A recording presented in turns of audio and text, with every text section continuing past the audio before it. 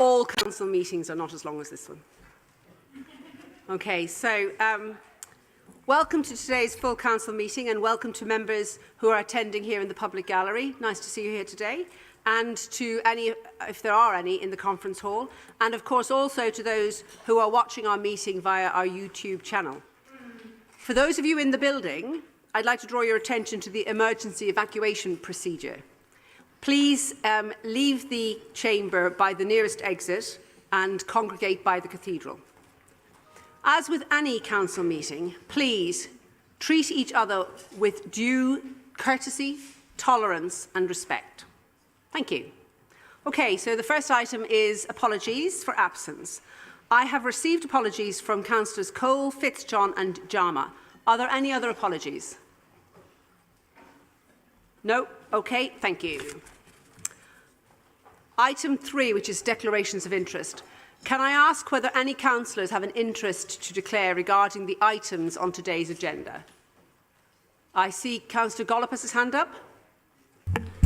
Thank you, Lord Mayor. Just to declare, I am a trustee of the Lord Mayor's Chapel Trust. Thank you. Councillor Coggan? Yeah, I sit on the Fire Authority and we'll be discussing the precepts. Thank you. Councillor Clark? Thank you. Along with a number of other people in the chamber, I am a trustee of the Lord Mayor's Chapel. Thank you. Councillor Davies? Trustee of the Lord Mayor's Chapel. Thank you. Councillor Craig? I'm a member of the Police and Crime Panel, where we will be listening to the precepts. Member of the Police and? Crime Panel. Okay, thank you. Yes, Leslie Alexander? I am a trustee of the Lord Mayor's Chapel. Another trustee of the chapel. Okay, I think we've got... yes? I also sit on the Fire and Authority. Okay, sitting on the Fire Authority. And Brenda? I was going to do a bulk one for everybody on the Fire Authority, but some have already done it. So it's Councillor Ali, Councillors Varney, Wilcox, Goggin, Eddie, Smith, Mohammed and myself. Okay, we've got all that? Okay, thank you. Item 4 on the agenda is the minutes. So I move that the minutes of the full council meeting held on the 10th of January 2023 be agreed as a correct record. Do I have a seconder? Seconded, Lord Mayor. Thank you. Councillor Parsons. So can I take it that the minutes are agreed? Aye? Thank you. Item 5, which is the Lord Mayor's business. Council notes the sad news that the former councillor Roy Tallis, who served the Cabot ward from 1999 to 2005, has recently passed away. I would like to invite Councillor Clark to say a few words in his memory. Thank you, my Lord Mayor. Roy served as a Bristol City Councillor in Cabot ward between 1999 and 2005. I remember him as a spirited councillor with strong opinions, and speaking to others about Roy's passing, they have reflected on him as being a highly intelligent but memorable man with a wicked sense of humour. Roy's service of remembrance took place recently, and it is nice to hear that a number of councillors and former councillors were able to pay tribute to him. I always find it funny when I'm talking to people in preparation to today, the learning that Roy actually was a bell ringer, and I just think it's really nice that we all have interests and activities outside this chamber which we don't all know about, and I just think it's really nice, and it was a really nice tribute to him as a bell ringer in a bell ringing paper. So thank you very much. Thank you. Thank you. I believe Councillor Hopkins would like to make a few short remarks as well. Just very briefly, very funny man, very intelligent and very opinionated, and basically he left Liberal Democrats at that time. I disagreed with him because he wanted to take a different stance on the standoff that we had in the city over Foreman and administration. Although I disagreed with him, he put his views across intelligently and effectively, and I think if people had followed him, the city would be in a slightly different position. Thank you, Councillor Hopkins. Thank you. So, agenda item 6 is public forum. Within the Constitution, there is no provision for public forum at this budget meeting. However, as indicated on the agenda, it has been agreed that petitions and written statements about the budget and reports on this agenda could be submitted to this meeting. Details of the petitions and statements received have been published on our website. No petitions, but 31 statements have been received by the deadline. A list will be displayed on the screen. The statements have been circulated to all the councillors and also to the Mayor prior to this meeting. So I now ask full council to note these statements. Thank you. Agenda item 7, which is the budget report for 2023-2024. I'd like to refer members to the budget procedure document, which was published in the agenda papers and is also available on the website. For ease of reference, a paper copy of the procedure has been placed in the public gallery. As this procedure technically varies from our standing orders, please, can I ask full council to formally agree to suspend the relevant standing orders which relate to the policy and budget framework? All those in favour, please say aye. Aye. Thank you. Okay, so we start with section 1 of the procedure. I would like to ask Mayor Rees to introduce and summarise and move the budget report. Thank you, Mark. Thank you very much, Lord Mayor. I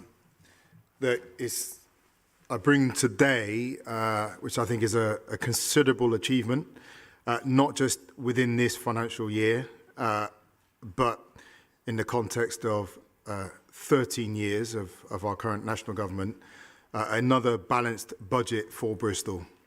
And it is one through which we fought to protect our frontline services, to support people, while also remaining unapologetically ambitious for our city. So every year of this administration has been against a backdrop of national austerity, dealing with year-on-year reductions in spending.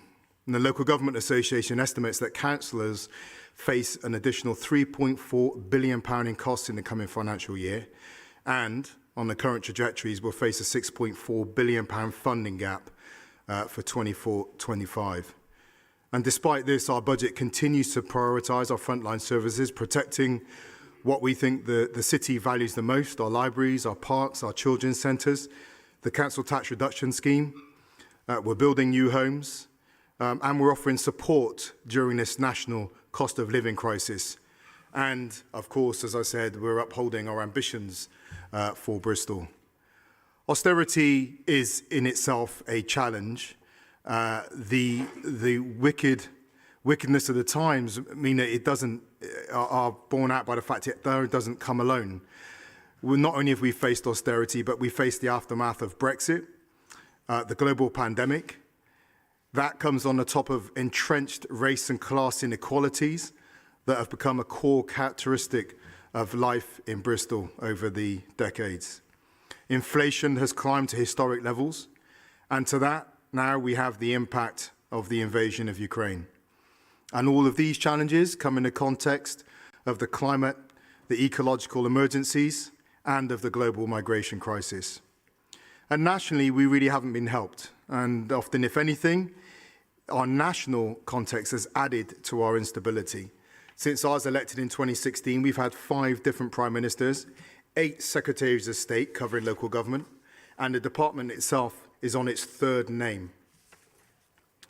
And it's in this context that we also continue to contend with a dysfunctional model of local government funding.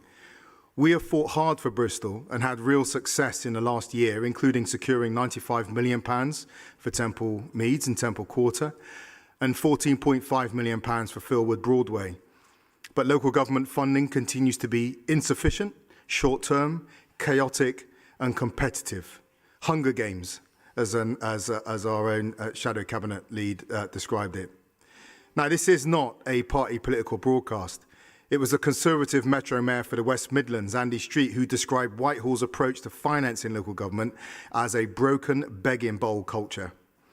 And to illustrate this point, between 2015 and 19, in our over-centralised country, councils were asked to fight it out to get something out of the 448 different funding pots.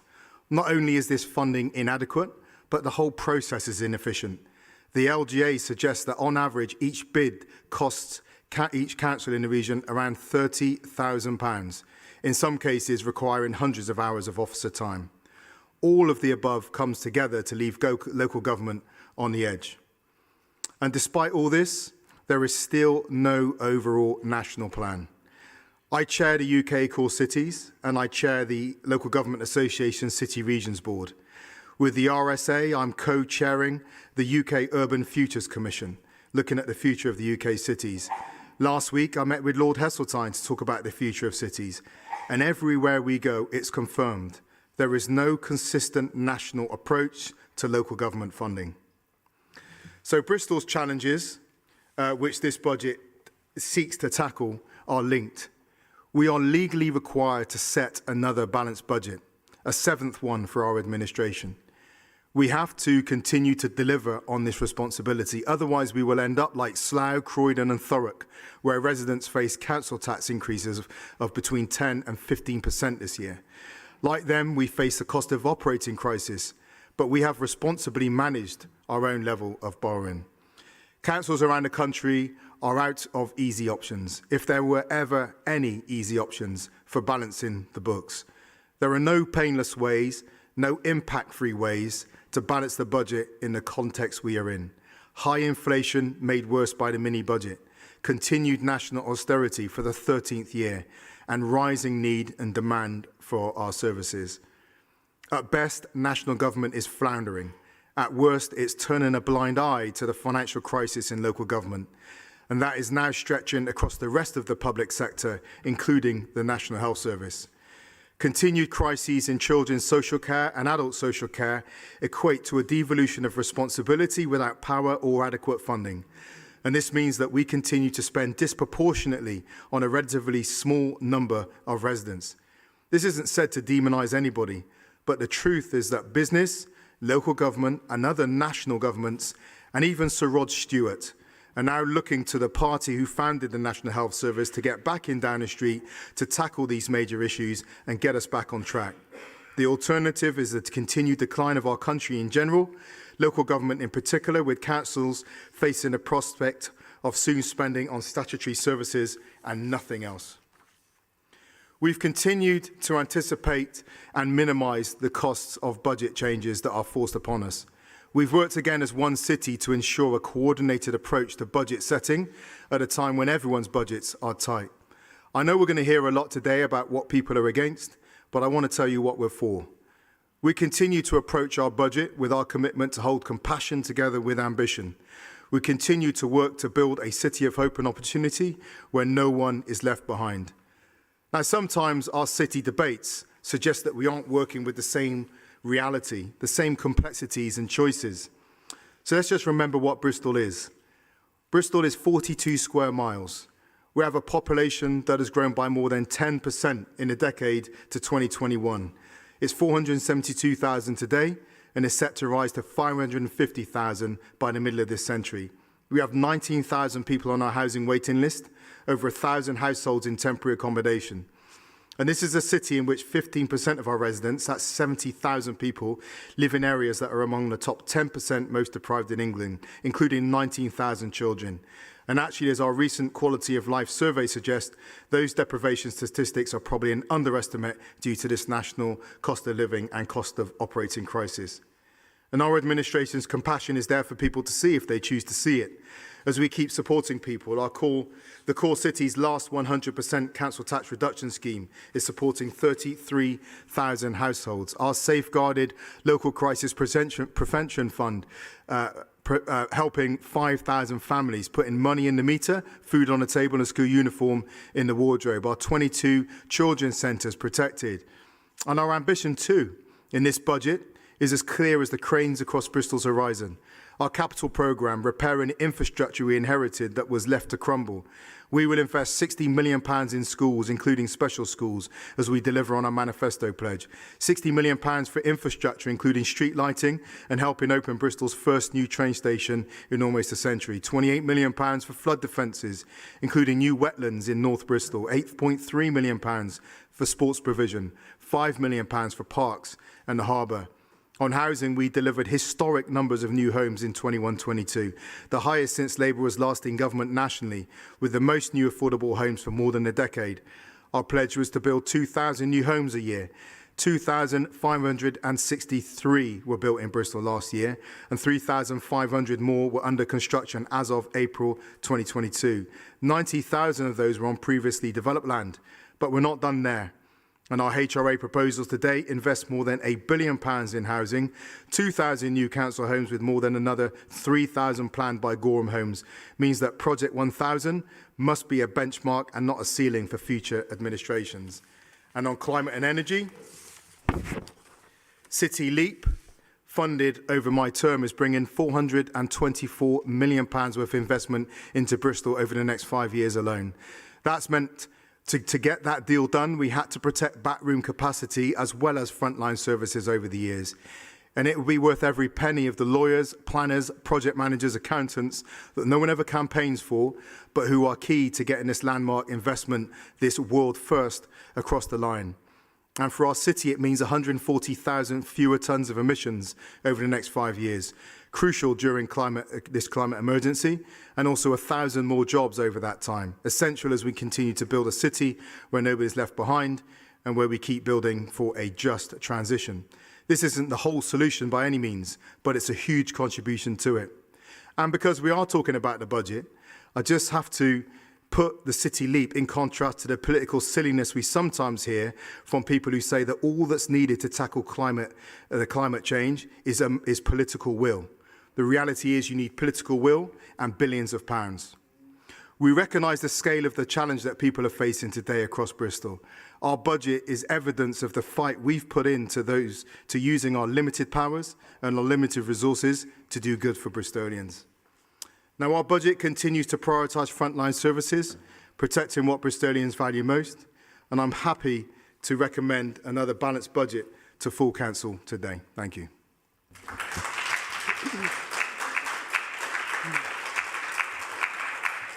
Thank you, Mayor Rees. I'd now like to call on Councillor Cheney, the Cabinet Member and Deputy Mayor of Finance, Governance and Performance, to second the budget report. Councillor Cheney. Thank you, my Lord Mayor. I rise to second the budget reports today. Nearly 70% of our budget now goes on social care and education services.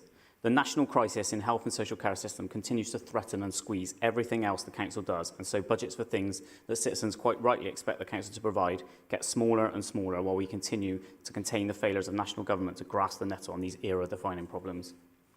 This budget contains further reductions in our back office capacity, something that rarely generates a placard or protest, but does contribute to the council struggling to deliver on the functions that support the rest of the council to deliver, as well as supporting local businesses and residents to deliver. Beyond balancing the many complicated and competing priorities and protecting the most vulnerable through what must be the most difficult time local government has had to face in the last 80 years, we also remain ambitious for the future of the city. The capital programme continues to invest in the future. Beyond the £450 million, rising to a potential £1 billion investment in decarbonising the city through the City Leap programme, we also have a huge range of projects and programmes that support the city into the future, as the Mayor has already outlined. By ensuring that our borrowing costs do not exceed 10% of our revenue, we continue to be ambitious but prudent with taxpayers' money, repairing ailing infrastructure, investing in the city's economy and building homes for Bristolians in what continues to be one of the most expensive cities in the UK to live. The budget proposes a 4.99% council tax rise in order to support the service delivery of the council. We continue to believe that council tax is not the best way to fund these problems in social care, particularly at this time, but remain constrained by national legislation. The dedicated schools grant continues to suffer from a lack of investment from government, but the work is underway on an overall deficit management plan and through the Delivering Better Value and SEND intervention programme. The housing revenue account proposes a revenue budget of £137.4 million. Despite the challenges of rising inflation and the cost of fire safety, the HRA is still ferociously ambitious for house building, improvements for our tenants and retrofitting to improve the environmental impact of our housing. A huge amount is happening. It's a difficult time, but I am proud that we continue to protect the most vulnerable and continue to be ambitious for the city, despite all the challenges that we face on a local, national and international level. I look forward to the debate.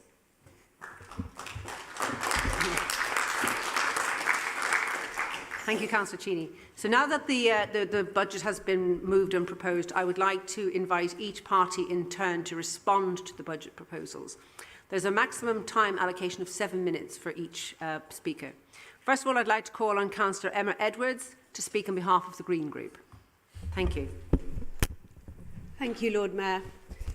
It's been an interesting time to take over as group leader just before this budget meeting, but it's fair to say that as a group we have had plenty to discuss and debate on the subject. And I thank my Councillor predecessor... Edwards, could I just ask you, you're blocking your mic with your paper, Thank and you. I want to make sure that everybody can hear you. Thank you. Okay. And I'd like to thank my predecessor, Heather Mack, especially on all her hard work as finance lead. Subsequently, I wish I had a more positive subject to give my maiden leader speech on. But this budget and the budget process has not been something to celebrate. I'm sure many councillors in this chamber feel frustrated, disenfranchised and frankly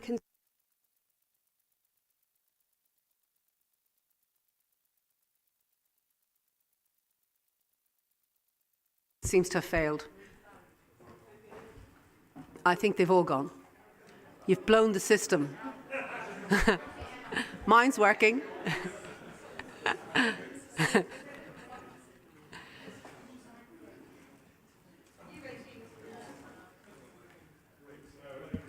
I don't think you can start again, Councillor. Let's just wait until all...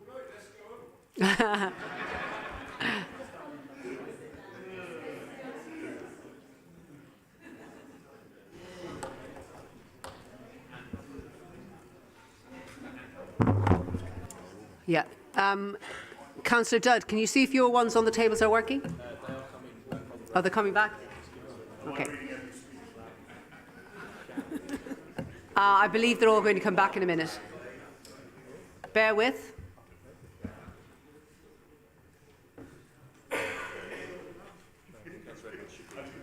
Okay, Councillor Edwards, can you try? Councillor Edwards, can you see if your mic's on? Nothing. Nope. Nope. Craig, is yours on? Off and on again? No, I thought the. Yeah.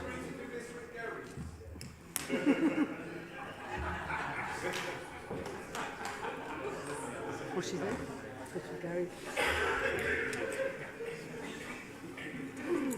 I think we should ask for a handheld. At least it's not a long meeting that we have. Can we have a handheld mic? Can we have a handheld? We do believe that they might be coming back soon, but I would recommend that in the meanwhile, if we can see if we can get a handheld mic down to Councillor Edwards, then we can proceed.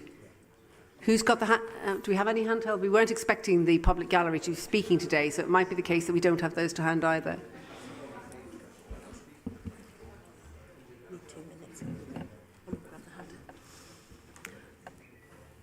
You might have to talk amongst yourselves for 2 minutes while the while we get the handheld mics. Ominous, huh? Exactly. That's exactly because we won't get them all back in again because it'll take too long. I could sing a song. I could sing a song or recite a poem, but not leaving. How long will it take to get the handheld? Is that down for the whole day? Yeah. This as well. This is a major problem. Yeah. Turned into another. Oh, is it? Hello? Oh, hello? Testing. Yeah? Oh, okay. I'm going to try. Okay. No, I won't. I think so. Yes, it is. Yay! Thank you. Right.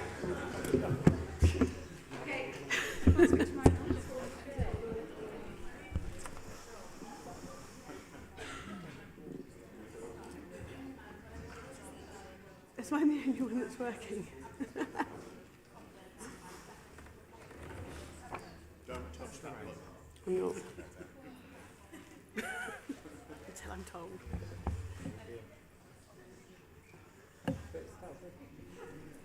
Well, it did, but it might not.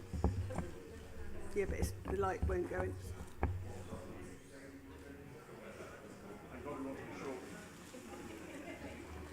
Is it working?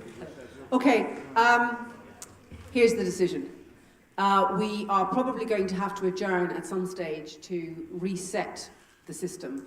But since Councillor Edwards' mic is working and I have a handheld one, What I'm going to suggest is we go to the next stage where party group leaders give their first speech on the budget, and then we adjourn at a time which would fit in better with the sort of general run of the meeting, if everybody's in agreement with that.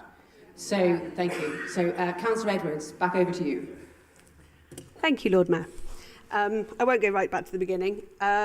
So, I'm sure most councillors in the chamber feel frustrated, not just by the mics, but frankly concerned about the procedures and outcomes of this budget. We know that this is primarily because this is yet another cuts budget, with the Tory government failing to provide councils with adequate finances for their needs. This comes at a time where residents are already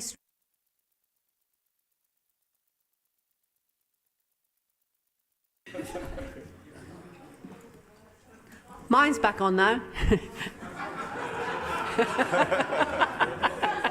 I'm all right.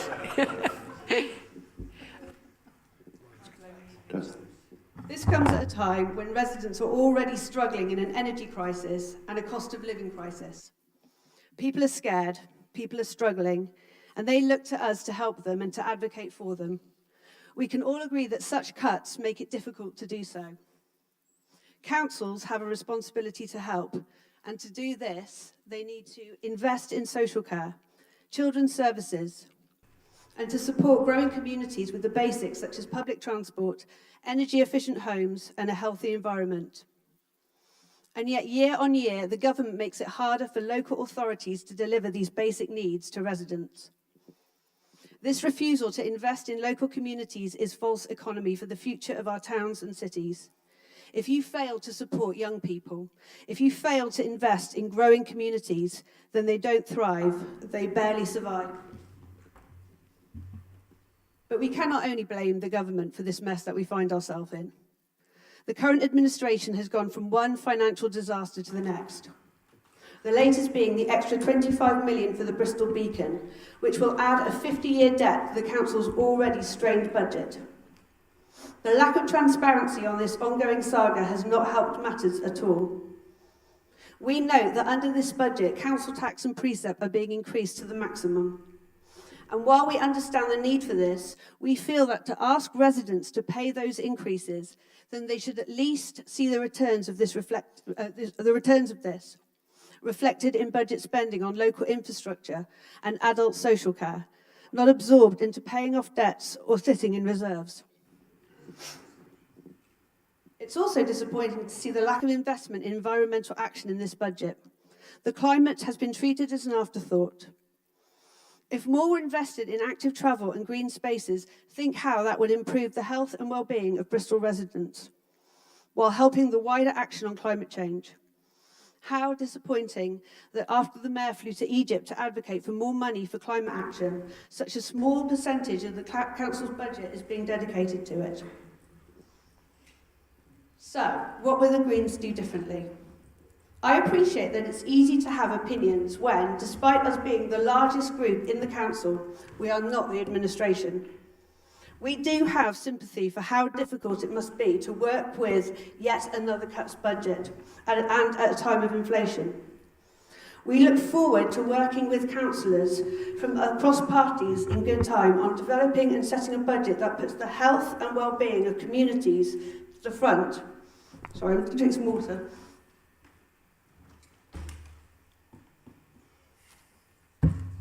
Sorry, my mouth got really dry from this mic. Is it? Oh, brilliant. Okay. I shall carry on with this one.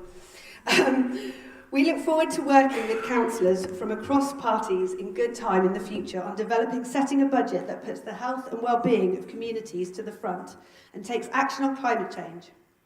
Green proposals such as minimum energy efficiency standards and a workplace parking levy, repeatedly rejected by this Labour administration, would raise valuable funds to transform our transport system and help the city meet our carbon targets. And we believe that the long-term investment in our services, particularly for social care and children, is key to bringing down costs and improving outcomes, instead of pursuing needless growth for growth's sake. It is the principles of supporting growing communities in a healthy way which underpin our two amendments today. The administration have also been remiss in holding on to certain funding pots that could absolutely be allocated to underfunded neighbourhoods in our growing city, which is why our second amendment focuses on just that, taking centrally held SIL and putting it to use, improving local streets and parks, areas where it's so badly needed. We also need to make sure areas aren't forgotten or left behind. It's all very well pouring money into a project like the St George Liverpool neighbourhood, which we look forward to seeing up and running. But when such a large amount of money could easily also fund the business plan for a second one in South Bristol, it does seem that there could be a fairer spread of resources, particularly when Oxford have developed multiple schemes for less than a tenth of the cost. The other thing that Greens would do is to continue to challenge the austerity cuts of the Tory government. Last week, I wrote to Michael Gove on behalf of the Green Group, calling on the government to provide councils with funding increases in line with inflation and increased investments in services for the most vulnerable adults and children. I hope that looking to the future, we can all see that these are the most important responsibilities that we have as a council, and that us working more collaboratively as a council under the committee system in the future, we can strive to pass stronger budgets that have the well-being of our communities at their heart. Thank you.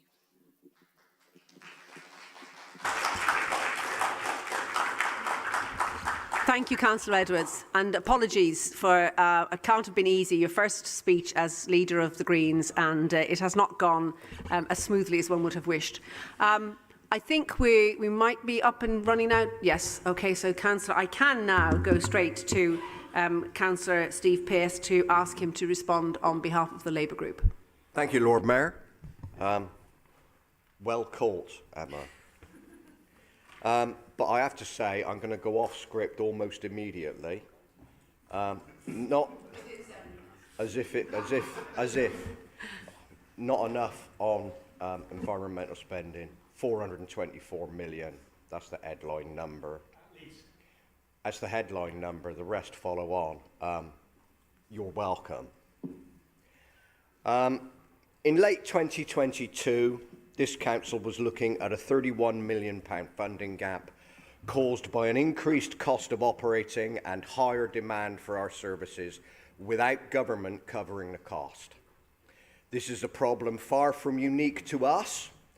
Councils across the country have been filing or threatening to file Section 114 notices. We've all seen those.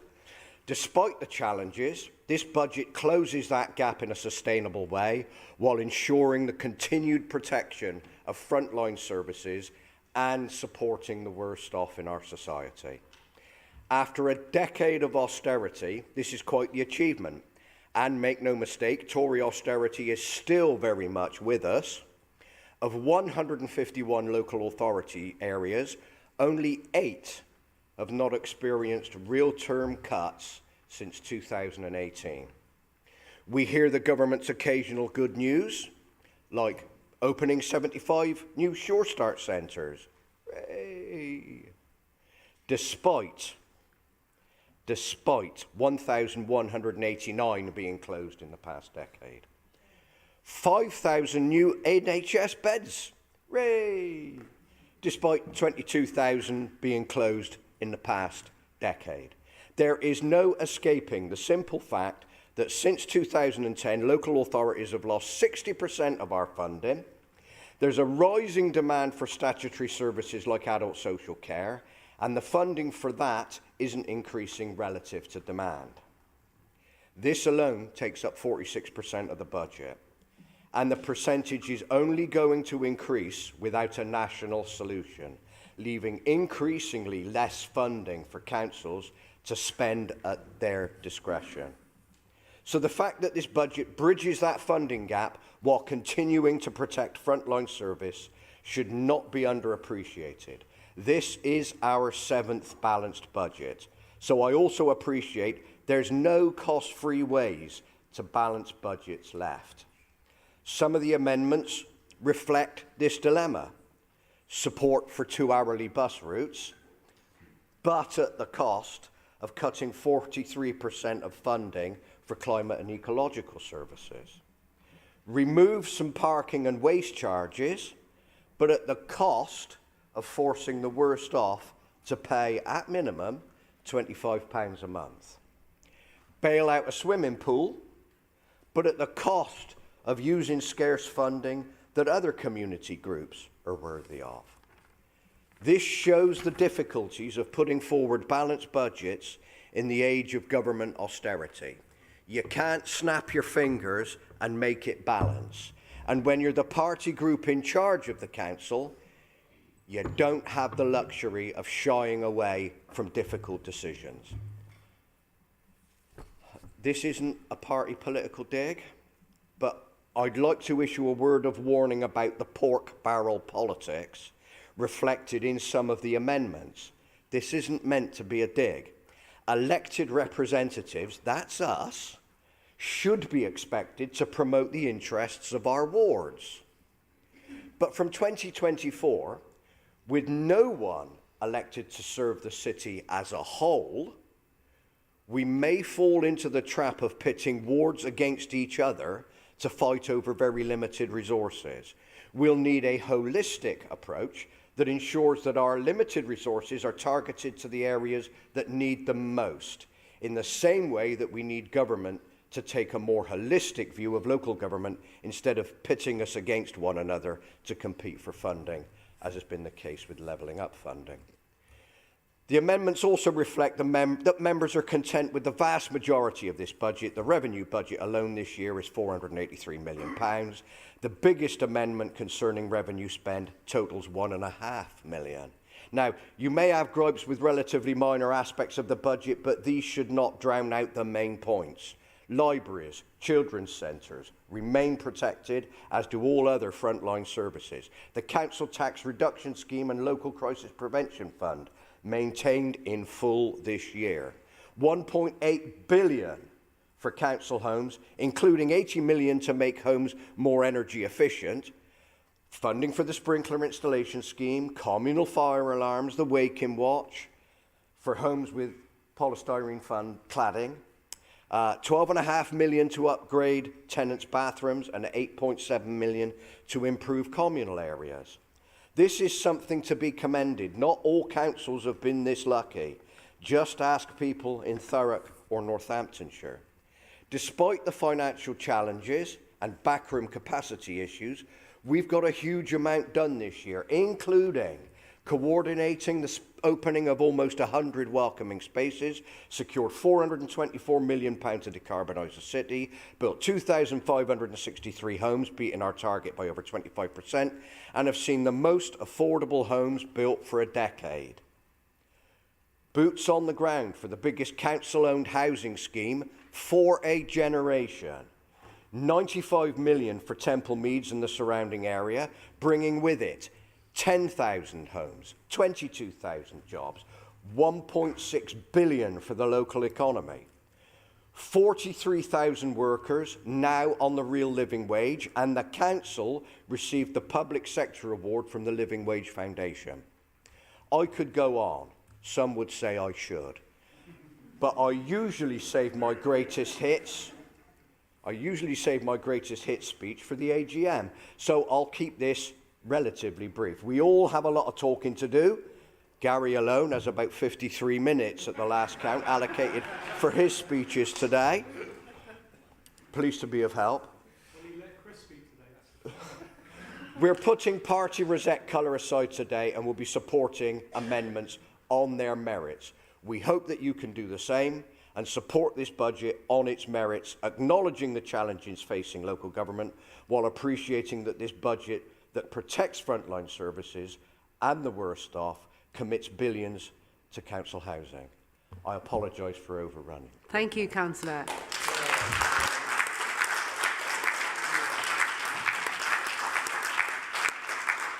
I think your audience was very engaged, so they didn't notice your overrunning, so that's a good sign. I now call on Councillor Mark Weston to speak on behalf of the Conservative Group. Thank you very much, my Lord Mayor. And thank you for colleagues, and hopefully my mic will stay on. If not, I'll just bellow all the louder. It's that famous phrase, may you live in interesting times. It's not interesting. I suppose it's not really a blessing. It's more of the curse, and it's one we're all falling afoul of. These are incredibly challenging times for local government, and I would echo some of the Conservative administrations from across the country when we talk about the pressures that are being faced. And actually, when we think about the wider inflation pressures, they are often more acute in sectors which we provide for. So if you talk about the care sector, actually inflation is running higher in there than it actually is across the wider economy.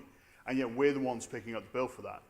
I mean, I think probably all of us would say that our fairer funding for how adult social care works needs to come forward. It needs to come forward swiftly. It is long overdue. I would echo that. But what I do find strange is the talk about, and I enjoyed the Mayor's not a party political broadcast earlier, when we're talking about what we're doing, actually, I probably should start with this. Councillor Cheney, on behalf of my group, thank you to you and your officers for preparing the budget. Often it is overlooked, but I bet they've had many sleepless nights as they do it. So although we may not agree with all the content, and I'll be getting to that in a minute, we appreciate the hard work that you and your officers have done. That's probably the last nice word, but we'll carry on anyway. There is no magic wand, though, when it comes to local government funding. And there isn't. Sir Keir Starmer said the exact same thing last July when he said there was no magic wand. Councillor Pearce, you said the exact same thing in Growth and Regen on the 28th September, when you said it doesn't matter who forms the next government, they won't be signing any large cheques anytime soon. We know that. And the reason we know that is because actually we have hundreds of billions of pounds of COVID debt to pay for. We have inflation running through the economy because of that debt and the atrocities carrying on in Ukraine. There are all manner of reasons. So I'm afraid to say, whatever you say to your constituents, whatever you say in this chamber, that is the reality of our financial situation right now. Now, there has been some welcome news today, and I'm going to mention Craig Cheney again, but possibly you'll be able to give some detail later on. I understand the Household Support Fund was announced today, but I couldn't see a figure for what Bristol was getting. I throw that for maybe you have detail on that later.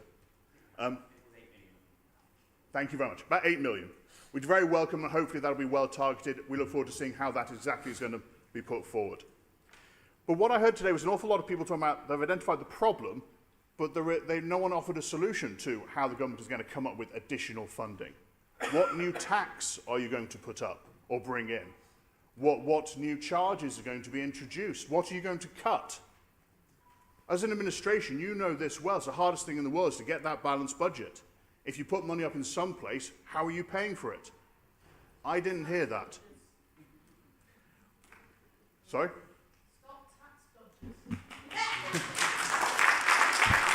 I'm sure there are none of those in the Labour Party anywhere at all. Now, it'd be wrong to say the budget as a whole is riddled with errors. It's not. There's some really actually good things in the budget, and I would commend them. However, there are some real problems with it. If you look at it, the list of achievements may have missed a few. A waste company with no MD and as yet no plan. Delays in Gorham Homes. Have they built a house yet? Look around on that one. Fly tippers charter with the new waste charges. I'm afraid those of us in the suburbs, probably every community, we know what's going to happen with those charges. We're going to see waste dropped everywhere, probably especially around the waste sites themselves. You know, detrimental car parking charges being introduced in our communities. That's going to hurt those high streets. You know that, and it's still being brought in. Delays to the railway network reopening. We may finally deliver Portway, finally, fingers crossed. We know everything else is delayed. Bus network problems. Isn't that the Wecker Mayor in charge of that one? Well, that's working well. Tens of millions of pounds, of course, lost in the engine company. Tens of millions more we're going to pour into the Colston Hall Beacon project. That money would have been rather handy roundabout now, I would say, especially when we're trying to deal with everything else. Now, the criticism of the government, some is deserved, some not, but a failure to acknowledge that some of the problems are self-inflicted wounds is utterly breathtaking. Tens of millions have been squandered by this administration alone, and you don't acknowledge that at all. Now, we have an amendment in today to try and reverse some of the detrimental impacts, but it's only some, because unlike the administration, we don't have dozens of officers trying to help us in months of time. We have 2 weeks and one officer, so you can actually only scratch the top of the surface. But it will try and put more money into parks. It will try and reverse those parking charges, as well as take back some of the charges being introduced on fly tipping and waste collection, and try and put back some of the money into the back office function, which actually we need. If we don't have enough planning officers, then we're going to have helter-skelter development all over our communities. We're completely inappropriate because we're not doing it properly. They'll go for non-determination and ram through inappropriate things. So we're going to try and put that back. So I respect the challenges that you've said today, but you have to face up to your own part in causing some of the problems at the very least. I wait with bated breath for that to come out. As it is, we won't be supporting the budget, but we'll see what the debate is. Let's see where the amendments fall. Thank you very much, my Lord Mayor. Thank you, Councillor Weston. I'd now like to call on Councillor Joss Clark to speak on behalf of the Liberal Democrat group, please. Is it not working? There's a...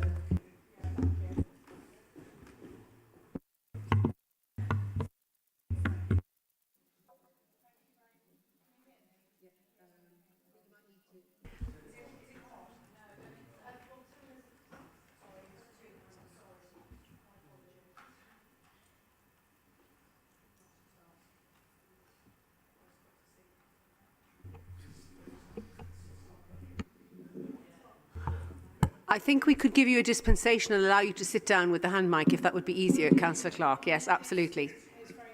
Yes, no, please do. I think it would be, as you've got your speech on your iPad. Thank you. Thank you very much. Thank you. As an opposition councillor, this year's budget is a tight one because the position we are all in is eye-wateringly difficult. And the Liberal Democrats did not want to put in amendments which only served to benefit small areas of the city or individual wards. Last year, we submitted modest proposals in the hope of having maximum impact for a relatively small amount of money. But as I recall, Mr. Mayor, you derided us for our lack of ambition. I was really sorry that you expressed yourself in that way. This budget gives us little wiggle room, and it is clear that money is getting tighter. This has been to the detriment of services and service delivery and the prospects of our staff. Of course, we might not have been in such a tight situation if the Mayor had not squandered millions of pounds on the energy company, underground system and other vanity projects. I understand that Dan Norris was asked last night on Points West if Bristol would be getting an underground system. His response was no. So maybe we could use that 15 million set aside for a feasibility study on supporting existing services and making sure that we do, as a council, the best we possibly can. Now, turning to the Greens, I would like to say that I was really surprised that you didn't put in an amendment on the increase in harbour fees, as the Greens made a great deal of noise about this and the increases and encouraged people to come to Cabinet to have their say. And here we are today with an opportunity to make a difference and nothing happens. If I might quote the newest councillor, there has never been a more vital time to speak up for our communities, and that is exactly what I'm going to do from now on. So do let me know when you're going to start. In preparation for today, I was reflecting on previous years, and oh, how we all laughed and said to each other, I wonder which way the Greens are going to vote on their own amendments. Who will do what on which amendments? Now, this may sound a bit flippant, but if I might, you may be the largest party in the chamber now, but with that comes responsibility, and you might want to consider how the Green Party in Bristol looks when they can't even vote on their own amendments. Ill-disciplined and shambolic from where I sit. If somebody was to ask... Sorry to interrupt, but can I just clarify here that this section of the meeting today is to respond to the Mayor's budget. Yeah. So if we could confine ourselves to that, please. Thank you, Lord Mayor. Thank you. Thank you. May I keep going? If you, it's no impartiality from the Lord Mayor. It's nothing to do. Can I just make this point? Excuse me, Councillor Clark. Then I would ask for a good and courteous debate and a democratic outcome. But the problem we have, and some of the reason my group wanted to scrap the mayor, was the way this meeting is structured. We go through the whole process today, and ultimately the outcome of this meeting is at the behest of one person, you, Mr. Mayor. To be honest, this whole procedure is completely baffling to the majority of onlookers and, dare I say, some of us sitting here. This is not democratic, and I look forward to next year when we will have to go through this whole thing again, but one last time. Thank you. Well, thank you, Councillor Clark. I'm not sure that we're any wiser about your response to the Mayor's budget, but we've heard your remarks. Can we move on, please, to Councillor Hopkins? And please, if you can respond to the Mayor's budget, please. I was planning to, Lord Mayor. Firstly, there is genuine sympathy for any administration at the moment. Chaotic national government, difficult national circumstances, and basically we can all sympathise with that. Well, we would have more sympathy if the response locally was better, because every organisation makes mistakes, every administration makes mistakes, but I've never heard this administration in all the years say, we got this wrong, we're going to do it better next time. And if you don't do that, you're never going to learn and you're never going to make the progress. And that's one of the reasons why this administration is in such a mess, and one of the reasons why people in Bristol actually voted to get rid of the mayor system, because they don't like the way things happen. Let's have a look at the couple of issues. Transport. Yes, we need to actually progress workplace parking levy.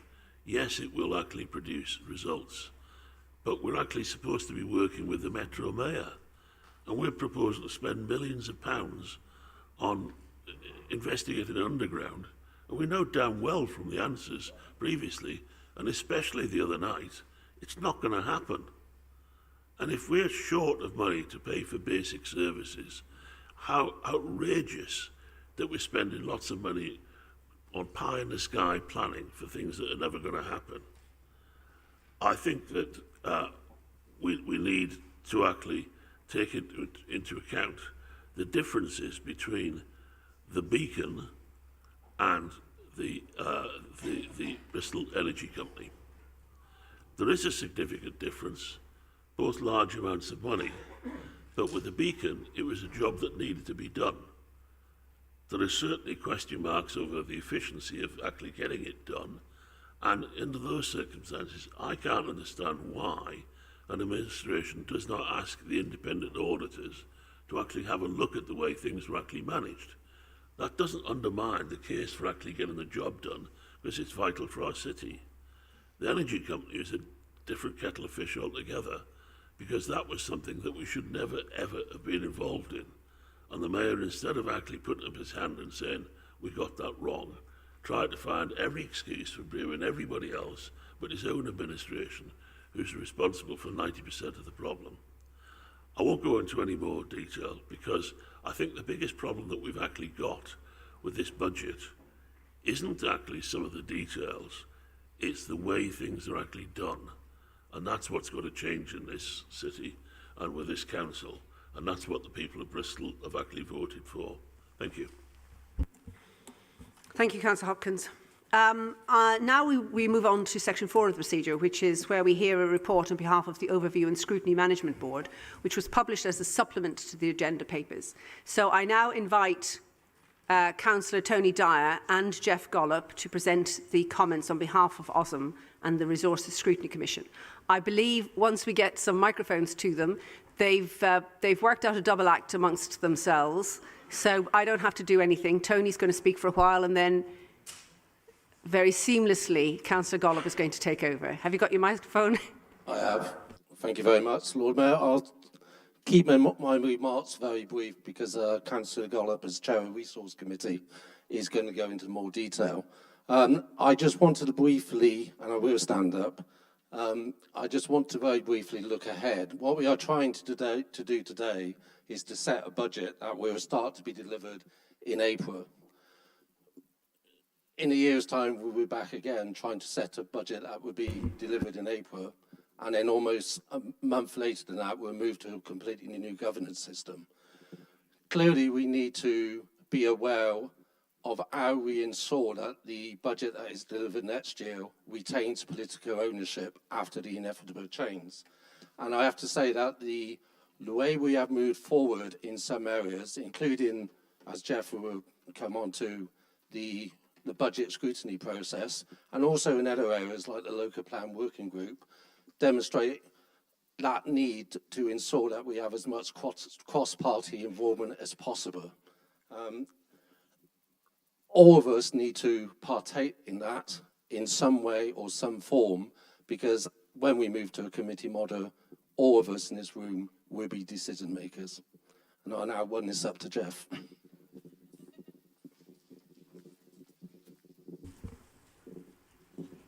Thank you, Tony. Thank you, Lord Mayor. I'm going to try and summarise the report just in case any members here haven't read it. But before I do, Lord Mayor, if I can just say, the party group leaders have an easy job because when they've made their speeches, they're trying to appeal to their own party members, which they ought to know so they can do fairly well. I've got the opposite challenge. I've got to make sure I don't say anything that offends any member of the Scrutiny Commission that sat in for all our various meetings. So, exactly. So I will try my best. But the one thing that we do all agree on is really putting on record a great number of thanks. And those thanks particularly go to Denise and her team, a lot of whom were new appointees this year, for the openness and professionalism with which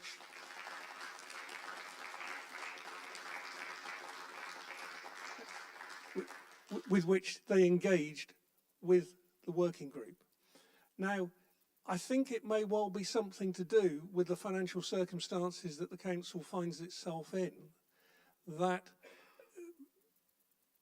there was not a level of confrontation in the slightest within Scrutiny or the working group, because there was a recognition of the challenges that officers and the administration were facing, and that it was something we all had a responsibility for and playing a part in trying to solve.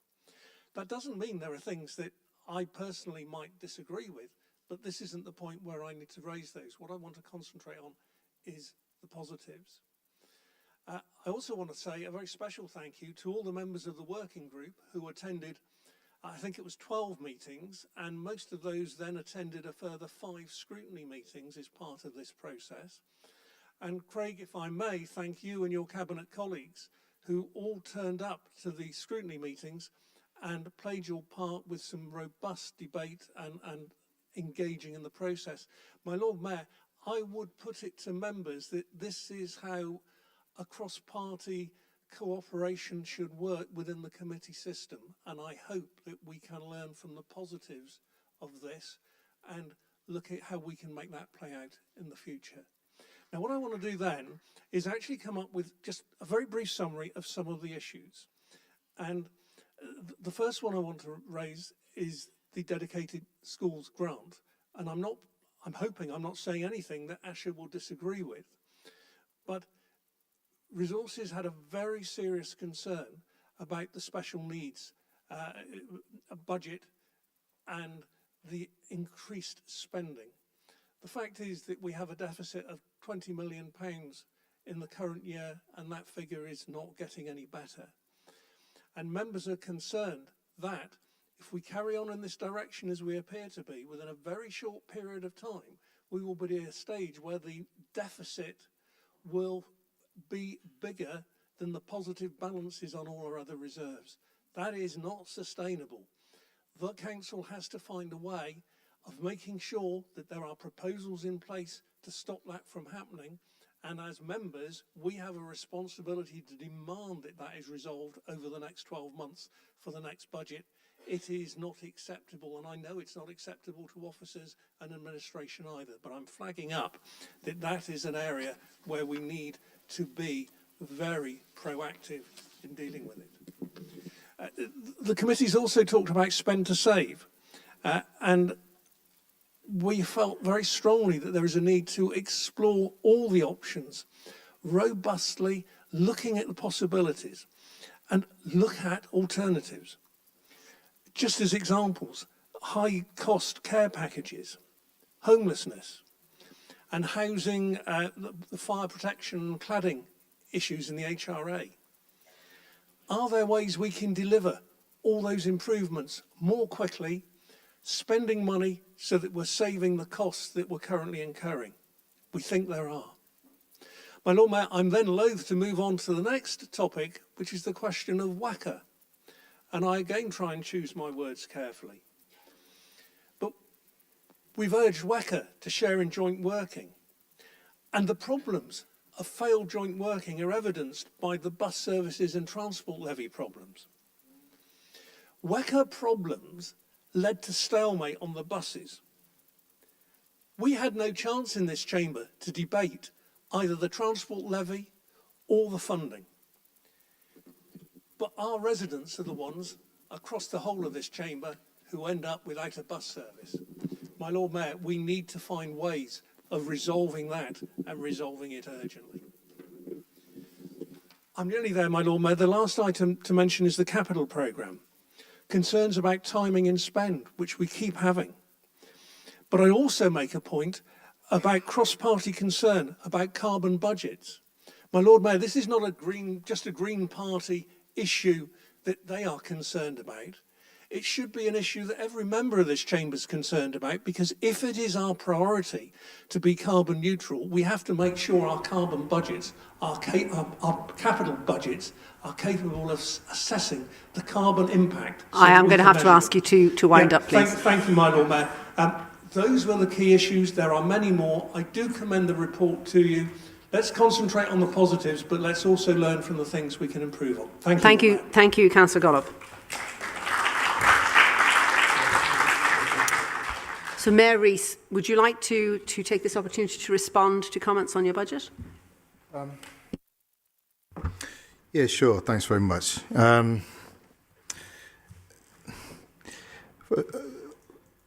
First off, I'll make a full kind of observations just to ground us in reality again, but just picking up on a few things. I'm pleased to be able to say that my opening line, if I heard it right, is to say I agree with Gary. I don't think we should have been involved in the energy business either. Unfortunately, it was a company that was set up in 2015 that we inherited. It was a hospital pass, and we did our best to navigate this authority in this city through a field of industry we had no business being in. So, thanks for the acknowledgement that the point that we made repeatedly on that front.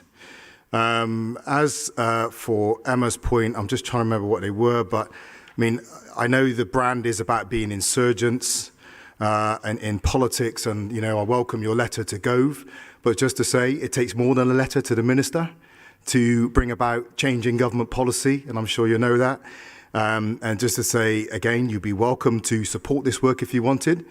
But what we've done around 3CI and identifying over £200 billion of decarbonisation investment opportunities across the UK core cities, London councils, Scottish cities and key cities, the work we're doing with the future of urban Britain, with the RSA, and in which will include plans around decarbonisation, ecological recovery, and importantly, the investment needed not just in the climate and ecological projects, but investing in the social capital that supports communities to make sure we have a just transition.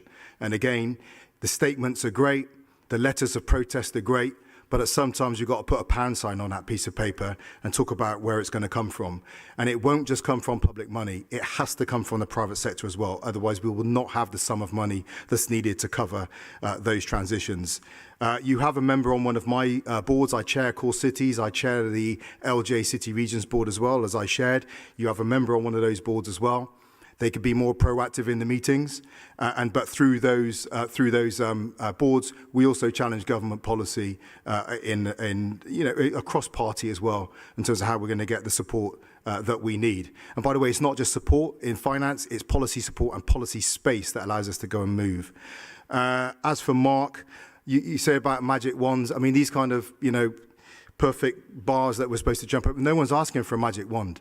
But again, the conversation I had with Heseltine just last week or so was with the point he makes repeatedly, we actually know what needs to happen in terms of devolving investment out to the city regions around the country. The issue is it's just not being done. So we're not asking for magic.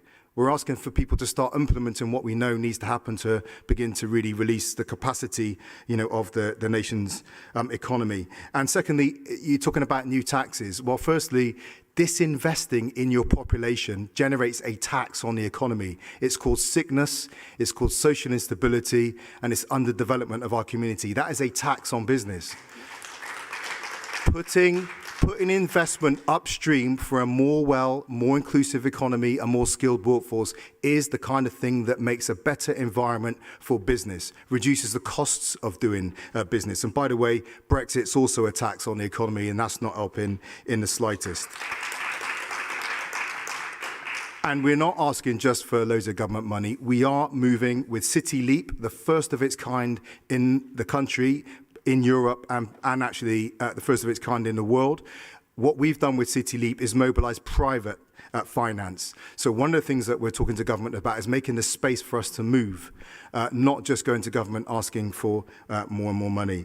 And Jos, so I think there was a bit of a mix-up between Bristol Beacon Finance and Council Services. The two things aren't interchangeable, and it's really important that we don't allow the public to make that mistake. And if the campaign, the position to scrap the mayor, was based on the running a full council, there's a major problem. It's not my meeting. It's the Lord Mayor's meeting run under a constitution that I didn't write. I inherited. It was agreed by this chamber. So we've got to think about the motivations there and the understanding. And as I understand it, the Lib Dem leader of the Scrap the Mayor campaign at a recent meeting advocated directly electing the leader from the people of Bristol, not having it decided from within this chamber, which is a odd reality. So it's been, the reality is it's been 7 years of local government austerity. It's been challenging. That's been compounded by the events that have taken place around us over the last few years. It's without question our ability to withhold the shocks that have come upon us has been undermined by national policy. The centralisation of power, the centralisation of finance, short-term competitive funding rounds, and a collection of national policies that do not gather around a coherent national plan. That's what we've ended up with. That is one of the reasons why we have been so vulnerable to the shocks that have come upon us. It's not good enough just to talk about international events that so many other countries have faced, as well. On top of that, those challenges for us at local government level, it's the wickedness of facing this cost of operating crisis at exactly the time when more people need more from us. The costs of us stepping up as an organisation to support our populations are going through the roof as well. And that, again, leans to the importance of us taking the one city approach. I know it was a political football during the referendum, but I assure you when you come into the committee system, you will want to retain the one city approach and the city gathering and everything that went on with it, rallying the whole city's resources to take on the whole city's challenges. Councils are legally required to set a balanced budget. And let me put another framework on this budget, which is a sobering one for me as a mayor and maybe for you as well. We are not simply measuring ourselves against what we wish we could be as a local authority. We are measuring ourselves against what we would be if we failed to balance the budget and we were taken over by commissioners sent to run our budget from London who just slashed all non-statutory spend. Right? It's just a sober reality. That's the worst case scenario we must avoid. Anything short of that is the least worst option, really. And look, we retain our commitment. This is not easy, but through it all, we have a number of anchor points. Building an inclusive city of hope, tackling the climate emergency, supporting a just transition. We hang everything we do on that. This is not where we wish we would be, but with finite power and finite resource, it's what we've managed to fight out. Thank you. Thank you, Mayor Rees. Okay, so this is a long meeting today, and we have planned 3 breaks. We have a break now, which was supposed to be a short 10-minute break, And the second break, which is halfway through the amendments, is going to be half an hour. Unfortunately, we're going to have to flip those because we need to give the Democratic Services staff half an hour to reset the microphones. So I'm now going to adjourn the meeting for 30 minutes, beg your indulgence, and hope that you can accommodate shorter meetings, shorter brief gaps later in the meeting. Okay? Thank you.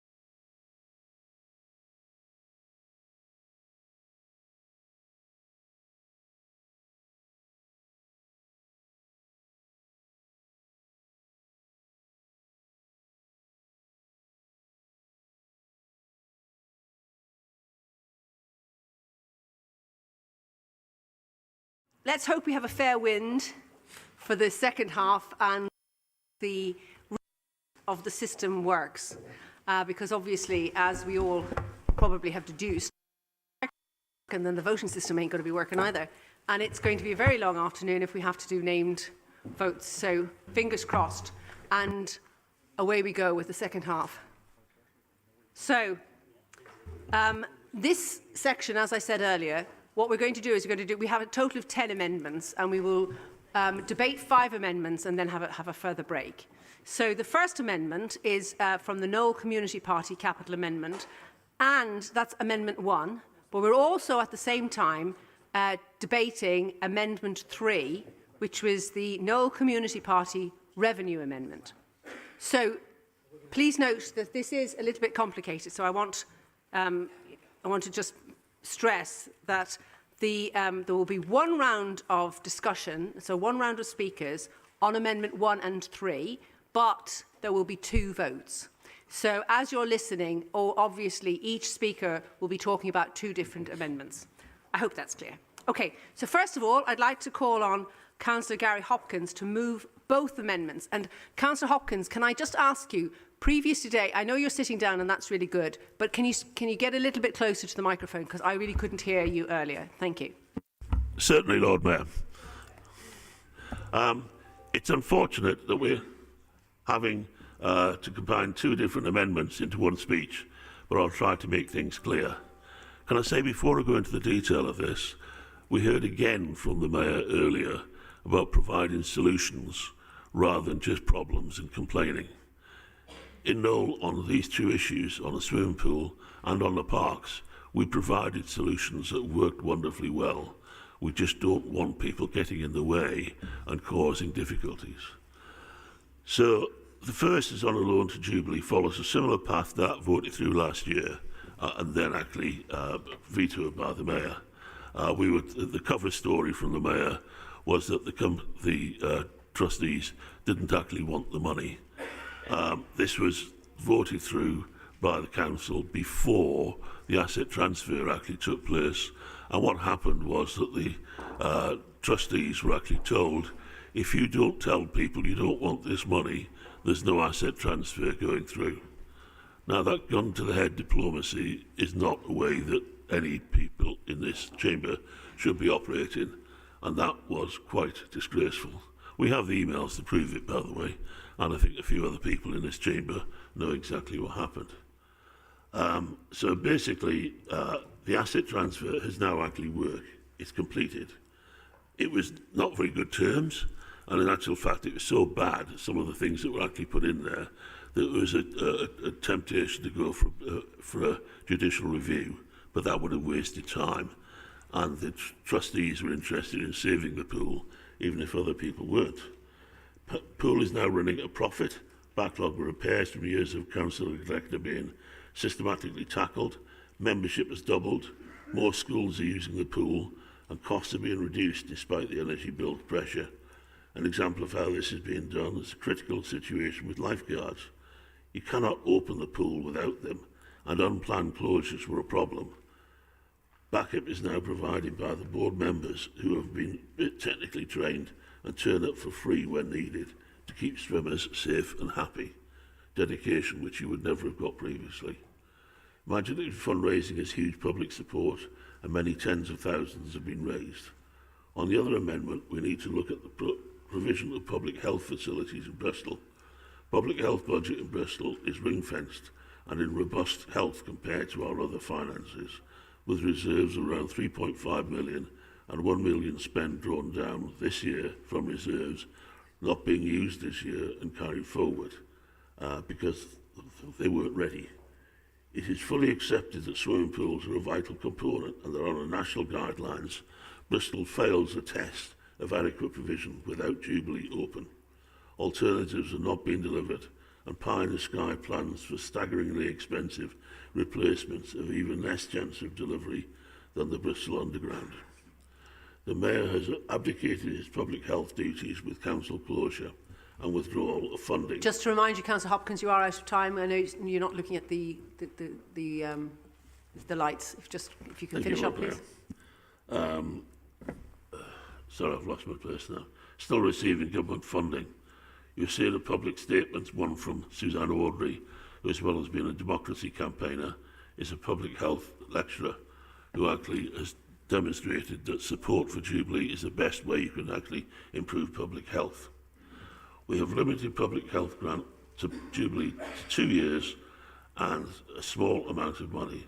After 2 years, the public health benefits provided by Jubilee will be given free to the city, but at the moment we feel it's sensible to make certain. Okay, Councillor that they've Hopkins, got enough I did say that there'd be a bit of sort of laxity there because you have got 2 amendments. But I'm Right. going to have to ask you to hand over to your colleague Christopher Davies now to second the amendment. Thank you very much. Thank you, Lord Mayor. I second the KCP amendments 1 to 3 and just add my remarks. Along with many other local people, 3 generations of my family have used and value the Jubilee pool. Our whole community was sorrowed and angered by the plan to close the pool and fought hard to force it to be transferred instead. It's only been 6 months since the transfer, but already you can see and feel the difference it has made. Jubilee is an example of what a community can do, and this council gets best value by accepting and supporting the huge amount of energy and skill that is going into this project. In this case, the grant for the capital equipment, that is years overdue, has already been obtained, and efforts continue to get a grant for installation. But if this cannot be obtained within the short time available, then a loan is the vital option. We hope it's not needed, but if it's reduced, running cost will repay the council's money and pay the interest. I'm a great believer in the public health benefits of swimming, and in particular those provided by the Jubilee. Many of the users had modest means, and many families just could not afford the extra cost of travelling and the higher membership and usage costs of other pools. Learning to swim is a vital skill for children, and expert studies have shown that the Jubilee model is the best way to provide the opportunity. Spending on public health is an investment in our future, and this investment simply provides the best value that this city can get for its funds. A small 2-year investment, whilst backlogs are overcome, will produce a very long-term stream of positive benefits provided by the energy and skill of the local volunteers. Thank you, Lord Mayor. Thank you, Councillor Davies. Excellent. And I'd now like to call on Councillor Tim Wye to speak on behalf of the Green Group. Thank you. Thank you, Lord Mayor. First of all, we'd like nothing better than to see Jubilee Pool become a thriving community asset. And our South Bristol councillor colleagues on the Green Group are highly supportive of the initiative and have seen for themselves the community support that it commands. But we do have some reservations. Firstly, concerning the capital loan. Whilst we would share concerns about the way that the transfer happened and the terms on which it was negotiated, that is unfortunately the process. We are not convinced a budget amendment is the right place to do this. Furthermore, we are unaware of a detailed business case that would tell us how the loan is repaid, particularly with the inevitable recent shift in costs. Finally, we are concerned about precedent setting in community group funding and wonder why this initiative should be prioritised for a loan over other worthwhile projects. Turning to the revenue proposal. Again, we have sympathy. The terms of the community asset transfer were not favourable. The new group running the pool has had to sign a contract to give back half of its operating profit to the council. Yes, operating profit, not the profit made after investing in the ageing building for the benefit of the community. This is unprecedented, I think, amongst other asset transfers, and a plausible argument for additional public health funding. So we have a situation where there is no public health funding for something that obviously has a public health benefit. But despite that, the Green Party is not going to support something at this late hour that overturns the due process and hard work by officers to reallocate already overstretched public health budget. So in conclusion, but with some regret, the majority of our group will not be supporting this amendment.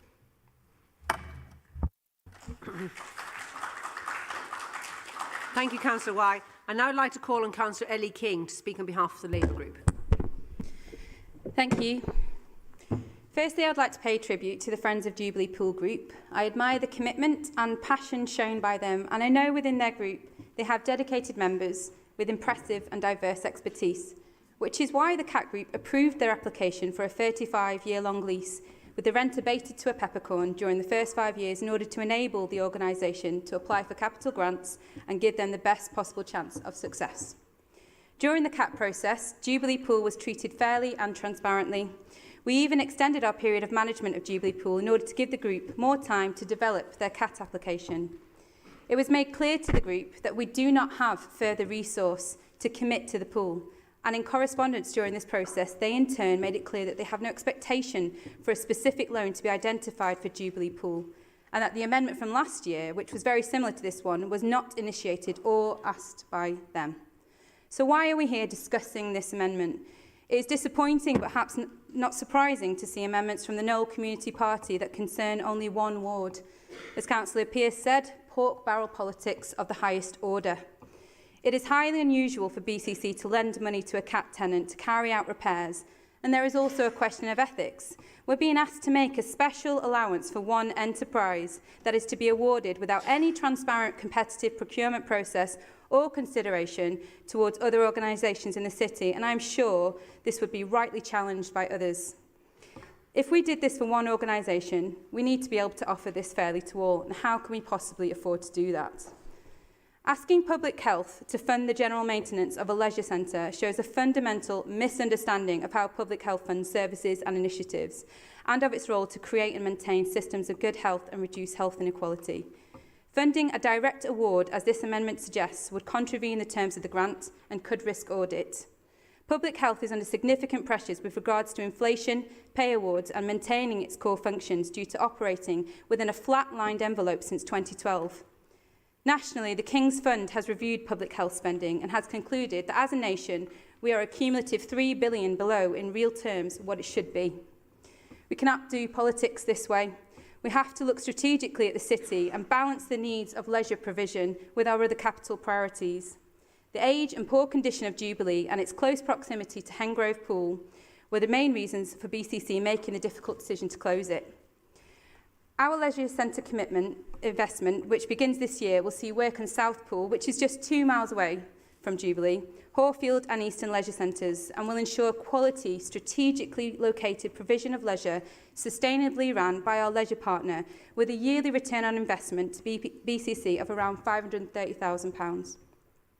In an ideal world, it would be great to say we can keep all of our public services open and of good quality, but until a government can turn the tide on years of Tory austerity, local authorities all over the country will be forced to make difficult decisions over our leisure centres, our parks and our libraries.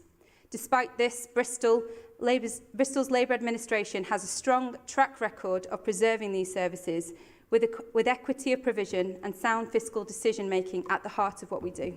Can I ask you to wind up, please, Councillor? Yeah. We are not in a position where we want to make high-risk preferential investment in one particular CAT. Even if we did pass this amendment, we would have to go through a fair competitive procurement process, of which Jubilee Pool could well end up not being the beneficiary, and so we will not be supporting this amendment. Thank you, Councillor. I am aware that there are 2 amendments being spoken to in this, so there's a little bit of largesse on the lights, but if I could really ask people to stick within 3 minutes, please. And now I move to Councillor Graham Morris to speak for the Conservative Group. Thank you, my Lord Mayor. I would firstly like to publicly acknowledge the work that the residents who have taken on the running of Jubilee Swimming Pool. They have been met with obstacle and hindrance, unforeseen issues, interesting contract terms, but they continue gamely to return the pool to its former glory. Jubilee Swimming Pool has been run down via underinvestment and ignoring necessary repairs for decades. As a result, the Friends have taken on the pool and are uncovering more and more issues.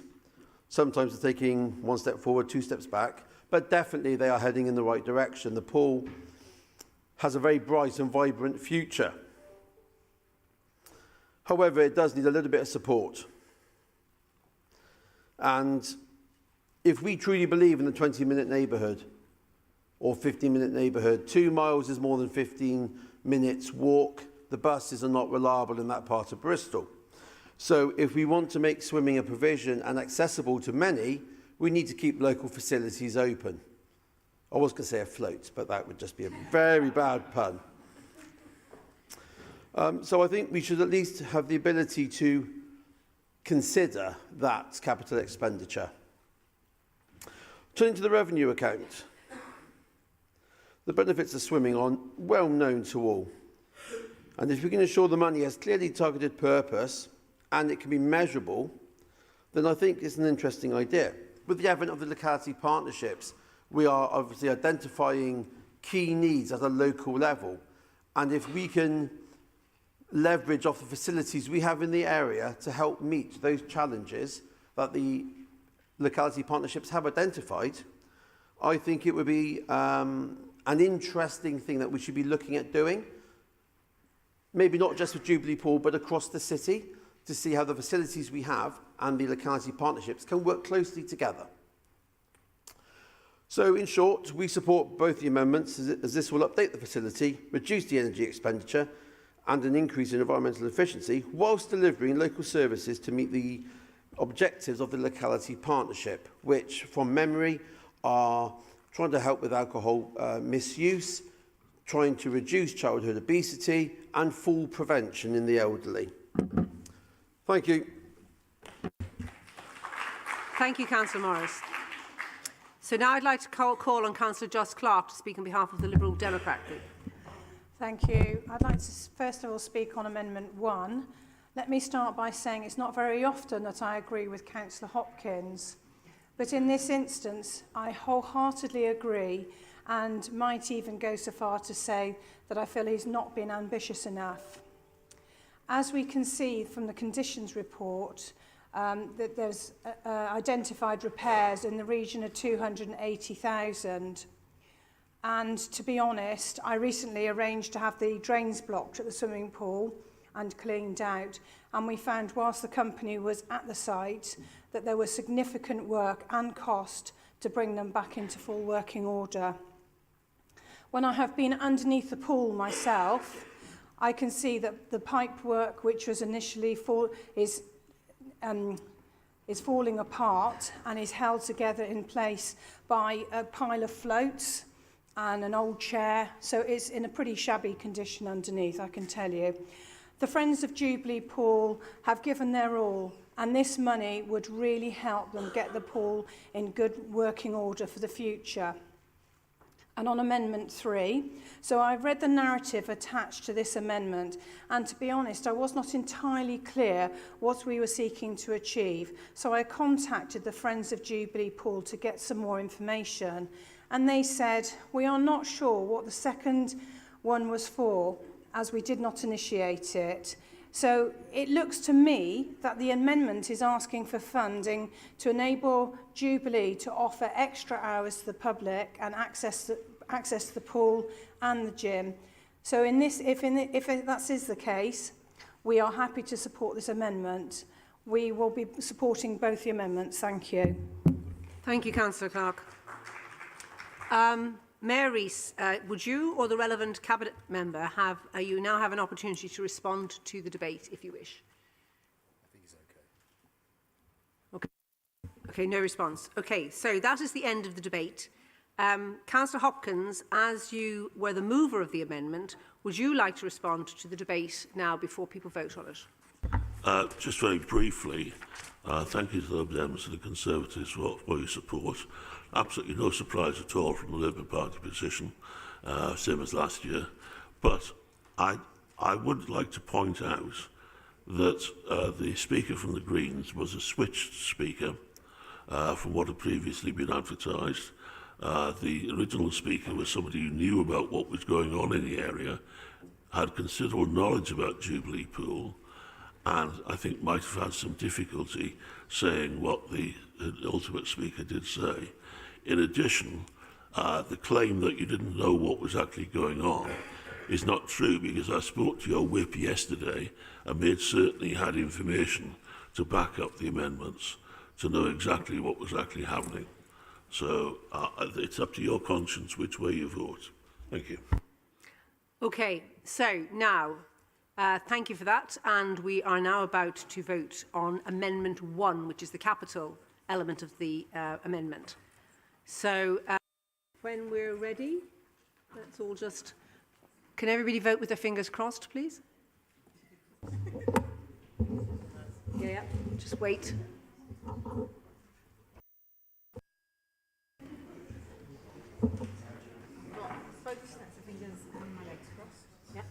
Okay, can you please vote now?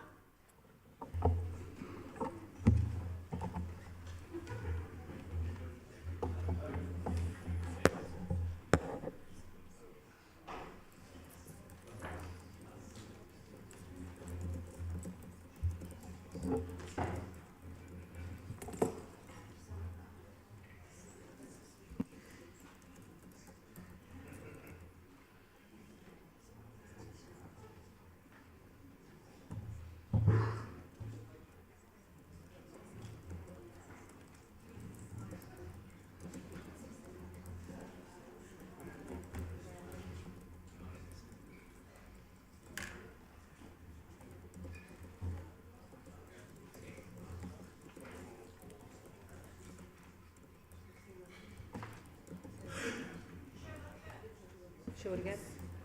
41 to 21, isn't it? I've had a brief glimpse of it there. I think the amendment has failed with, if I recollect correctly, 41 to 21. 24. 41 votes against and 24 for, with no abstentions, 1 abstain. Thank you. So, unfortunately, that amendment has failed.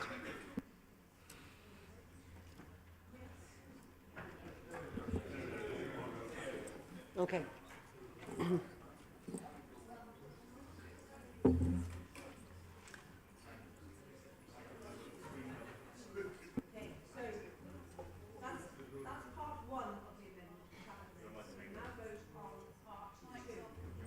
Sorry, we now vote on the Amendment 3, which is the revenue part of the amendment.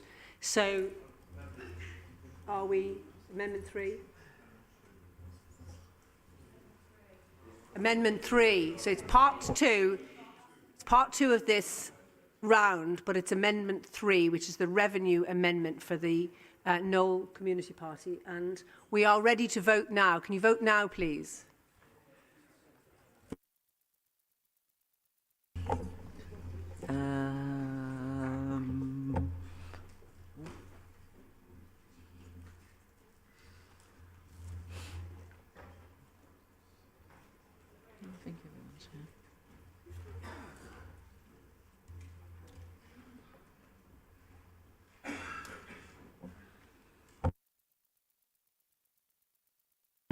So we can see now the result is clear there.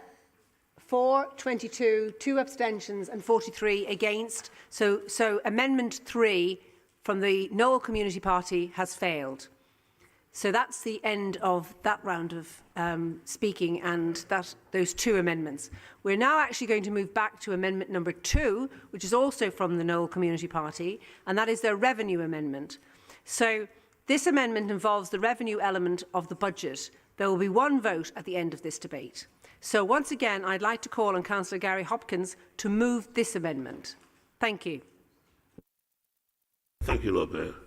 Let's firstly look back at how this got into the position. Sorry, Councillor Hopkins, I'm going to have to ask you to move me closer to the microphone because you've got your screen beside you and we can't hear you. Thank you, Lord Mayor.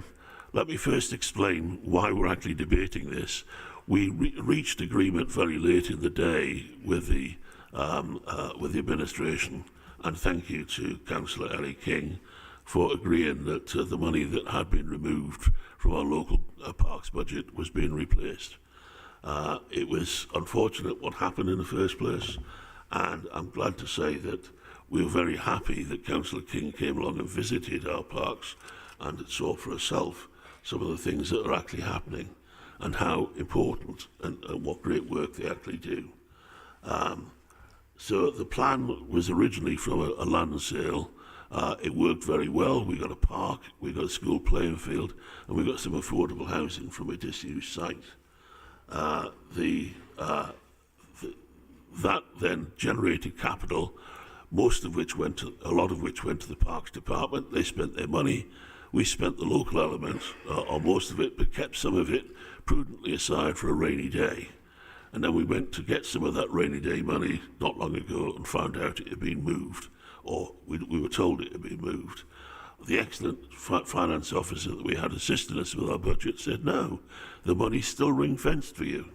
So basically, we actually put together the amendment to make certain that the money could be spent by our local parks groups, and that's where we are. So we've reached agreement with Councillor Ellie King, and that money will be returning. So hopefully everybody can now just endorse that decision. Thank you, Councillor Hopkins. Excellent. Councillor Davies, are you seconding? Yes, thank you, Lord Mayor. I second the KCP 2 amendment and just had my remarks.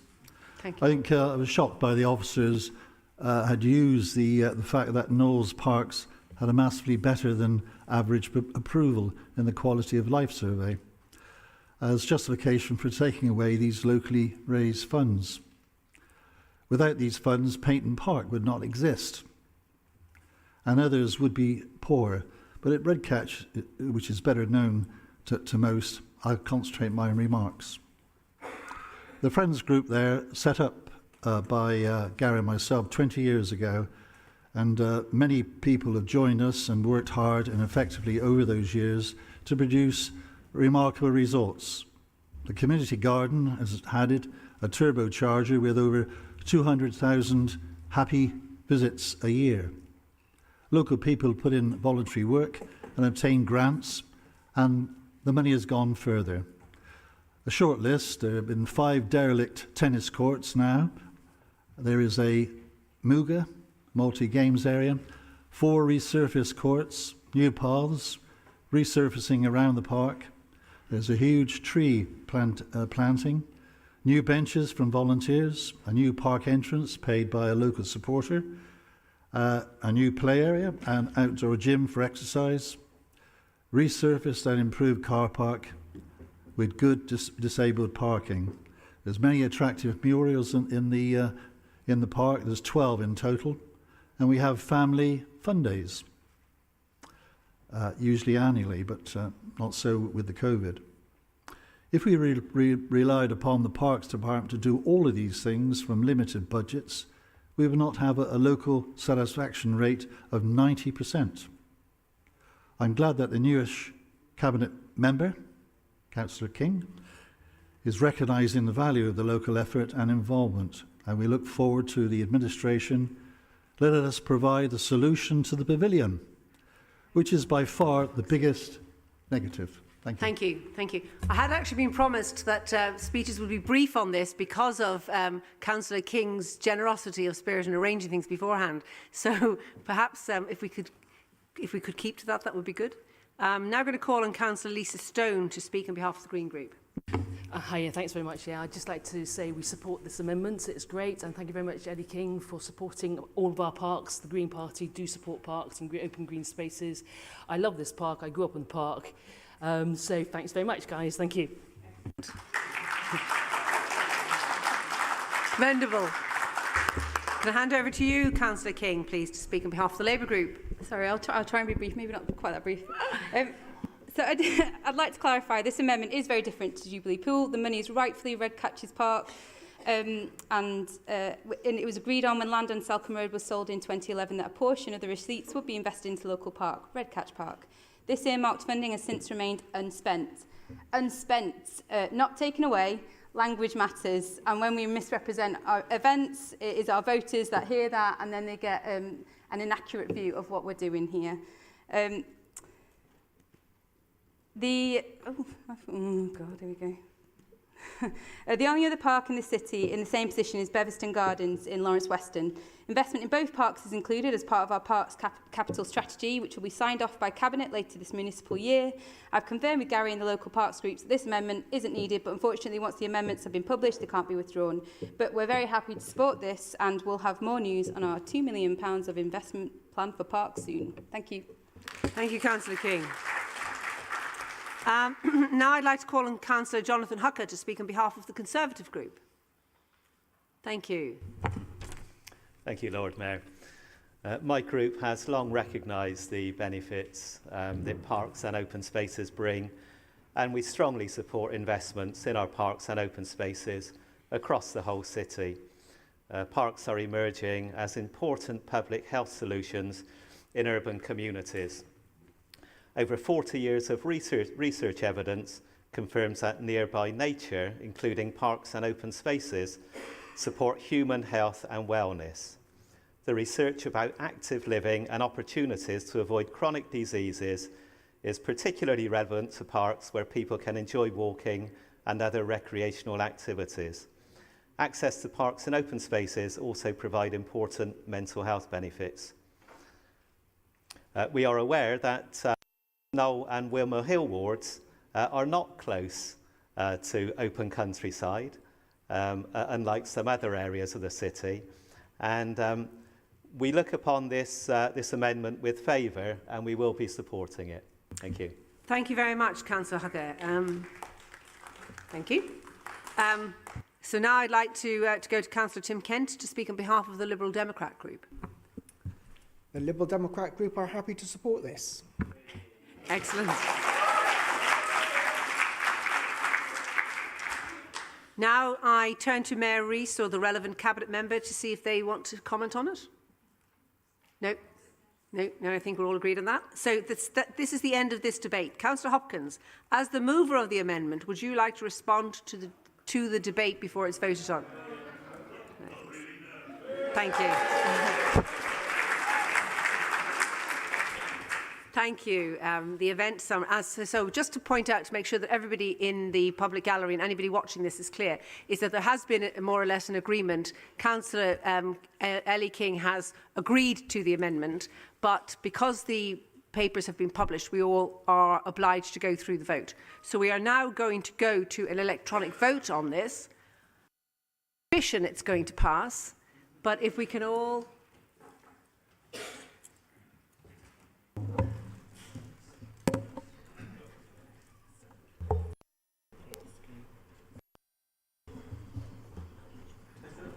Lights are not flashing.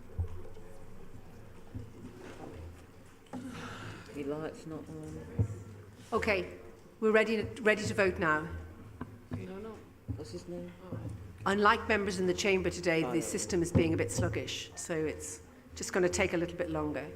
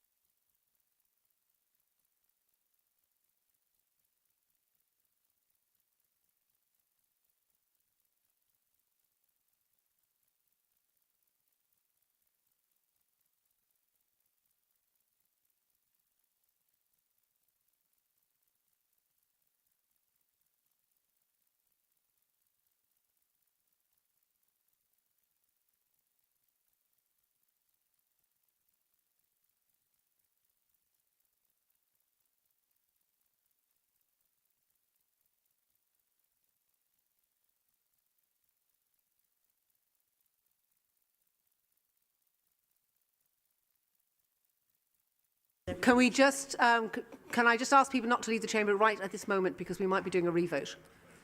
But could everybody check that they voted? We've had 49 votes. Okay, back in your seat, please. So, just to clarify, we have recorded 49 votes, so obviously that's not the full chamber. So, should we go to a revote? I mean, everybody has voted. I'm presuming that 20 people just didn't sit there and maliciously not vote. So, well, we could. Well, I think we need to make sure that we're moving forward anyway. What's happened? It's gone up to 53. So it'd be quicker just to do a thing. I know an INA, yeah. Huh? Yeah. It's going up slowly. Do you want people to vote again, Tom? Will it work if people all vote again now?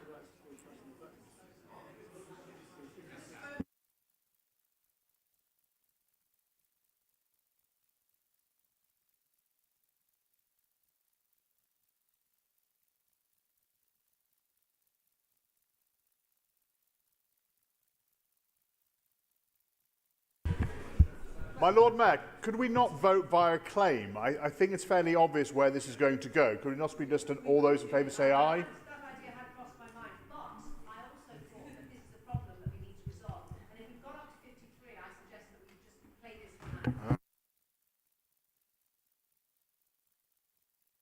But we could try and fix it in the next round of speeches, you see.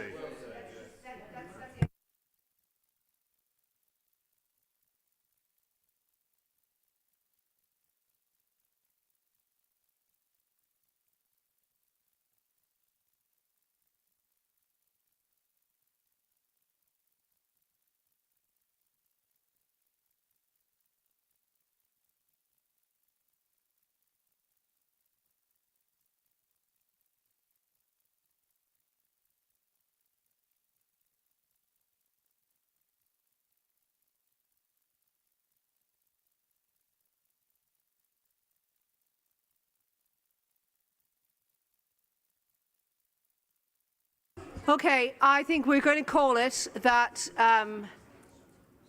Thank you. The amendment is carried with a majority of 63 to 0. So we may realise that there may be some imperfections in that. But I think, unless I hear something to the contrary, I'm going to call that vote.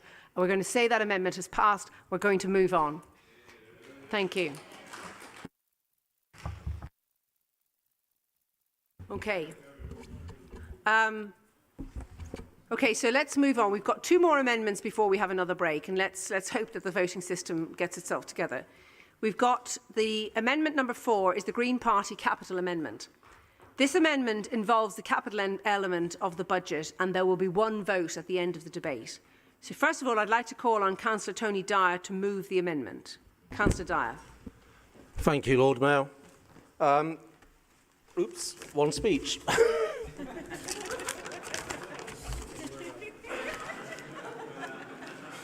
That could have been a bit embarrassing as I moaned about scrutiny. It was a best man speech, was it? Yeah. you definitely did not want to hear that one. Oops. Now everybody's going to want to read it. So, Lord Mayor, this amendment is putting forward a proposal to use unallocated funding. Can you hear me? Yeah. So I'll do this very quickly instead. This budget amendment is asking for some funding that is as yet unallocated to be assigned to deliver an outline business case for a livable neighbourhood in the BS3 area of South Bristol.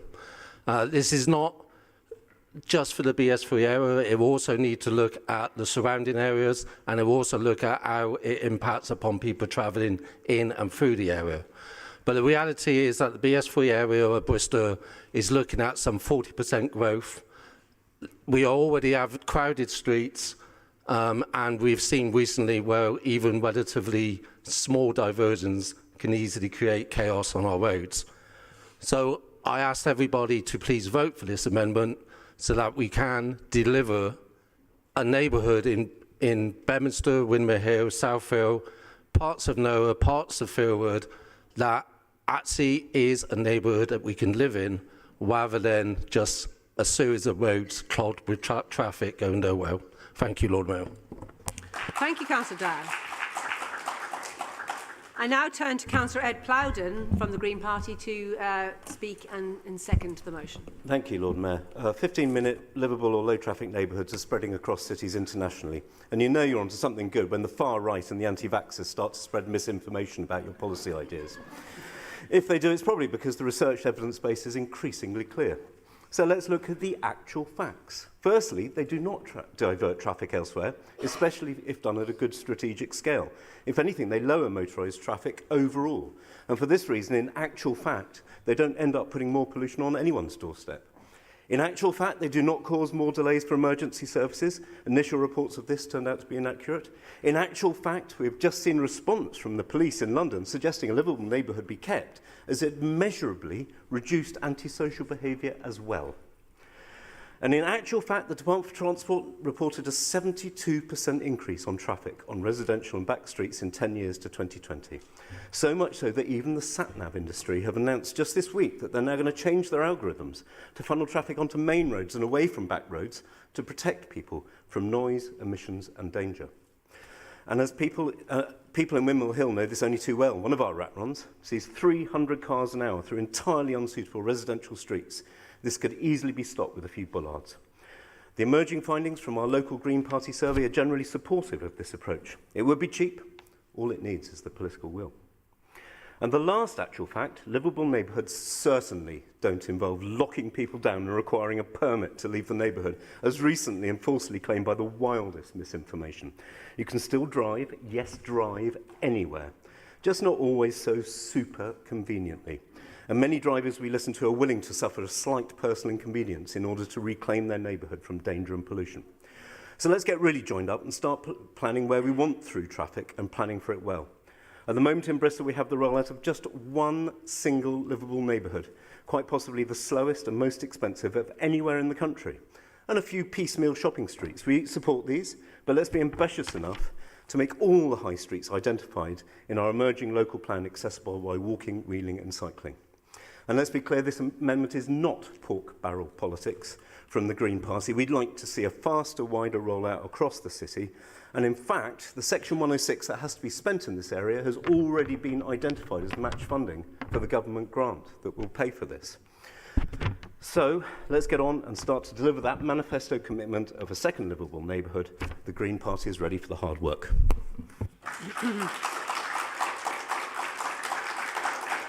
Thank you, Councillor Plowden. I'd now like to call on Councillor Mark Bradshaw to speak on behalf of the Labour Group. Thank you, Lord Mayor. This is an amendment that will do what it says without any lack of clarity.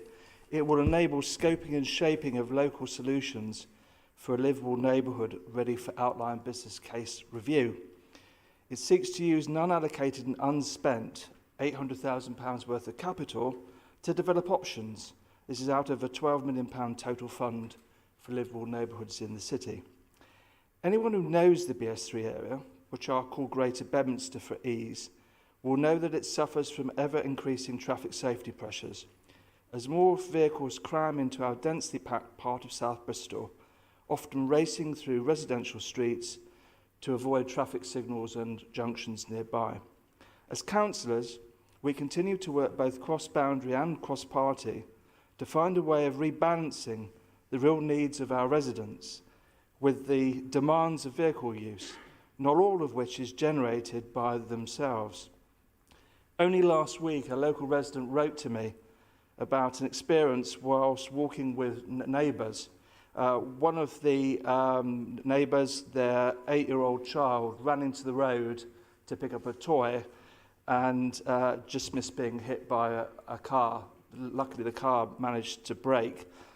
So thankfully, no injury, a very shaken mother and child.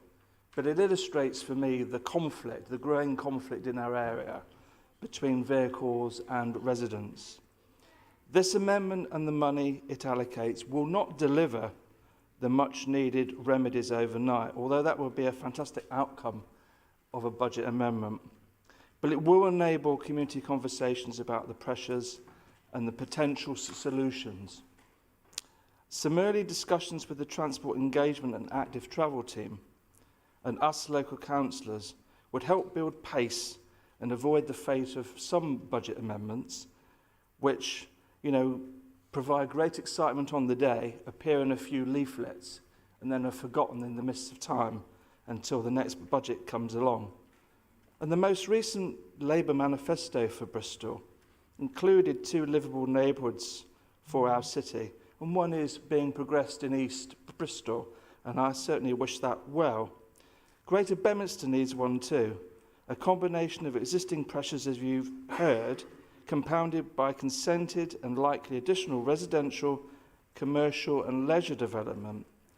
And this will otherwise damage the quality of life for all residents, those of today and tomorrow, unless we act, working with the community to make our streets safer and more livable places. With that, I stand to support the amendment, no surprise there, congratulate Councillor Dyer on navigating his way through the finances to locate this money, and to offer the support of the Labour group. Thank you, Lord Mayor.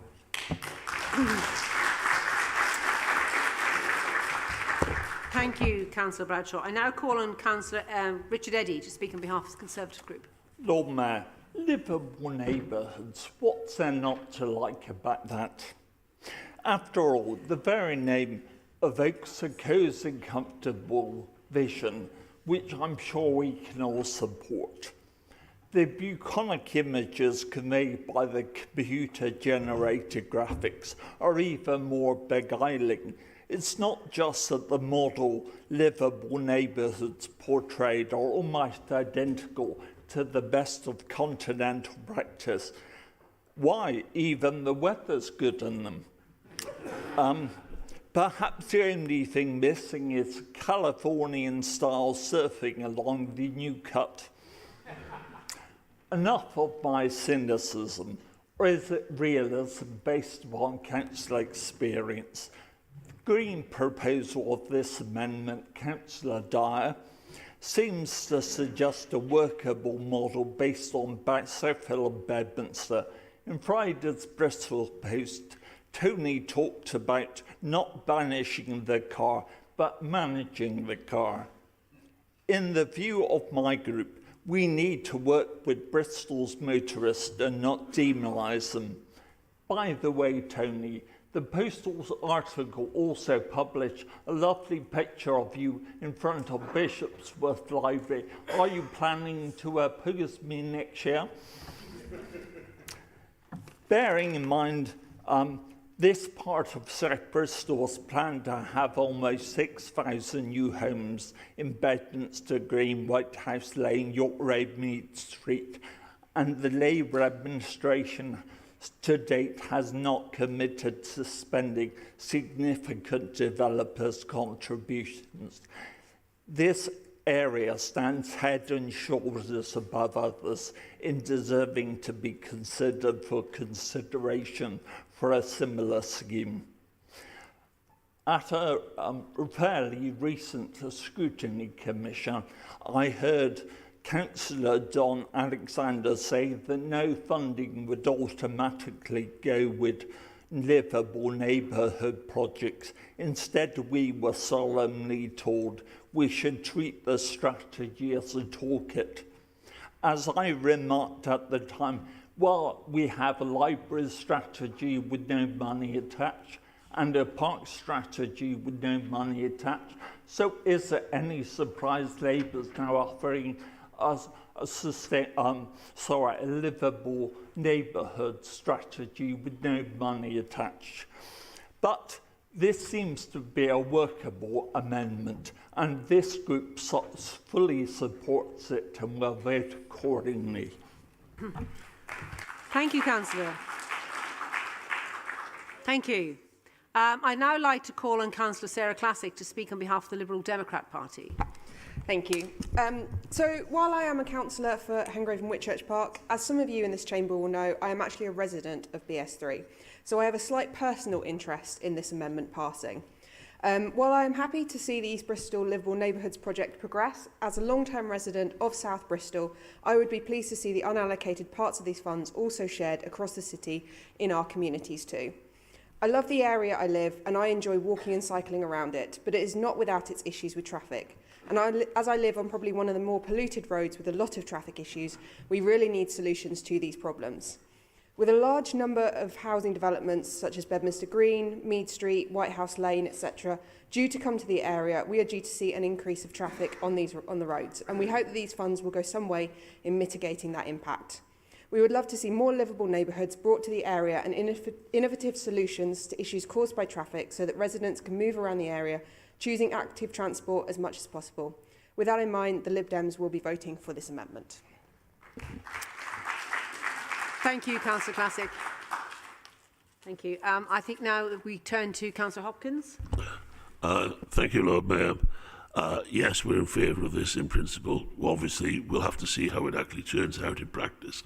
But we're very concerned that Bedminster, without action, will choke completely. Thank you, Councillor Hopkins. Okay, so we now get to the end of that debate. Councillor Dyer, as the mover of the amendment, would you like to respond to the debate before it's voted on? Thank you, Lord Mayor. I'm aware of how much time we have in front of us. I am very thankful for everybody's support, and I look forward for us all working together to deliver the outline business case to begin with. Thank you. Thank you. Thank you. So the amendment summary is shown on the screen, and this will be an e-vote, so please ensure that we're all ready to vote. I think it seems to just be taking a little bit longer to set up, so bear with.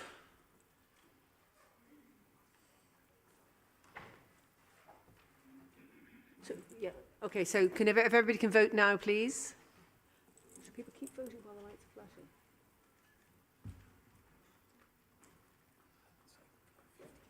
Okay.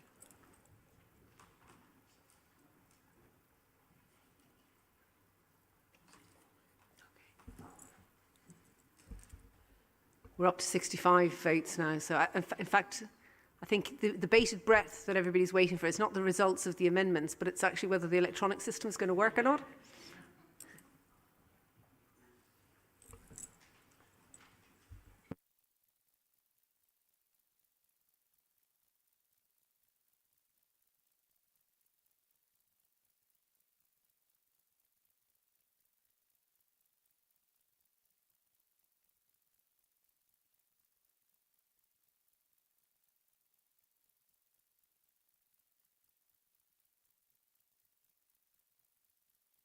The vote is complete and we're waiting for the display.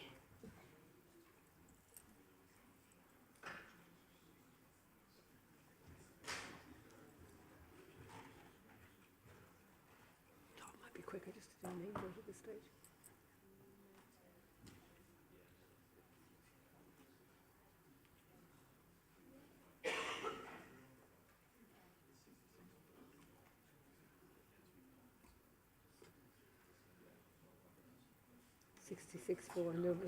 Yeah.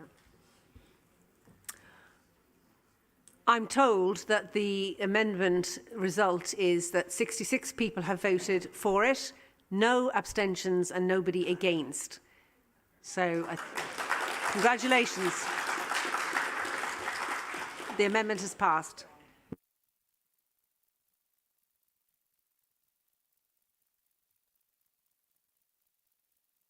Okay, we're going to move on now to Amendment 5, which is the Green Party Capital Amendment. This amendment, as it says, is part of the capital element of the budget, and again we will go through the same system and have one vote at the end. First of all, I'd like to call on Councillor Martin Fodor to move the amendment. Thanks very much, Lord Mayor. I'm delighted to propose an amendment to make life better all the way across Bristol. The Council has strategic funds to invest in growth areas, but it's not all been spent. Meanwhile, our city is short of investment.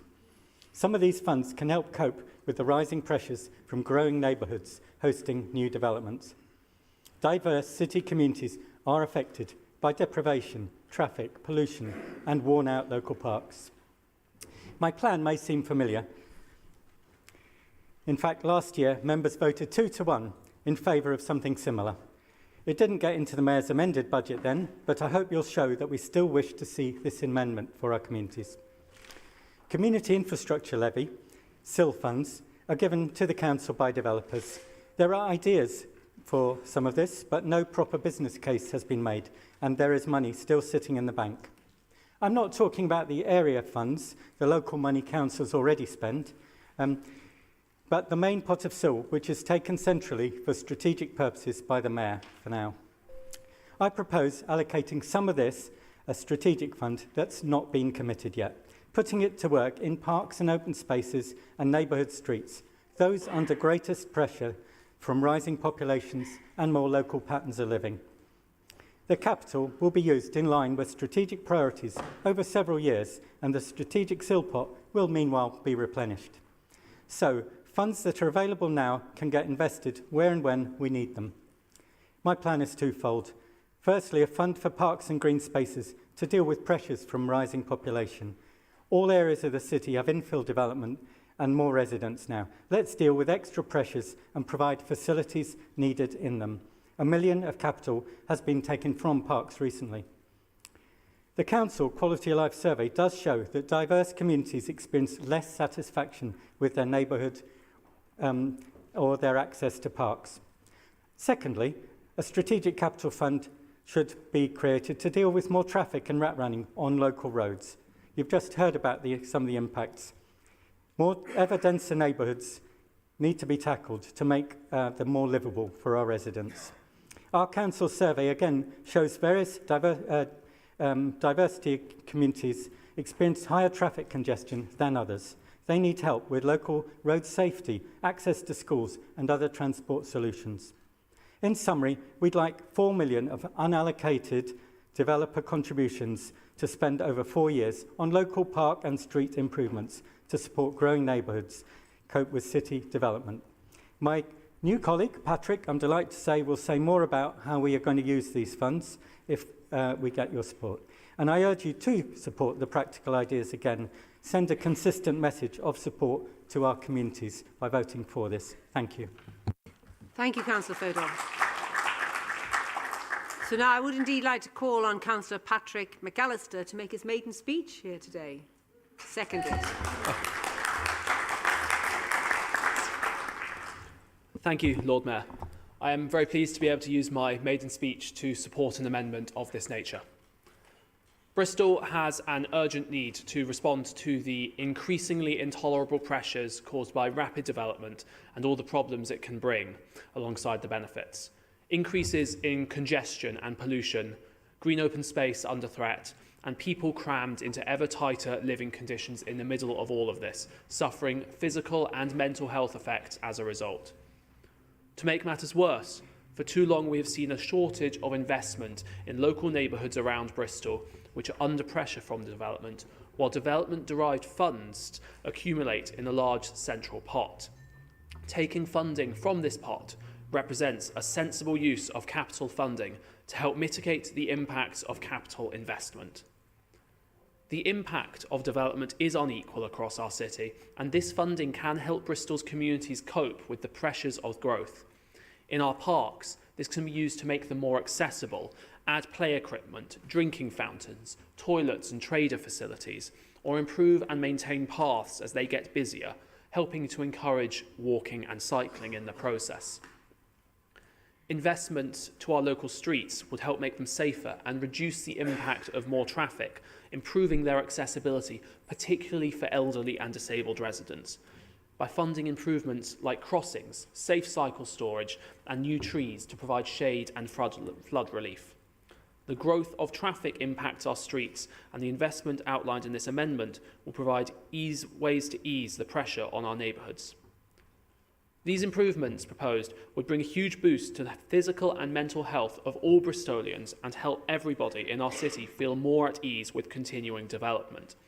I urge this chamber to support this amendment and show that Bristol is a forward-thinking city that does not neglect the human needs of its population in the process of development. Thank you.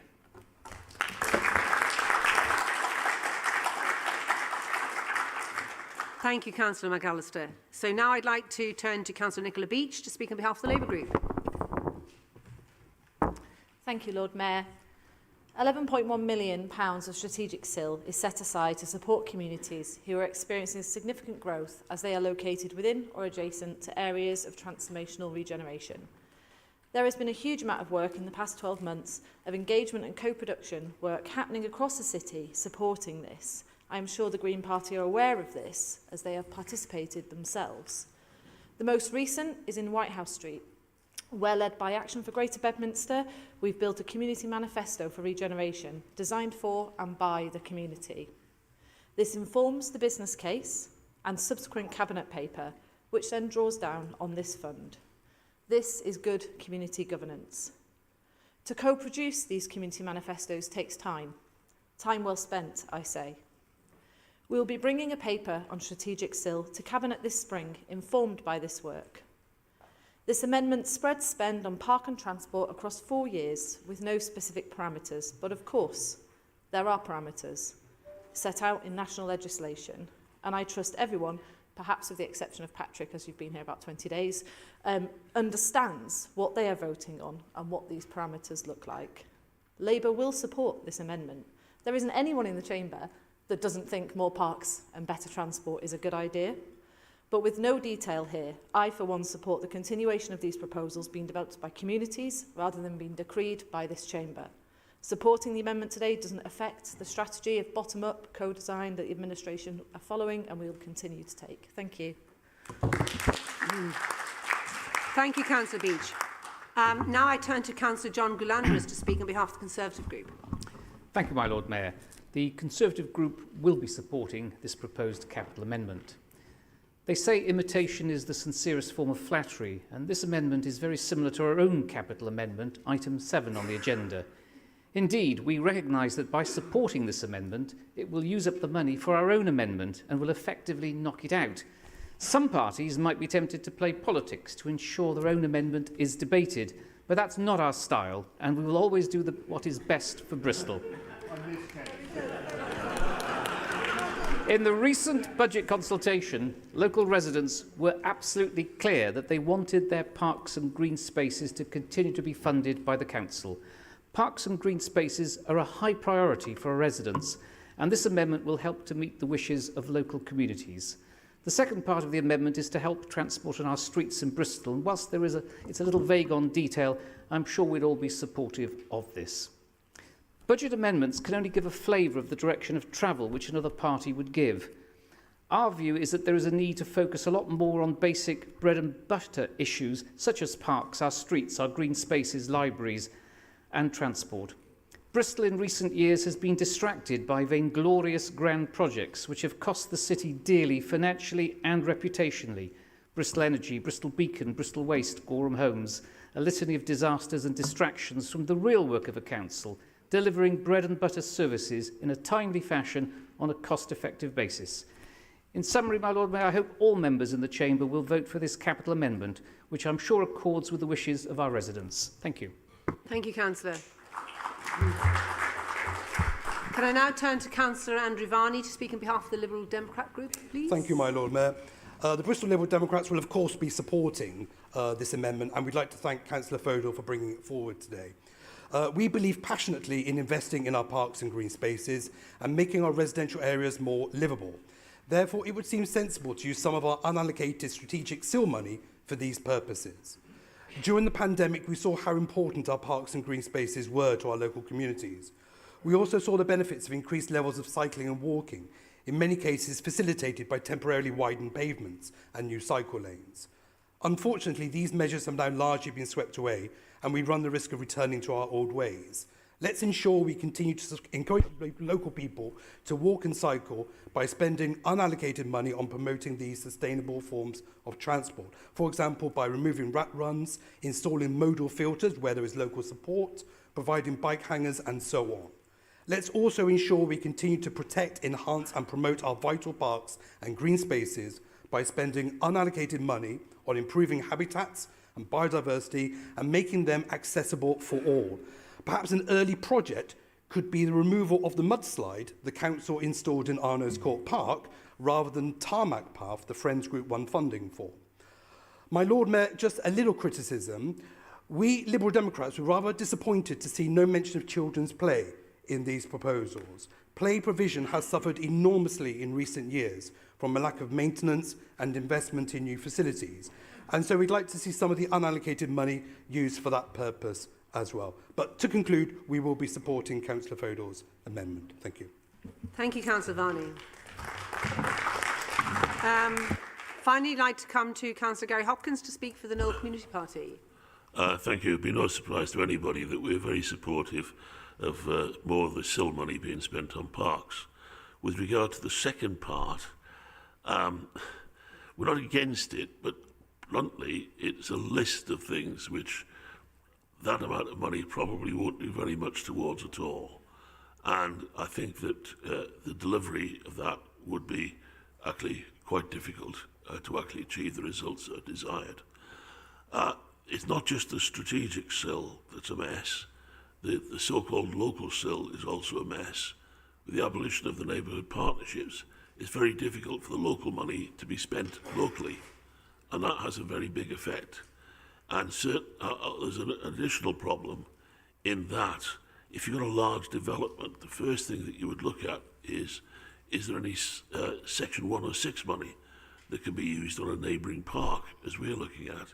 Oh no, don't worry about that, the SIL will take care of it. Well, it doesn't. And basically, we need to be looking very, very carefully at how more of this money can be used to alleviate the problems that development actually potentially creates for parks. So we'll support it, but there is a concern that the second part is rather a great long list that will not actually produce too much. Thank you. Thank you. Thank you, Councillor. So before we go back to Councillor Fodor, would anybody from either the Mayor or the Cabinet Member like to make any comments? Yeah, I can briefly. Just to say, with regards to play, I think that is a really important priority, and we will be bringing forward a paper on play investment in parks in this spring. And the HRA has a lot to say on that as well. So that is a priority of ours in terms of investing in those kind of projects. And just to reiterate what Councillor Beach said about that community bottom-up design of what we should be doing in our spaces, we need to have that at the forefront of our minds when we say where our priorities should be. It should be informed by the communities that we work with to decide what their priorities are, and to include. But I do welcome the ideas that we look at inclusion and diversity in our parks and looking at how accessible they are. That is also a key priority. Thank you. Thank you, Councillor King. So, thank you. So I'd now like to return to Councillor Fodor, who has moved the amendment, has an opportunity to sum up. Yeah. Thank you, Lord Mayor. I'll be brief. I'm delighted to see such consistent support across the Council chamber for this. Just a couple of points. Of course, we did quote the Quality of Life Survey, and we support the Citizens' Assembly input into council strategies. And of course, we support lots of community-based initiatives as well. But we also need investment now, not just plans for the future. Play was mentioned in my colleague Patrick's speech. We certainly weren't neglecting that. I won't say any more. Deliverability of projects is one of the things that was guided the amount of money being allocated to each of the two halves of this amendment, the parks and the highways. £500,000 a year should be more deliverable than a large sum that wouldn't be manageable by the teams we have at present. So I look forward to progress from this, and thank you.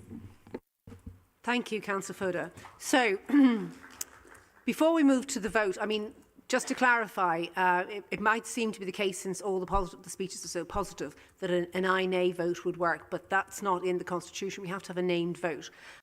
I have to inform you and reiterate, before you take a vote on this, that the point that Councillor Goulandris made is that if this amendment passes, the amendment for the Conservatives' number 7 amendment will automatically fall. So you need to be aware of that. So that's your informed position before you vote. And we will have a named vote, and I think we're more or less ready to vote. Thanks. If you could all vote now, please.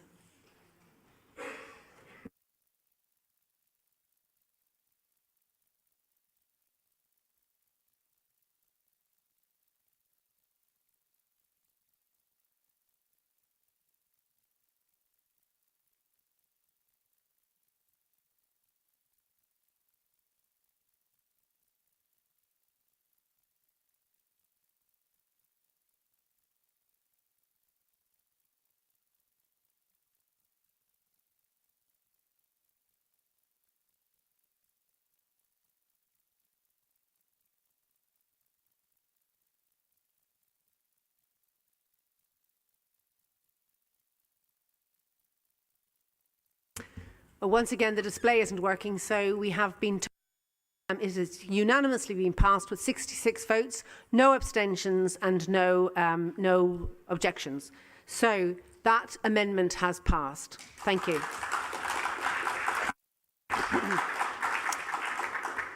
We are now going to have a short break before we have the second tranche of amendments. The break is, I would call it that if everybody's back here sitting down ready to get started at 5:15, I would really appreciate that. So it's just a little bit over 15 minutes. If we're back for a prompt start at 5:15, then we'll finish sooner. Thank you very much.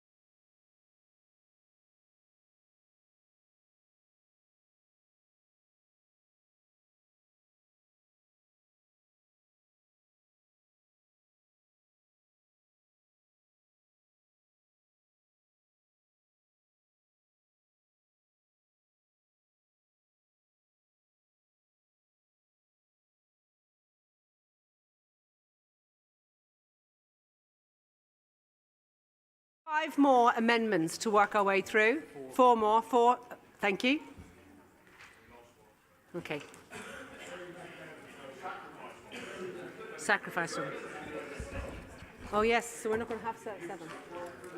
Good point.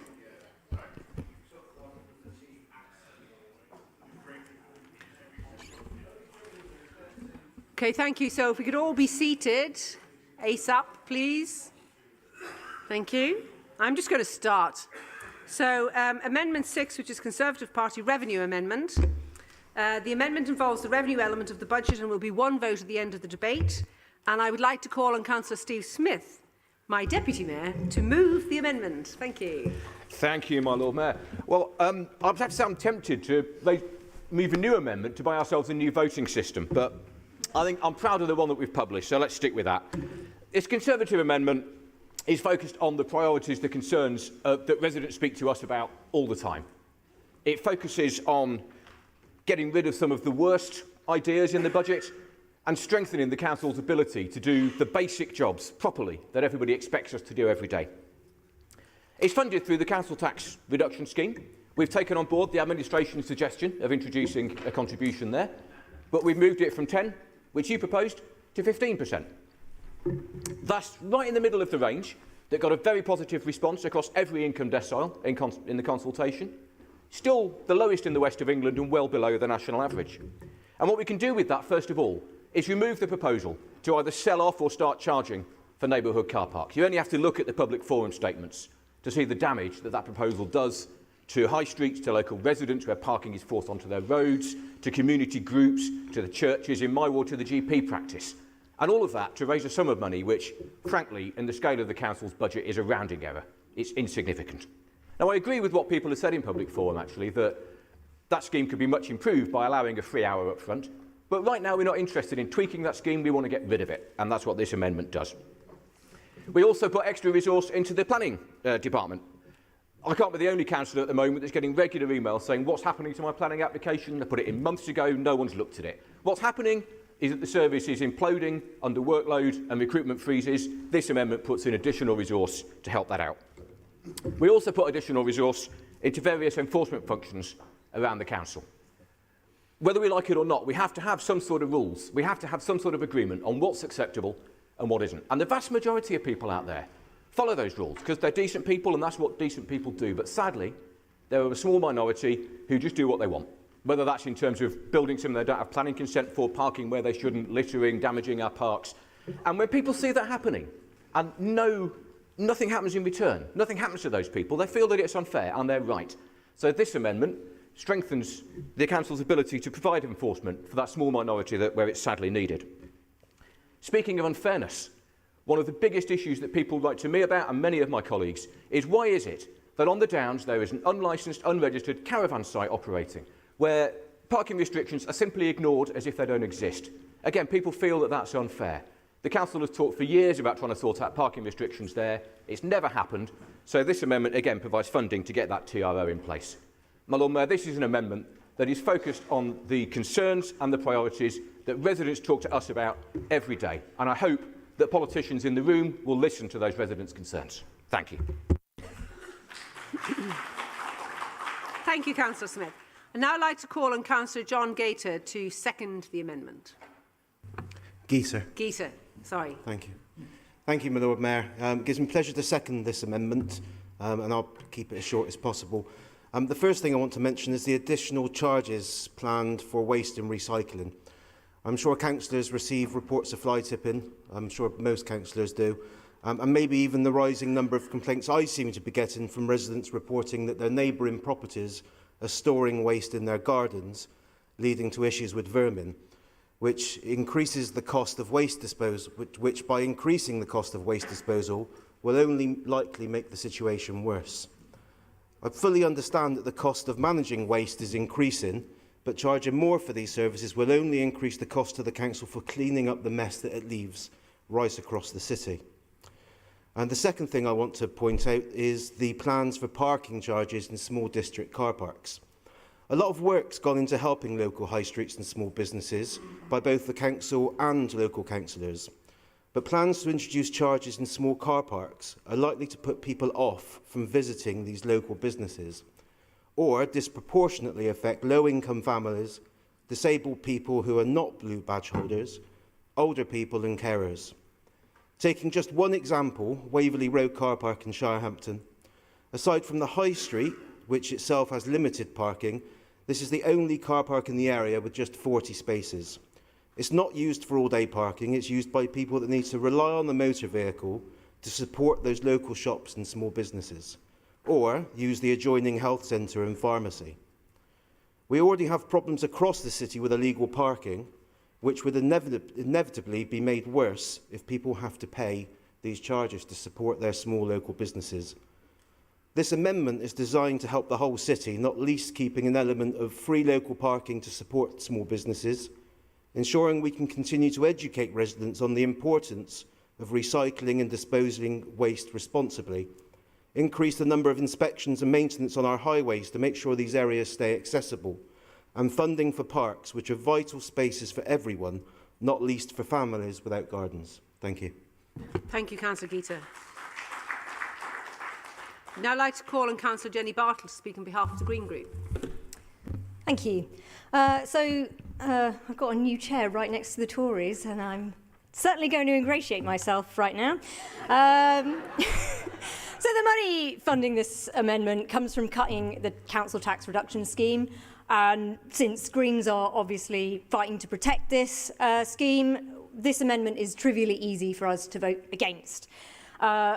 Councillor Smith said this money is an insignificant amount in the grand scheme of things. Well, it's not insignificant to the people who are on the lowest of incomes. But let's take a cursory look at the things that the Tories want to do with the money that they're taking. So making it cheap to get rid of your old sofa when you can afford a new one, keeping it free to dispose of your Christmas tree when you can afford to buy one, keeping down the cost of garden waste services when you can afford that service rather than just having a big compost heap, indeed if you're privileged enough to have a garden, keeping it free to dispose of DIY waste when you can afford to do up your house, and staving off parking charges in their wards. So that's the Conservatives taking money from one of our flagship policies to reduce poverty in order to give people an easier time to do up their homes, basically, home improvements and driving to their local shops. In the notes, furthermore, the delivery of Bristol Waste's business plan is highlighted, is dependent on the introduction of these service charges. That's the notes on your own amendment. Why the Tories would want to ruin Bristol Waste's business case is beyond me. It frankly beggars belief. But it doesn't stop there. They also want to do a TRO on Durham Downs. Now, there are plenty of TROs that I'm going to be getting in my ward. I love a good TRO.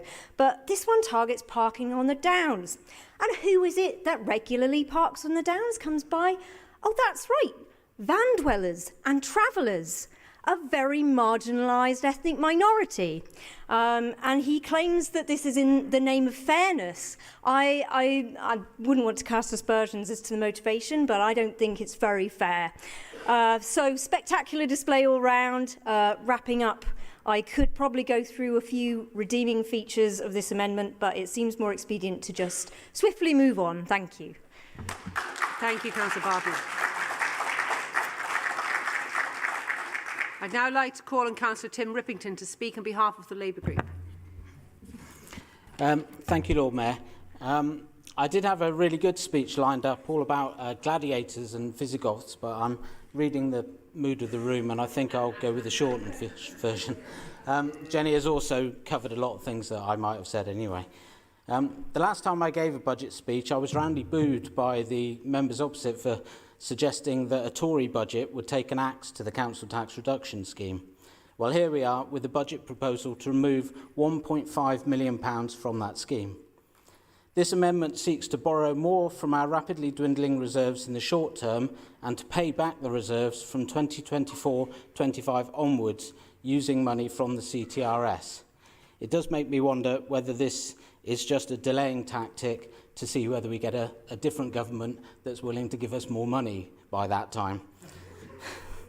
There is already a proposal in this budget to review the CTRS from 2024-25.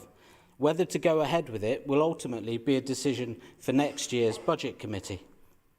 Going into that process, protecting it will be one of the Labour Group's highest priorities. We are immensely proud that we remain the only core city to give the poorest the full 100% off their council tax bills, and we want that to remain the case. Why? It is a well-targeted scheme which leaves money in the hands of those who need it the most. It prevents problems elsewhere and helps those most in need at a time when there is a terrible cost of living crisis.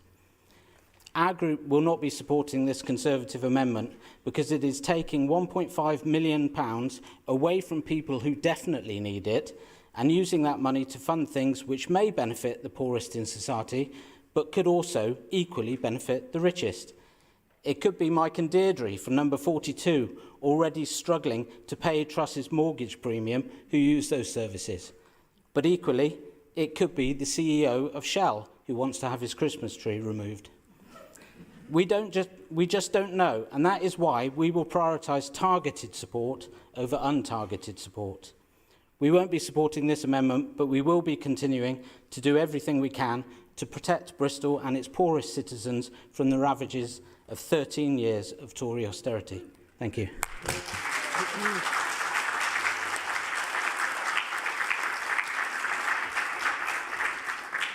Thank you, Councillor Rippington. And now to Tim Kent to speak on behalf of the Liberal Democrat group.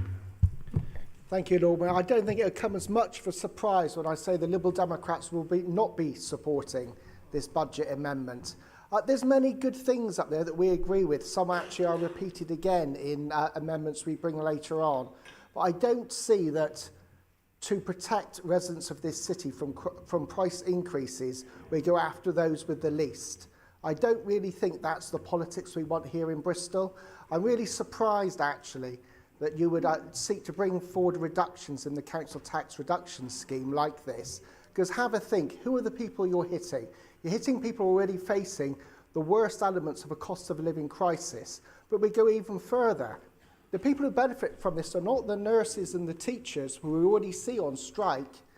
It's actually the healthcare assistants, the teaching assistants, the single parents. They're the people who rely on the council tax reduction scheme to help them get by month from month.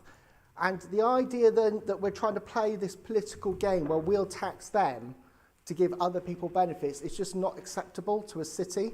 It's not acceptable to us in this chamber. And if you really, really want to get that money, perhaps you'll send a little note to Liz Truss asking for our £30 billion back. Thank you. Thank you, Councillor Kent. So now I'd like to come to Councillor Gary Hopkins to speak on behalf of the Knoll Community Party. Thank you, Lord Mayor. Of course, the outrage about the 15% proposed reduction then misses the point that the initial suggestion of potentially 10% or 20% reduction came from the administration. And quite frankly, one of the biggest problems that we've actually got with a proposal of this sort is that collecting the money from people who have very little is actually very difficult and very expensive. I mean, I've been through all this over the years and basically trying to collect very small amounts of money from people who haven't got very much. You spend more than you actually get in sometimes. The same applies actually to some of the things that the Conservatives want to get rid of. You know, trying to charge some of these charges for waste bins, etc., are absolutely stupid. But that doesn't justify the way of going about it. And I'm afraid, therefore, that because it's, as a whole unit, it's not thought through, we can't support this, although there are some very good and sensible suggestions on stopping the administration doing some of the stupid things they're apparently intending to do. Thank you. Thank you, Councillor Hopkins. So before we return to Councillor Smith to sum up, does either the Mayor or the Cabinet Member have any comments that they'd like to put in? No? No? Okay, so back to you, Councillor Smith, to summarise. Yeah, thank you, my Lord. I just want to pick up on a couple of points. First of all, thank you. It's always nice to be almost called racist. But, you know, if you want to question our motivation, just come out and say it. You know, we can take it. I do want to gently correct you on one thing, though. I didn't suggest that the money raised from the CTRS was an insignificant amount. What I said about that was the money raised by car parking charges is an insignificant amount. That's a minor thing. Now, I want to tell people why we got to that figure of 15%, because I think this is important. The first draft of our amendment actually had it at 10. And we were told, no, you can't do an amendment at 10% because that's already in the budget. That's what the administration's already doing. So if you want to generate more, you've got to go higher than 10. So much as you want to call us, whatever it is you want to call us for trying to do this, it's your idea. It's your budget that's already got it in at 10%. And so I would hope, given the opposition that the Green Party has to any contribution under the CTRS, that means you won't be able to vote for the Mayor's budget, which has it in there at 10%. Be interested to see how that goes later on. I think it's clear, if not disappointing, if not surprising, where this is going to end up. All I can say is that the residents whose concerns we reflect will be watching. Thank you.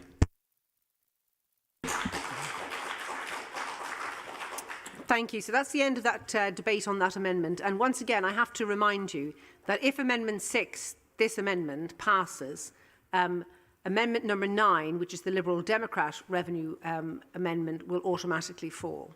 So with that knowledge, we're going to go to an electronic vote. Now, when the lights are flashing, please vote.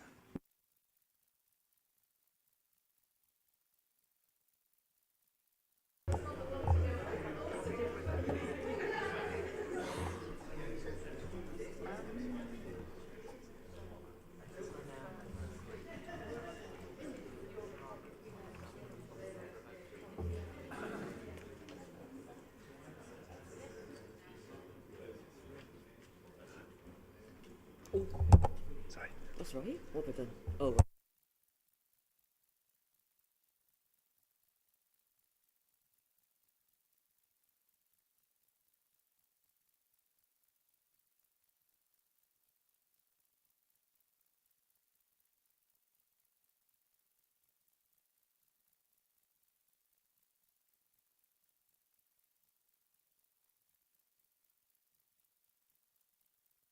Okay, so the vote is that 15 for and 49 against with no abstentions. So the amendment has failed.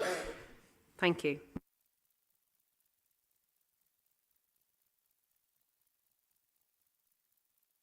Okay, so I think people still seem to be very interested in the screen. So 14 for you feel you voted, you know you voted the wrong way. Does it matter? That will be amended. So does that make it 13 for?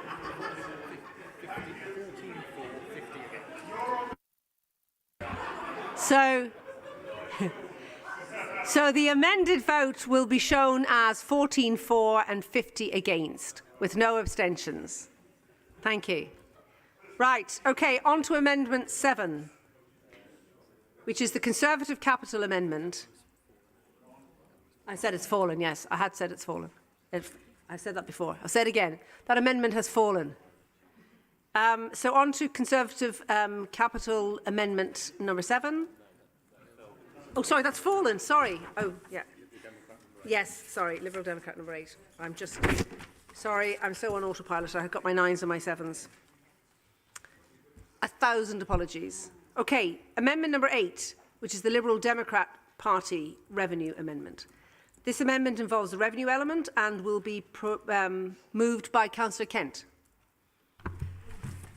Thank you, Lord Mayor. I'll look to be brief and stay well within my 3 minutes. I think all councillors in this chamber are aware of the difficulties that have existed in meeting the demand to help children with special educational needs and disabilities. We're not unique as a city, but we do know that the pressures here are far worse than in many others. We're aware in this chamber of the financial pressure also facing the service and the overspend in the high needs budget. As a council, tackling that issue over the next few years will be a key task for all of us.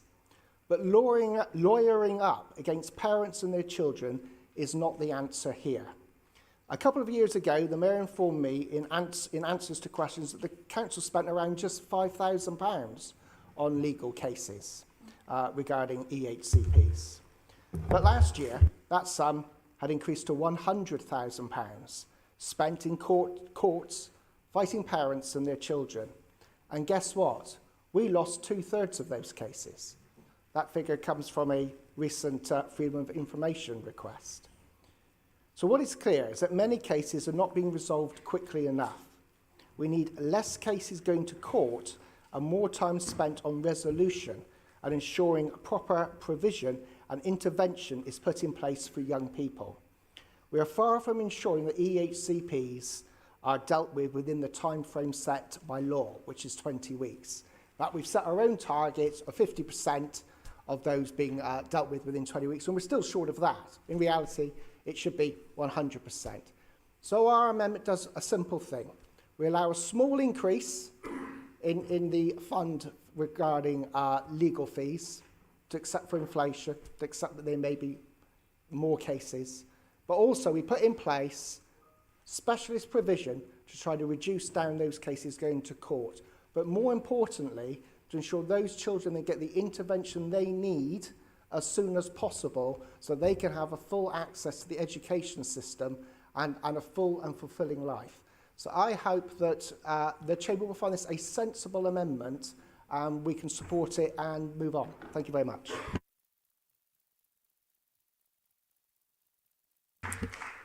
Thank you. I'd now like to call Councillor Joss Clark to second the amendment. I rise to second the amendment, reserving my remarks. Thank you, Lord Mayor. I'd like to move now to Councillor Christine Townsend to speak on behalf of the Green Group. Thank you, Lord Mayor.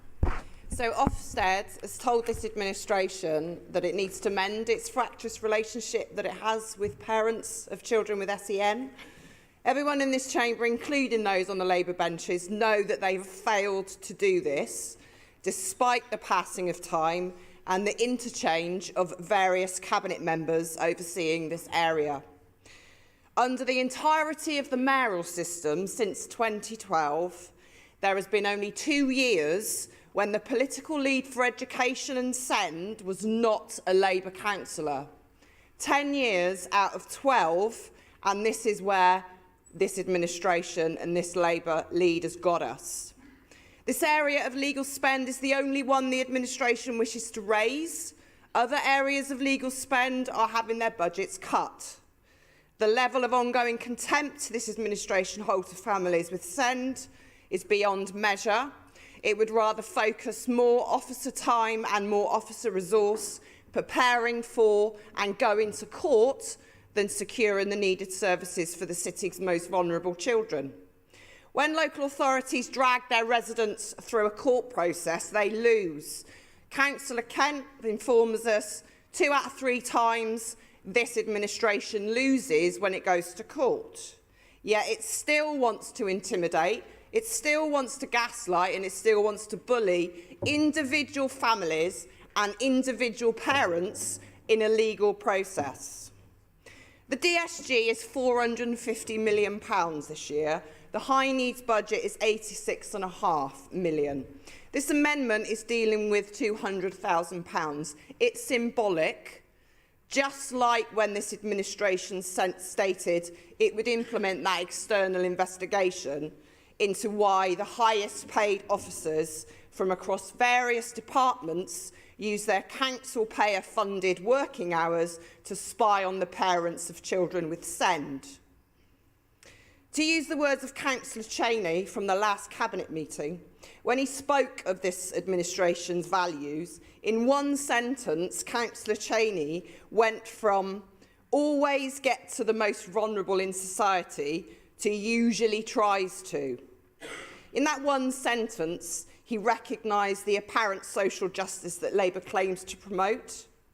It has been absent when it comes to SEND. Social justice seeks solutions. It does not drag residents through the court, residents who are only trying to get the services they know their children require because they have additional needs. You need to vote for this amendment and stop taking on parents, whether they're single parents or whether they're double parents, through courts. Thank you. Okay.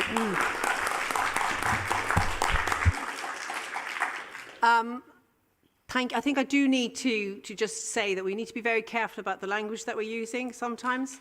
I think that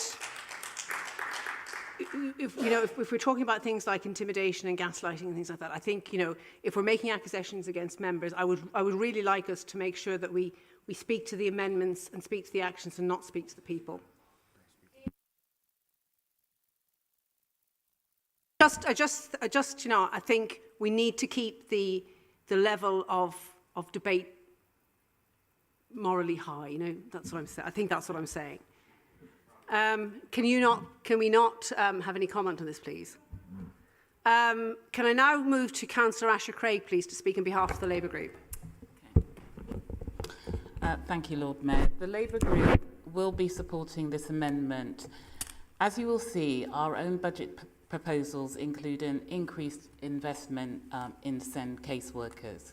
As highlighted in the officer's assessments to the amendment, I reiterate the point that we do not have a fixed budget for defending legal claims, as we have no control over the number of and complexity of claims made against the council.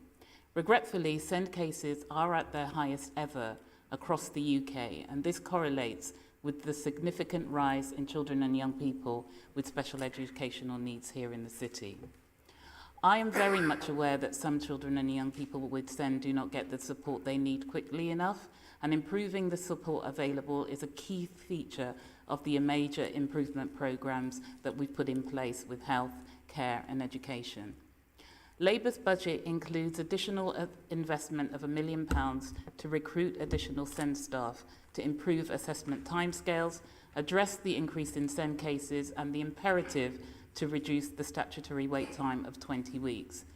This investment will further help to reduce the number of claims as wait times decrease, but notwithstanding the point made earlier about the trend in cases which are linked to increased need. I also want to make it clear to members that our SEN team do undertake case reviews as a matter of course in disputed cases, which also includes mediation. Thank you. I'd now like to call on Councillor Jeff Gollop to speak on behalf of the Conservative Group. Thank you, my Lord Mayor. I've made no secret in this chamber of my concerns about special educational needs. Council has a responsibility to parents and children. It should achieve a speedy resolution to providing the educational support and healthcare that those children and families need. But we haven't, and I understand the reasons and the challenges for that not happening. And I'm pleased to hear Councillor Craig's comments and support for this amendment. But for me, every case that ends up going to a tribunal is a case where we failed. Because we failed to deal with the problems and the challenges soon enough to avoid that family going through more pressures and more traumas and more challenges. So what appeals to me and to my group about this amendment is that it recognises that and says, instead of spending the time employing people to defend the council, let's spend the time employing someone to actually ensure that we don't need to go to that tribunal by resolving it first. Now, I know this isn't the case, but if you look at it, it's almost as though we're punishing those families for having children with special needs. I know it's not, but that's how it feels to them. And therefore, this is actually about the message we're conveying of what priority we give and how we want to deal with these issues. It's not acceptable that we look to take time to resolve it. It's not acceptable every time someone's waiting even the 20 weeks that they're required to, but waiting longer than that. So please use this as an example of reallocating those resources to avoid the need for a tribunal, to actually resolve those issues, and that way we have a win for the council, a win for the family, a win for the child. Thank you, my Lord Mayor. Thank you, Councillor Hopkins. Thank you, Councillor Gollop. Okay, now I'd like to call on Councillor Hopkins to speak on behalf of the Knoll Community Party. Thank you. We will also be supporting this. What concerns me sometimes with the casework I actually get with regard to coming from SEND parents is that I initially thought I can't be much help here because I don't have quite the specialist knowledge that one or two others in this chamber do. But the administration and the way that some of these cases were handled, I didn't need it. It was so obvious to anyone with common sense that the way these parents were being treated was unacceptable and in some cases absolutely abominable. What concerns me even more is that the parents who actually make contact with me as their local councillor and seek assistance are probably some of the ones that are more capable, and others just get snowed by the whole process and actually their children don't get any assistance at all. So we must do this. Clearly it's a symbolic amendment and we should go further, but really there's no argument against the what's actually put forward. Thank you. Thank you, Councillor Hopkins.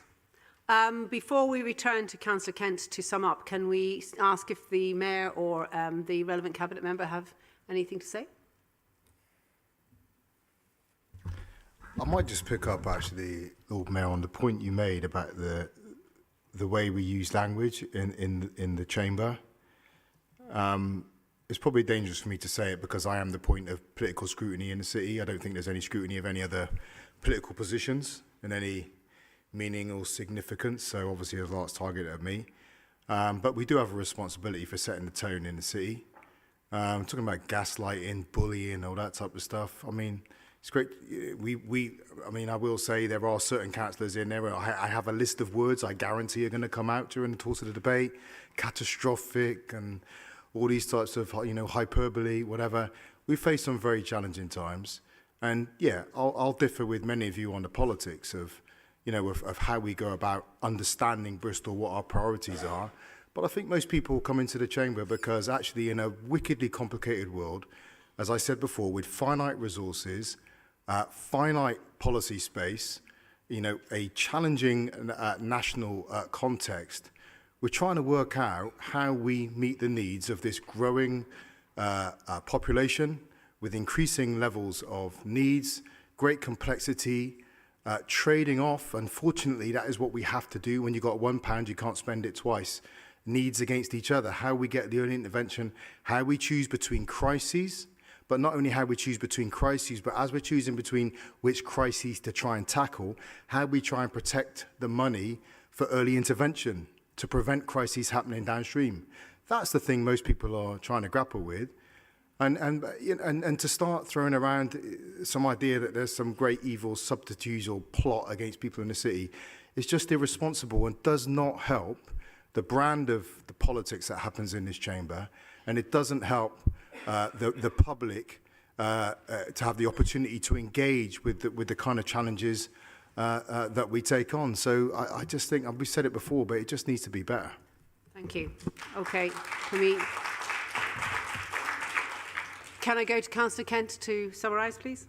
Well, very briefly, I'd just like to thank members for their comments and thank the Cabinet member as well. And I do agree with their comments, and I hope that maybe this coming year will be a year where we really will begin to get on top of this and rebuild that confidence with parents as well. Thank you very much. Okay, thank you. Thank you. So we will now go to an e-vote. Are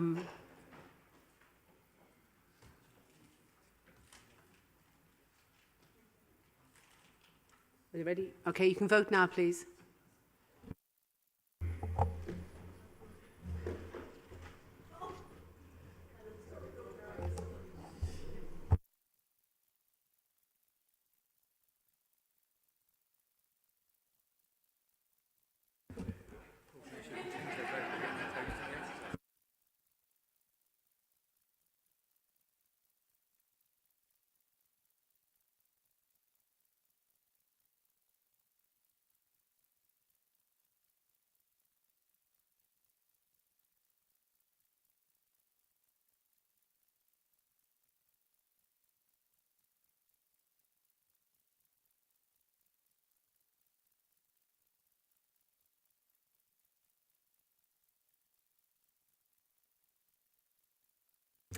Okay, we have the result, which is 65 for, 1 against, no abstentions.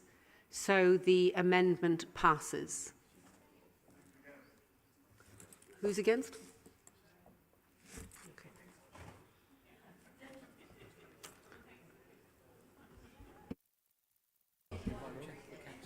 Huh? Okay.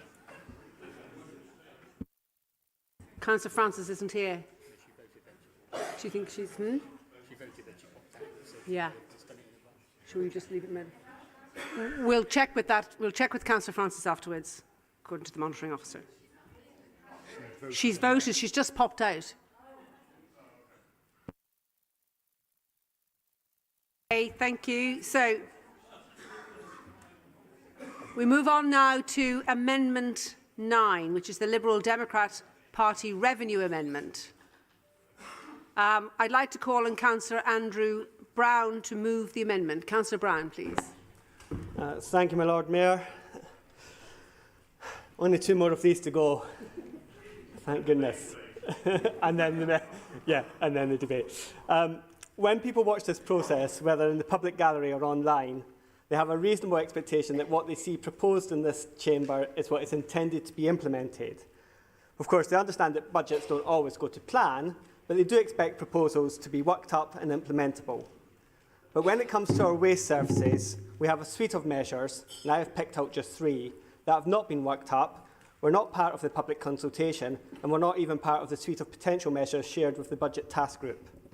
Furthermore, as I established when questioning the Chief Executive at the recent Resources Scrutiny meeting, there is no guarantee that these measures in the budget paper relating to waste charges will be in the imminent business plan for Bristol Waste, far less implemented.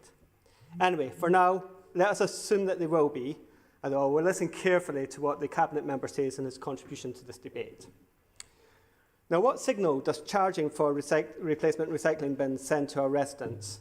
When bins can be lost, stolen, damaged, or worn out through wear and tear, why disincentivise residents who are seeking to do the right thing? How will charging for Christmas trees work? And what costs will be incurred for both the administration of the scheme and collecting those that will almost inevitably be left out regardless? Alternatively, one member has suggested that multiple people in his father's street just use his father's green bin, even as things stand. So there's a tip for those people who do have real trees. Me, I just stick it back in the Wilco's box for next year. Finally, charging people to dispose of DIY waste, perhaps with the exception of asbestos, because I recognise that that is a special case. When they've already gone to the extent of taking it to our reuse and recycle centres, it just seems really perverse. This isn't a polluter pays principle. This is a direct assault on those who are taking responsible approach to disposing of their waste. And whilst the Council argue that this won't necessarily lead to an increase in fly tipping, responsible people, after all, do tend to act responsibly, but it does nothing to address the problem of the fly tipping or to make those who do pollute our city and surrounding countryside pay. All in all, these proposals are ill thought through and are likely counterproductive to the city meeting its recycling goals. I urge a pause on these whilst alternative approaches are explored, and this amendment is designed to do just that. It is designed to give the administration and Bristol Waste a bit of breathing room and money to deploy, to think things through and to come back with more workable measures in future. Thank you. Thank you, Councillor Brown. So I'd like to ask Councillor Tim Kent to second the amendment. Happy to second the amendment and reserve my remarks. Over to Councillor David Wilcox to speak on behalf of the Green Group. I think it's me, Lord Mayor. Oh, I've gone ahead. Sorry, I think I've just turned over my page to the wrong one.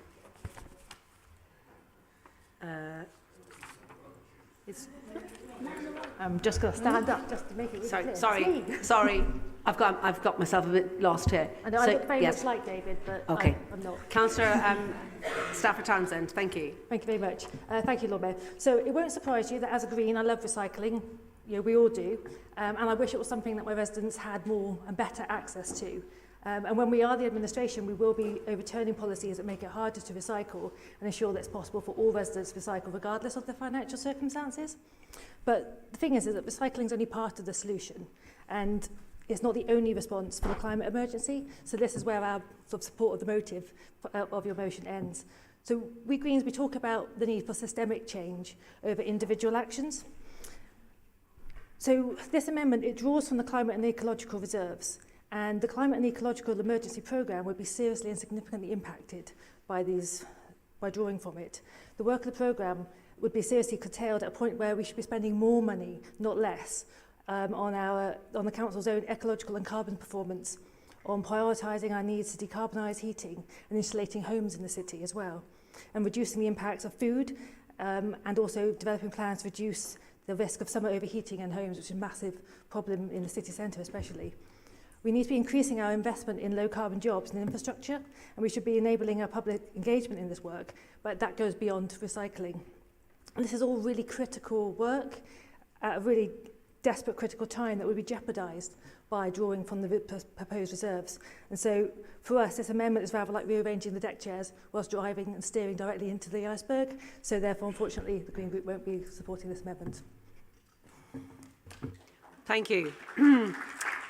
So I owe Councillor Classic an apology because I turned my pages over and I was on the other wrong Liberal Democrat amendment. So did you want to reserve your remarks or do you want to speak? Yeah, I was going to say the identical thing to Tim, okay. So it's all good. Perfect. Good decision. Thank you. So now I'd like to call on Councillor Kai Dudd to speak on behalf of the Labour Group. Instead of Thank you, Lord Mayor. And I'm going to ask the Chamber to oppose this amendment. It's quite interesting that Councillor Brown didn't really mention where the money was coming from in his remarks. I think this will have a severe impact on our ability to deliver on our climate and ecological emergency goals. The proposal would amount to about a 40% cut to the money available in the 23-24 and 24-25 period from this earmarked reserve. So quite a significant cut for this important work. At the moment, the reserves are spent over 4 areas, and it's not clear what this amendment is calling for in terms of what work it wants us to stop doing. So it's not very clear on that at all. The 4 areas are, so the first one is improving the council's carbon and ecological performance. So that's stuff like delivering on our 2025 goal to become carbon neutral as a corporate body, looking at our procurement policies, improving the performance of our capital programme from a climate point of view, staff training. The second area is improving Bristol's performance and securing external funding. So that's work like biodiversity net gain policy, land managed for nature policy, the decarbonisation of heat in our homes, and also the heat vulnerability piece of work that we're doing. The third element is driving action by partners. So that's working with our One City partners on the One City climate strategy, working with the Green Capital Partnership, Bristol Energy Network, and leveraging external action and funding as well. The fourth area is enabling public action, and that's direct engagement with citizens and working with marginalised communities on this agenda. So it's not really clear what this amendment wants us to stop doing. Also, it's failed to take into account the multiplier effect of having this funding. So the team's been very successful over recent years in obtaining external funding. So in recent years, they've delivered about £13 million of external funding, and the recent record is good. So we've secured funding from Innovate UK. We're part of the 100 Climate Neutral Cities programme via Horizon Europe. We were successful working with the Green Capital Partnership on loss refunding for community climate action plans. So you're not taking into account the multiplier effect of having these funds. In terms of the actual the charges, I mean, the effect of inflation on the service has been massive. The effect on the purchasing power is about £5 million of the 11% interest rate. Inflation rate that we've got at the moment. Can you begin to wrap up, Councillor? So, yeah, so, you know, we have to bring in charges to close the gap, but what I will do, give a commitment that on the, as I have done it, Scrutiny, is that we'll go out for further engagement on the charges for containers and also the Christmas trees as well. But I think we have to maintain the DIY charges, to be honest with you. So thank you. I'd like now to call on Councillor Kevin Courtney to speak on behalf of the Conservative Group. Okay, thank you, my Lord Mayor. We will be supporting this amendment today and are grateful to Councillor Brown for bringing this to the budget debate. Not least because it replicates in part some of our own important revenue proposals which were unfortunately lost. We regard a raft of new charges introduced late into the Mayor's budget as very damaging and ultimately counterproductive, especially if this results in more environmental pollution, reductions in recycling and leading to people recklessly dumping their DIY household waste. But in those measures, there's also the danger of creating a kind of creeping disillusion and resentment among Bristolians about what they're actually getting for their ever-increasing council tax. It is alarming to read that the business model of the Bristol Waste Company is based upon levying extra charges for their services. This is a real concern. Refuse collection and recycling remain some of the absolute basic core functions that we have here as a council and we are supposed to be delivering. These are universally needed aspects of a functioning society and still greatly appreciated by the public when it's well done. I recognise that local authorities are facing a huge financial challenge, not least in finding a sustainable solution in meeting astronomical rises in costs, providing adult social care and specialist education provisions. If unaddressed, these inflating budgets threaten the councils with potential bankruptcy. In recent years, local authorities have been encouraged to innovate and generate more of their own income streams. But before we get the usual chorus of simply blaming the government over any lack of support, members need to accept that the successive administration of this city have been incredibly wasteful with some of the resources that they've had, without wishing to cite again some of the failed and most expensive ventures. My Lord Mayor, this amendment seeks to reverse the imposition of the unfair and unreasonable cost on what is regarded as some essential services. That levy acts as a kind of additional precept of an unprofoundly ill-conceived and needs to be removed or scrapped by the Mayor. Please reinforce this message to him by supporting this amendment. Thank you. Thank you. I'd like now to come to Councillor Hopkins to speak on behalf of the Knoll Community Party. Partly agree with the amendment. The idea about charging for a replacement recycling bin that the crew have damaged is just bonkers, and it will alienate the public in a massive way. And the amount of money that's hoped to be saved is tiny, and the fact that this even has come forward as a suggestion from the administration shows their lack of grip, I'm afraid. On the other hand, I have to say that the charging for do-it-yourself waste is not as stupid and could have some merits because basically the amount of money raised could be quite significant. And it's interesting, in some European countries, all waste, including recycling, is charged for, and they compensate for any potential problems by better enforcement. So basically, that's maybe what we need to do, rather than trying to give people free access to get rid of their waste. So I'm afraid that we can't support this amendment because it is badly mixed, as it were. Okay, thank you. So before we return to Councillor Brown to sum up, having moved the amendment, do either the Mayor or the Cabinet Member want to make any comments? Okay, yes, you. Okay, so thank you. Over to you then, Councillor Brown. Thank you, and thank members for their contributions. I don't recognise the 40% figure, and I've gone back and had a look at the size of the reserve. So, I mean, it's a moot point now, but I'm not quite sure exactly what that 40% is in reference to, given the size of the amendment versus the size of the reserve concerned. I take Councillor Stafford Townsend's point about, you know, recycling is only one aspect of what we need to do, and Kai, I guess you made a similar point. And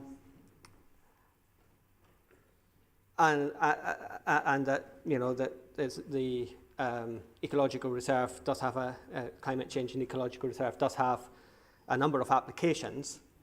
I am old enough to remember phone calls from your previous leader lobbying me to support an amendment that took money out of flood reserves. So I'm not quite sure about whether I'm going to take that criticism entirely on the chin. I thank Councillor Quartley for his remarks, and we'll move to the vote, I guess. Thank you. Okay, so we move to the vote.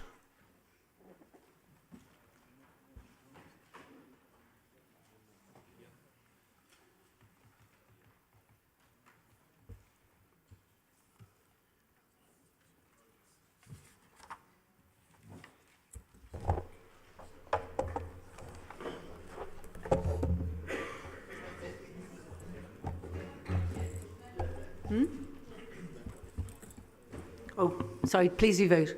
I don't know, I've already said that. So, vote.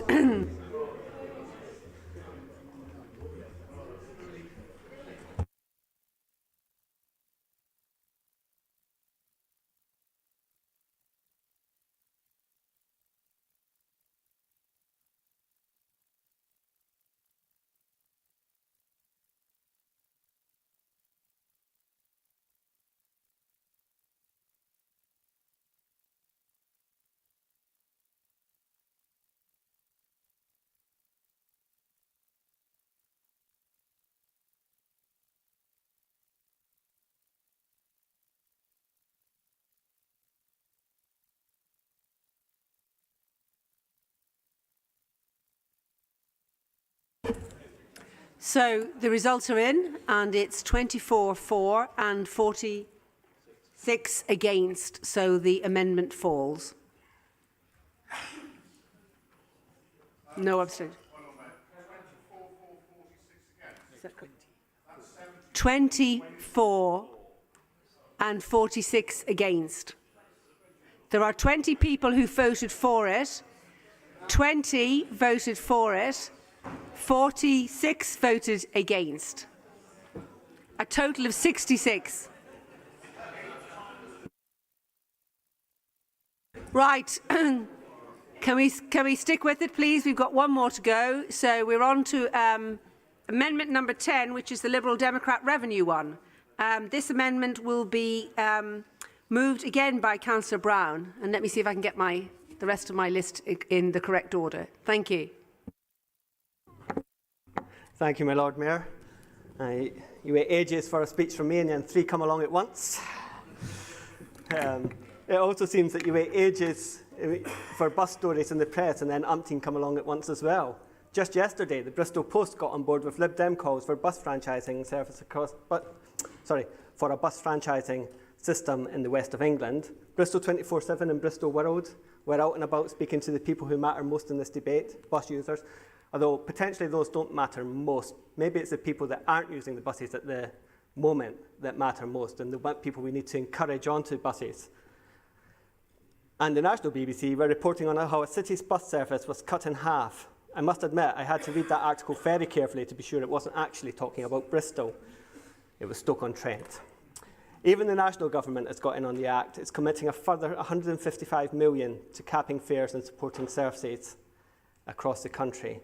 Meanwhile, here in Bristol, decisions made by this administration and by WECA are seeing our bus services continue their downward spiral, thwarting efforts to achieve modal shift of people away from private vehicles, impacting on our climate and clean air goals, and leaving communities such as Whitchurch Park in my ward without a service. And it's not just the south that's affected. Fast tracks of our city will become a desert for buses, with services lost all around, as so ably pointed out by David Redgwell in the public forum statements. I urge councillors around this chamber to ask themselves, is the bus service to your residents adequate? And is it secure? Will you be next on the list for cuts? And if the answer is, no, it's not secure, then what are you going to do about it? A vote for this motion is a vote to push back on the downward spiral. It's a vote for this council standing up for our residents and providing a short-term push back to the Metro Mayor. And it's a signal to the Metro Mayor that he must act to arrest the decline in our services. He has the potential to do this through the ineffective use of the bus service improvement plan monies. But he's not doing it in all communities, and he's not doing it comprehensively. Although the motion cites two services in particular, we believe that the cost noted by officers overstate the cost of an hourly service as opposed to a half-hourly service that is at present, and that there would be additional funds available should this be implemented for services elsewhere in the city. Now, the Cabinet member generally balks at public funds ending up in the pockets of private shareholders, even if those shareholders happen to be the pension funds of our own residents. But the service is crumbling now. He obviously favours nationalisation. He hopes that a Labour government coming in would do that. But at the current rate, by the time a Labour government would be in a position to make the changes that he wants, there would be no service left to nationalise. We need to act, and we need to act now. I'll end there, but I'll leave this challenge to Councillor Alexander as to whether he'll take a leaf out of Councillor Dudd's book and commit to reviewing this area of his portfolio. Thank you, Councillor Ryan. Now, Councillor Kent, it's your opportunity to second. Thank you. You'll be pleased there's only just a few short words. I should be done in a minute. Obviously, when you look at this amendment, you may think, oh, this is only about Hengrove and Whitchurch Park ward. It's just their bus.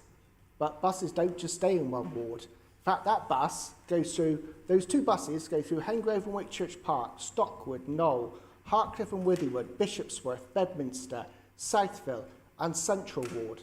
That's 7 wards of the city actually affected by just 2 routes. So those 2 services were picked out by us for a particular reason. And that's because they were mentioned in the WECA report in section 10, the equalities duties, as having no mitigation to be able to reverse the adverse effects of cutting those 2 routes. But we are more than happy to see if we can spread that money further. As said, we do not think that to maintain those 2 routes would cost £500,000. We think that's been overspec. That's more a half-hourly service than an hourly service, as stated in our budget amendment, which was not actually sought for from the bus operators. Other routes that we also think need to be looked at and considered to be saved would be the 506, the 96 and the 47 at the top of the list, being really vital routes in this city that connect communities, which if they're severed, really causes an undermining of our bus network. When we talk about transport all the time, we talk about underground, store out in modern city, we talk about livable neighbourhoods, and then we're going to leave whole communities with no bus service at all. That's not acceptable. We know there are tough options in front of us, and we are happy, more than happy, to work with the administration if they want to use this money to temporarily keep services going until we can actually get from the WECA Mayor the big pot of money he's got, which could be used to introduce new services into these areas, subsidised by that pot of money. Thank you very much. Thank you. So now I call on Councillor David Wilcox to speak. Thank you. Thank you, Lord Mayor. Members, I rise to speak on the Liberal Democrat amendment to the proposed budget to find funding to maintain just 2 bus routes using £500,000 from the climate and ecological reserves. We have every sympathy with those bus users struggling with a cut to their services and the councillors representing them. However, this is a citywide issue, and taking such a large amount from reserves to benefit a few is not an economically savvy or fair. The way the Bristol City Council has negotiated with the West of England Combined Authority to spend the bus service improvement plan has led to very few improvements and a lot of pain for the citizens of Bristol. Unfortunately, simply blaming First Bus for not running these services at a profit is only part of the story. I doubt whether Stagecoach or Big Lemon could either. The buses in Bristol must be made better for the council taxpayers' benefit, not company shareholders' profit. A franchising agreement needs to be urgently negotiated. The West of England Combined Authority is the only metro area controlled by Labour not seeking to renegotiate a franchise deal. The agreed bus prioritisation corridors of the city's Regional Sustainable Transport Settlement Programme must also be delivered promptly. Bristol City Council needs to work with the West of England Combined Authority and find ways to keep the bus routes over the whole of Bristol running, or we will end up like Stoke-on-Trent, which has lost 50% of its bus services since 2014. Bristol needs better buses. Only then can we think about returning to the halcyon days of pre-COVID passenger levels. Applying a sticking plaster to maintain the 516 and 52 routes, which predominantly serves a ward, funnily enough with 3 Lib Dem councillors, using money that the whole city needs to benefit from, is not a fair and proportionate response. The projects that the Sustainable City team is planning to execute from the climate and ecological reserves cannot simply be deferred by a year when climate change escalates exponentially. The message needs to be sent to everyone that we are in a climate and ecological emergency, not a muddle. The Green Group will not be supporting this amendment. Thank you, Councillor Wilcox. Thank you, Councillor Wilcox. Okay, so now I turn to Councillor Don Alexander to speak on behalf of the Labour Group. Thank you, Lord Mayor. We are all disappointed at the state of our public transport system in this country and in this city. Oh, sorry. I'm sorry. Okay. And you do want to hear me better, don't you? So we're all disappointed at the state of our public transport system in this country and in this city. This amendment, however, will not restore bus services to all our communities left with no services, as stated. We have a lot of communities who are going to see their services reduced or removed, and that is very sad. We are working very hard with the West of England Combined Authority Mayor to chart a way forward for the bus service and the public transport system in this city. Along with Councillor Dudd, the source of this funding is unacceptable to us. We know that the Climate and Ecological Emergency Programme, as Councillor Dudd has said, gives out grants to members, to community groups, and brings in £13 million a year from external sources. And that is something I'm afraid we are not prepared to remove. However, I do know that the West of England Mayor has more bus service improvement plan money yet to allocate. We will be working with him on that, and we expect some announcements shortly.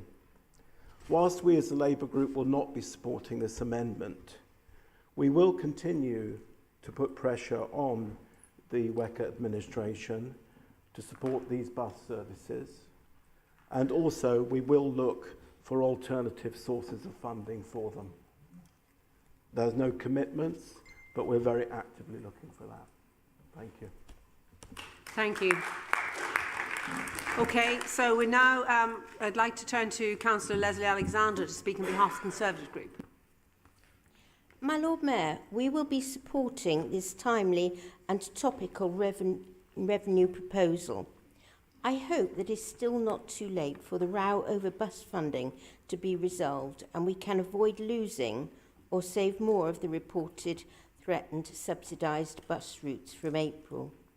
Responsibility for these services and more strategic transport planning was transferred to the West of England Combined Authority in the hope and expectation that it would bring better joined-up thinking and avoid the kind of political stalemate which doomed the super tram project.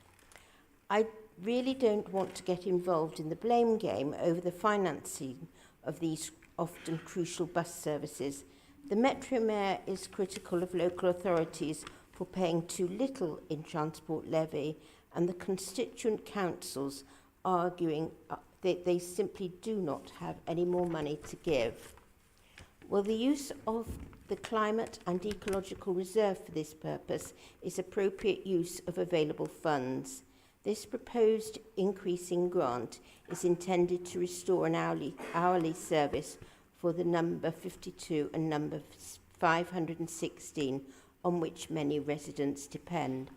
The loss of other routes has already severely impacted my ward. For example, the axing of the number 5 means that part of Stapleton are now a bus-free void. The number 48, which was diverted through Oldbury Court in place of the number 5, which previously covered this area, has left some very disadvantaged people without any service at all. My Lord Mayor, sadly this is happening right across the city. For a host of environmental and other reasons, we are told to use buses, not cars. But how can this be reasonably done if access to affordable, regular and reliable bus transport is withdrawn? You cannot expect old and disabled people to get on their bikes. Most in this chamber recognise that so far as mass transit systems go, the most likely form to ever be delivered in our region will be through an expanded bus network. I hope all members will put aside their political allegiances and vote for this amendment. Thank you. Thank you, Councillor Alexander. Finally, can I come to Councillor Hopkins to speak on behalf of the Knoll Community Party? Thank you, Lord Mayor. Yes, we'll be supporting this as well. I think one of the things that people overlook in terms of getting people to use buses, it's not just the service that's there now, it's them being able to depend on the service being there in the long term. And that's why it's absolutely vital we move to a franchising system. And I'm afraid there's been far too many councillors in this chamber who fought against that for far too long. And unfortunately, the other day, when a perfectly sensible amendment came forward from the Liberal Democrats, it was hijacked with a wrecking amendment talking about us owning the bus services, which clearly is, distracts away from what really can be done. It's amazing when you manage to get that progressive body, the Evening Post on the right side of an argument, that you lose others at the same time. Quite farcical. So this amendment doesn't solve all the problems, but it does actually tackle a couple of pressing issues. And really we need to use it as a means to actually get the three authorities together and to get them all singing from the same hymn sheet. You won't introduce franchising within weeks. It won't even be done within a few months. But if the announcement of the intention to go there is there, it will improve the mindset of so many of the people involved in the transport industry. And that's exactly what we've actually got to do in the west of England. So this is a minor step forward if we support it, but let's see that we've got to look at the wider picture as well. Thank you. Thank you, Councillor Hopkins. So before we return to Councillor Brown, would either the Mayor or the Cabinet Member like to say anything? Any responses? I will. Again, just on this, and we sympathise clearly with the challenges facing the city, because it's something that we grapple with all the time. And again, if I go back to that description we used earlier about making sure that we in the chamber are working with the same reality, both in terms of the geographical area, the growing population, the tired infrastructure in Bristol, that so much of it has been at end of life. This transport challenge, how we continue moving people around in a city region that is growing, is going to be more dense, and how we plan for a future more crowded city is one of those core challenges. But look, firstly, I think this does speak to what we're seeing is the inherent fragility and low resilience of the current offering. I think one of the challenges that we brought on we kind of defined for ourselves when we came in is how do we move beyond the patch and mend approach to Bristol's public transport offering, which is why we think there needs to be a chapter change in the quality of our transport offering and go for a mass transit system, proper infrastructure that is fit for a modern core city in the UK. And outside of the UK, I know it's easy to throw around because historically Bristol hasn't had a track record of high achievement, but we have of late, from house building to the arena that's coming through, to the work on Temple Court and St Philip's Marsh that's going to be coming through as well. These are all major developments, and I would suggest, and actually I think it's evident in the national leadership roles that we now have, that our reputation for getting stuff done has been transformed, and the recognition that we are a city that should be pitching for big infrastructure, just like Tracy Brabin is up north, just like Andy Burnham is.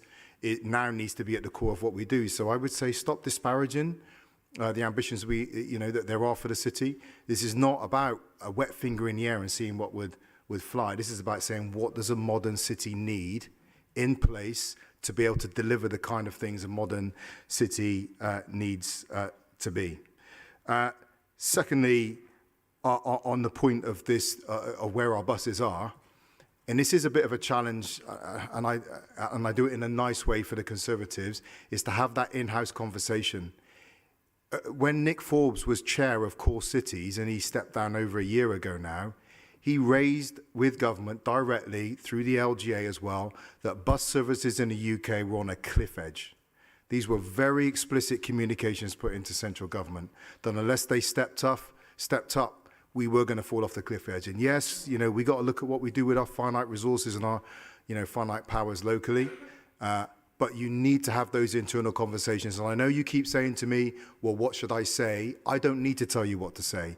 You can just go to your own party and say, you need to take local government seriously. You need to understand the challenges we're facing, and you need to start stepping up. Thank you. Thank you. So finally, back to you, Councillor Brown.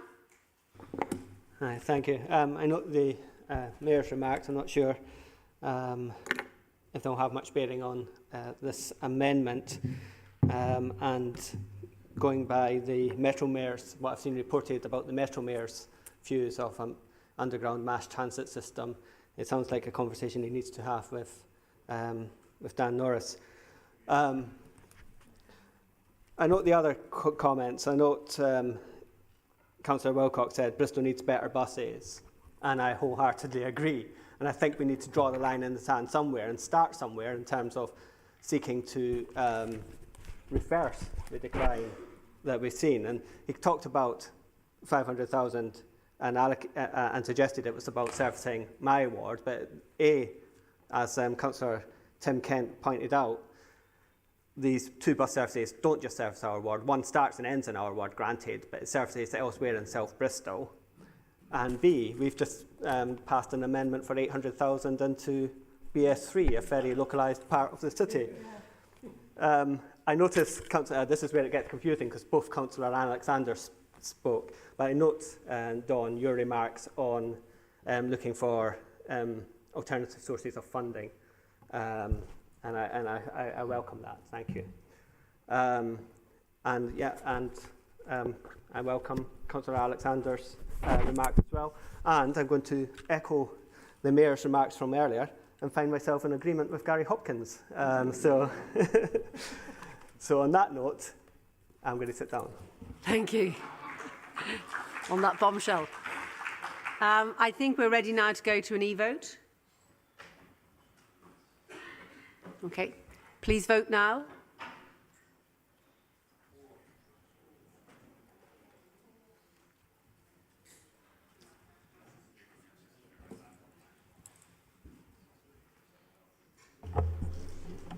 Abstain.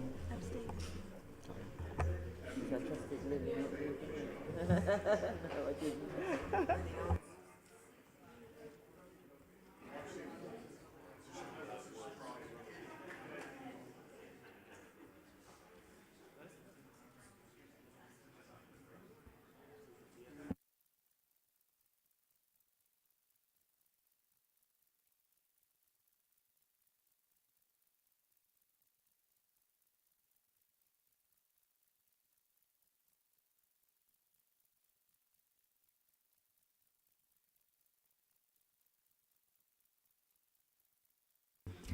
The results are in. So we have 23 for the amendment, 40 against, and 1 abstention.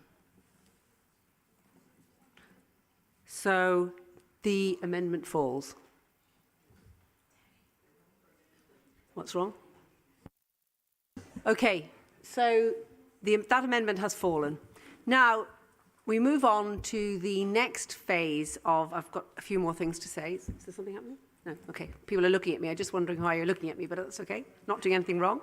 Okay, so now we move to section 7 of the procedure, and this is the point where we turn to the Chief Financial Officer to confirm the position in terms of the budget amendments that have been carried. So I would like to ask Denise to speak to the report at this point. Thank you, Lord Mayor. I can confirm that the following 4 amendments have been carried today. The first is the Noel Community Party, Capital Amendment 2. Second is the Green Group, Capital Amendment 4. Third is the Green Group, Capital Amendment 5.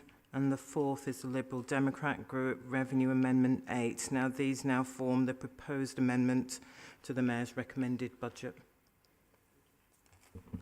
Thank you. So, as per the procedure, I, as Lord Mayor, now formally move that Council notes the Chief Financial Officer's statement as required under the Local Government Act 2003. This is set out in full at paragraph 17 of the main budget report and confirms the robustness of the budget estimates. I'd like to ask Councillor Smith, as Deputy Lord Mayor, to second this motion. Seconded, my Lord Mayor. Thank you. So may I now ask full council to formally note the Chief Financial Officer's statement. All those in favour say aye. Aye. All those against say nay. The ayes have it. Thank you.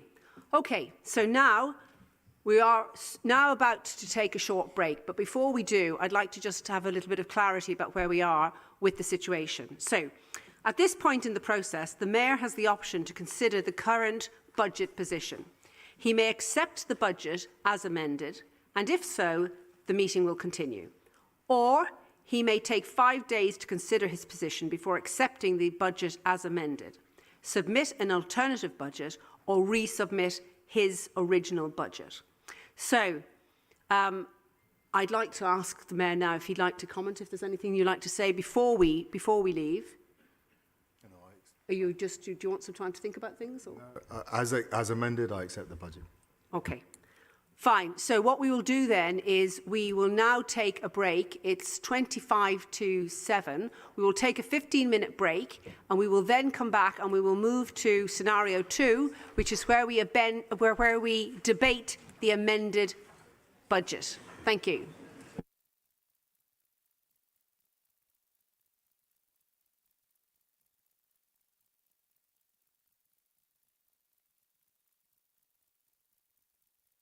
So can we all be back at 10:02, please?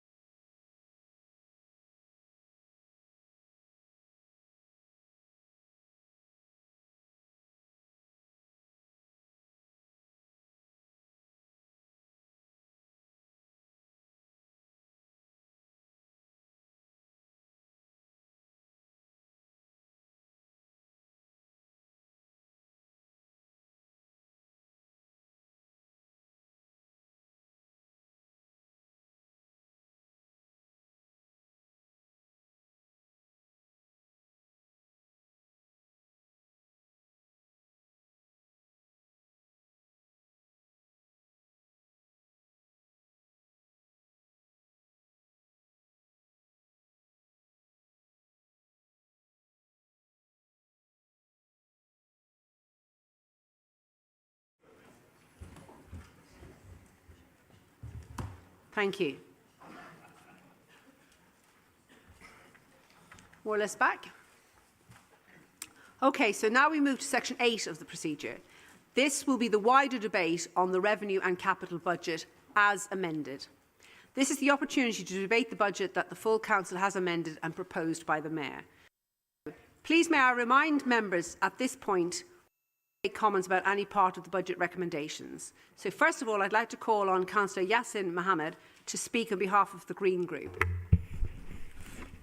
Thank you, Lord Mayor. I rise to speak in support of the Housing Revenue Account proposal for the Budget and Business Plan 2023-2024. The primary source of funding is rent and service charges. The 2023 and 24 budget proposes a rent increase of 7% as capped by central government instead of the previously assumed uplift of the CPI plus 11.1% in line with the rent standard. This means average weekly rents will rise to 90.76 pence, which is still less than the national average of 94.31 pence, but also requires some adjustments to be made to the plan to allow for the loss of predicted rental income. The HRA has many demands on it, maintaining all council homes, including 64 high-rise tower blocks, as well as many other properties with diverse support needs, regular maintenance, upgrading and responsive repair of council homes, and some other properties, whilst also adapting to the council housing stock for climate change, all while building new houses to meet the demands more than 17,000 families, I think more than 17,000, nearly 20,000, waiting for new homes and home joys. This is all informed by a 30-year plan that ensures that our financial commitments are both ambitious but also sustainable over the long term. The Council ran a consultation in 2021, and its main conclusions were that the Council should build new homes and retrofit the existing housing stock to meet the demands of climate change. Whilst the Council tenants themselves were also concerned that repairs and maintenance were carried out promptly, the recently announced City Leap deal will go some way to adapting council homes for the future climate. Bathrooms and communal areas will also be modernized along with other improvements.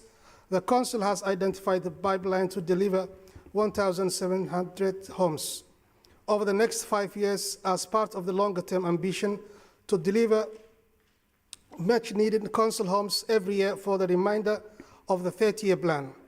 I note that my ward of Lawrence Hill is set to receive significant investment in terms of fire safety with improvements to cladding, sprinkler installation and alarms.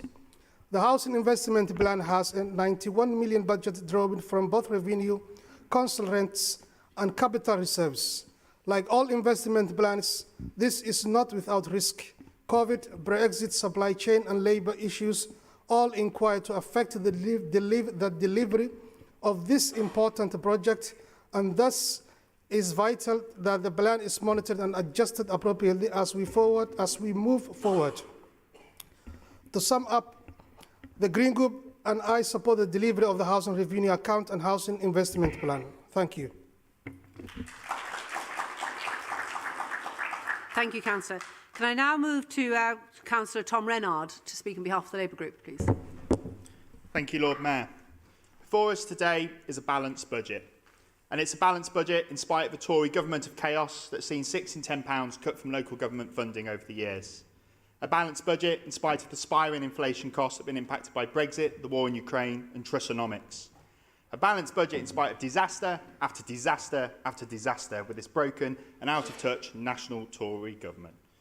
A balanced budget that is mature, includes Labour support for amendments from other parties and will do its utmost to protect those who rely on our services the most. And so let's talk about housing and that national picture. 6 housing ministers in 12 months. Delay after delay in bringing forward renters reform. Section 21 no-fault evictions driving more people into homelessness and creating additional costs in temporary accommodation. Over 1,200 households now in TA. Failure to support enough affordable homes to be built nationally. A 300,000 housing delivery target in tatters. And what happens when the government can't meet targets? Try and scrap them, or like with child poverty, try and change the terms. Unlike that national picture, we are a Labour administration that is delivering on housing in Bristol.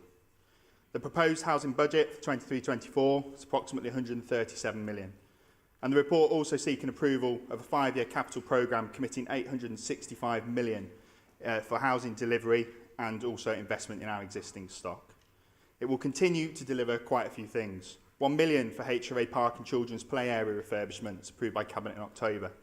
4 million to renew IT infrastructure in housing. 12.5 million for a bathroom replacement programme. 8.7 million to improve standards in communal areas, blocks and estates, with 2.05 million for the next 4 years. 80 million still committed to make homes more energy efficient and to reduce carbon emissions through further wall insulation schemes and a programme of solar PV on our blocks. This will ensure all homes reach a minimum of EPC-C by 2030. 97 million in fire safety. We will see 408 million invested into the housing investment programme over the next 5 years. It is a significant sum of money and shows we are taking our council tenants seriously. But alongside this, we're going to be investing £453 million to develop 1,715 new council homes over that same period. And we also have Gorham Homes, not a disaster, it's delivering housing. I look forward to the first completions at Romney House later this year. And don't forget the Castle Park Energy Centre, of course. So today is an opportunity for us. It's an opportunity to show maturity and leadership, back this Labour-led, values-based budget. A values-based budget that has made concessions too.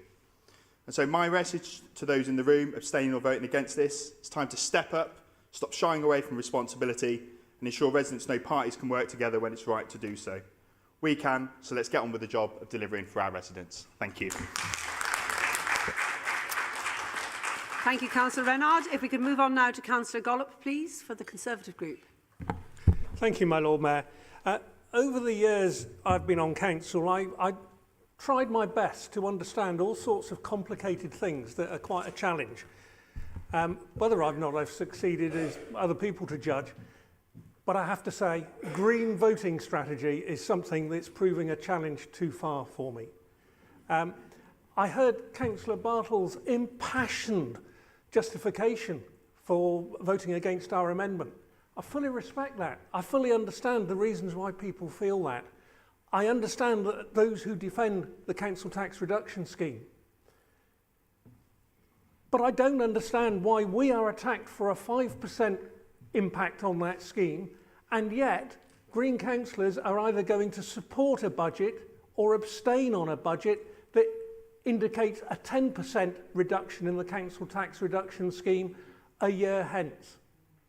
That, I cannot comprehend how you can be accepting that that's acceptable when it's put forward by a Labour cabinet, but a Conservative amendment for half that amount isn't acceptable. I'm trying to understand what it is about supporting Green and getting Socialist. I don't understand it. I want to be assured that you understand what you are saying and what you are doing. Now, my Lord Mayor, I then want to come on to concerns about parking charges. And I raise that specifically. I understand why members look at this and in their perceived mind, affluent residents can afford to pay for parking.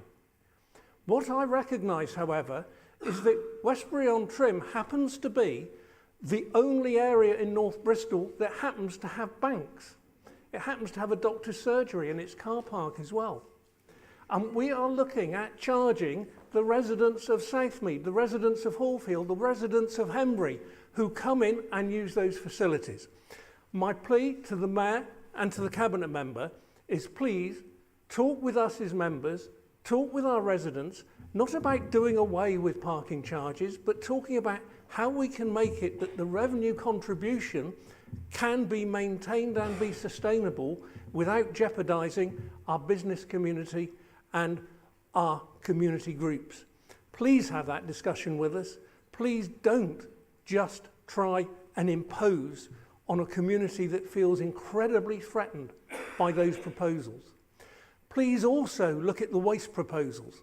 I look at that for my colleagues who happen to be in wards next to the amenity centres where recycling currently takes place, because the fly tipping takes place right next to those when people find they're going to have to pay.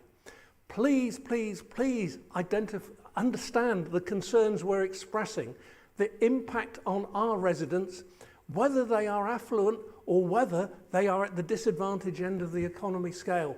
Please listen, don't dictate, one size doesn't fit all. For those reasons, my Lord Mayor, we can't support this budget because it does not take note of the concerns of our residents. Thank you, Lord Mayor. Councillor Gollum. Can I now move on to Councillor Sarah Classic, please, to speak on behalf of the Liberal Democrat group? Thank you. I will try and keep this very short and sweet because I know we're all very eager to get through this. Just to say that we know that this budget has been a very challenging one. Obviously, year on year, councils are being asked to do more with less. And we recognise there was very little wiggle room with what was presented. That being said, we are pleased to see some amendments have got through and have been voted through, and we were very pleased to support some of them, such as the livable neighbourhoods benefiting the Green councillors in those wards. Yeah, so there are some fantastic amendments to the budget. However, for us, although things like our SEND amendment has got through, some of our red lines haven't, and that includes provisions for bus services for residents across the city, specifically in South Bristol, and the waste charges. So for that, we will be abstaining on the budget.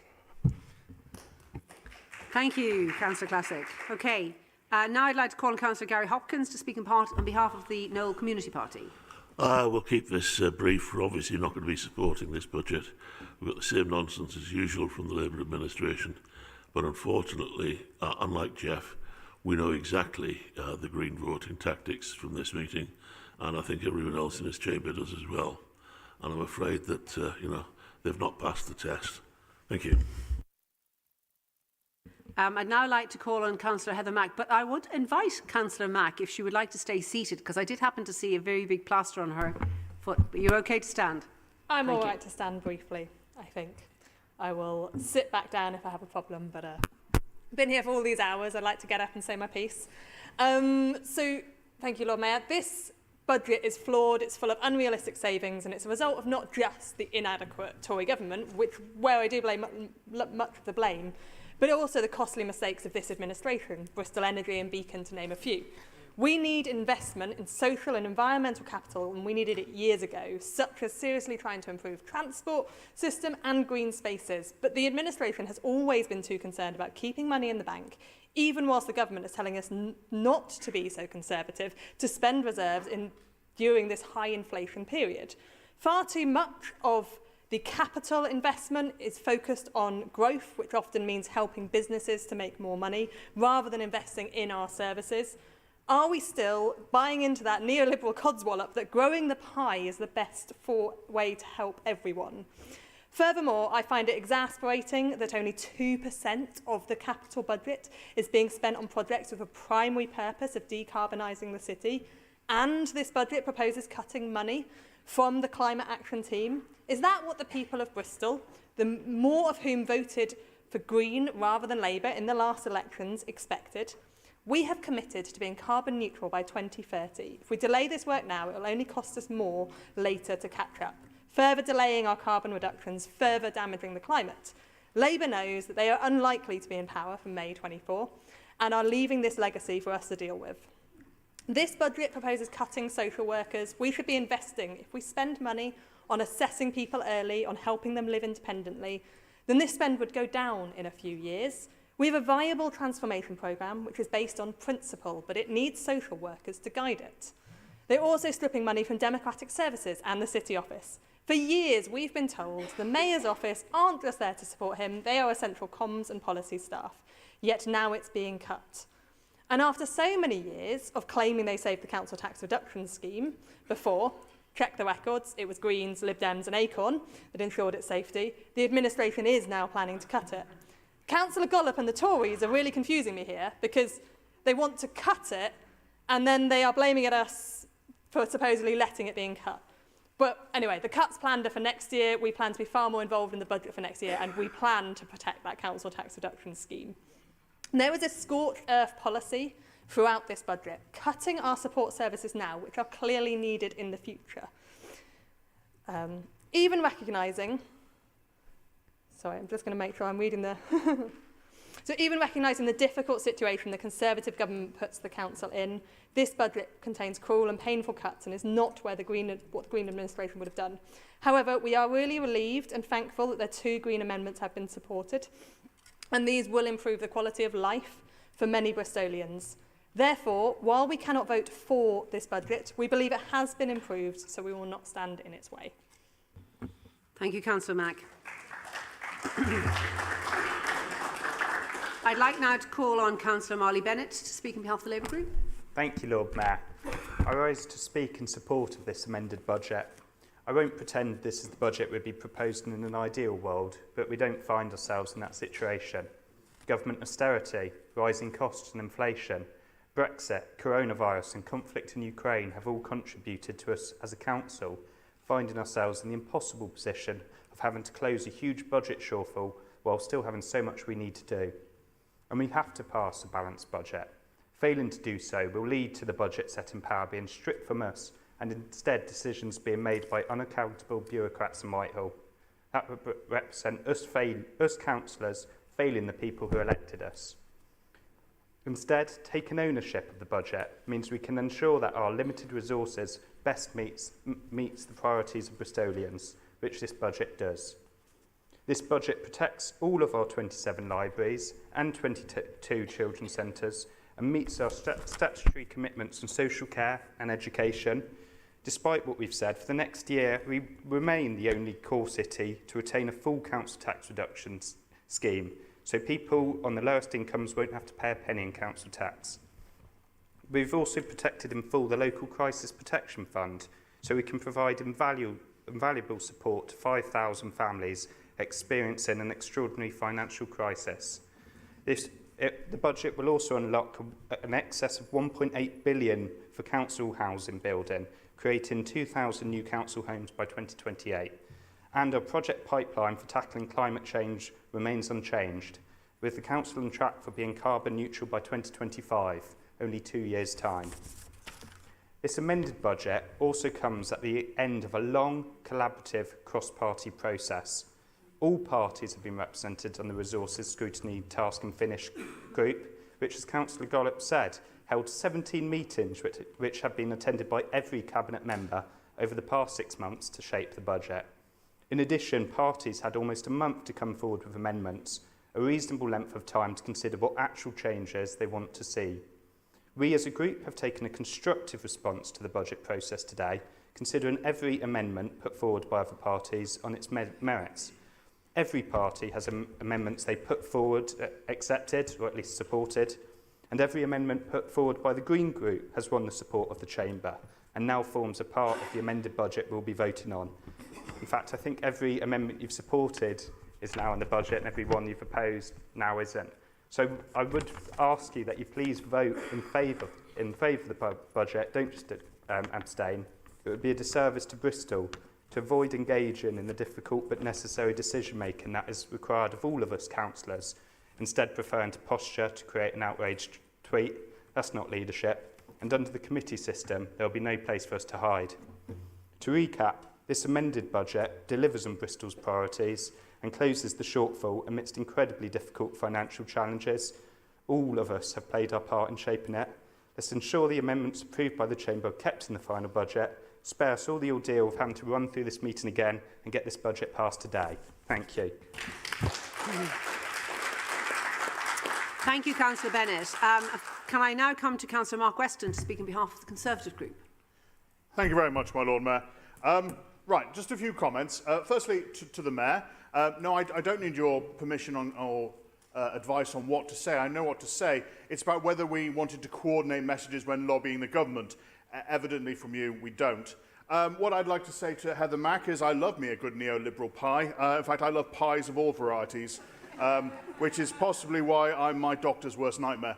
But actually, thinking about nightmares, I come to this budget. What's that word I'm not allowed to use? Catastrophic. I thought I'd better say it. I want the Mayor to get his bingo award on his little blockbuster chart there. If you vote or abstain today, you are letting through a council tax reduction scheme of 10%. That's then bedded in. Or you find £3 million next year to plug the gap. So you talked about having a balanced budget, maybe this year, but what are you going to plug the gap with next year? Where's that 3 million coming from? Are the libraries safe? Are the parks funding safe? Are the other ideas that were in the consultation were then taken out? Are they back on the equation?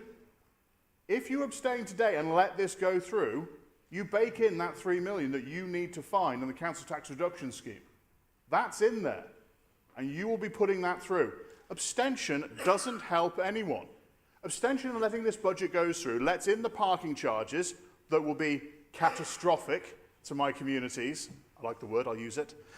It lets in the recycling charges and the DIY waste charges, which, by the way, aren't for the wealthy. A DIY waste charging that, I'm sorry, there are people in hard-working, communities that aren't wealthy, that are trying to do up their own homes, and you're going to make that a little bit harder because they have to pay for it. It's not the mansions in Sneed Park, I'm sorry, John, or wealthy areas of the city, Clifton, you might know a few of those, that are suddenly going to have, they'll bring in someone to do the work for them. The waste will go, magically disappearing as if by elves.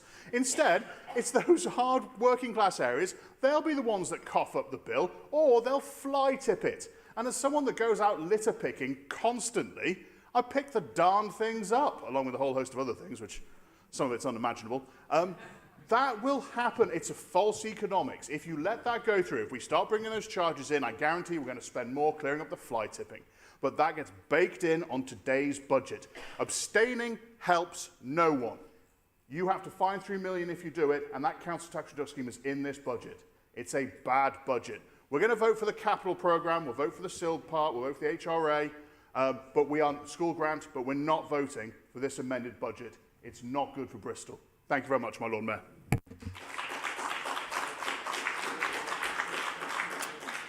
Thank you, Councillor Weston. So now it's the turn of Andrew Brown to speak on behalf of the Liberal Democrat group. Thank you, my Lord Mayor. I'm conscious that I've spoken 4 times tonight already. Thank you, Mark. And I thought I was going to be speaking first on this, so I've got a speech prepared, but I'm going to make it available on application and reserve my remarks.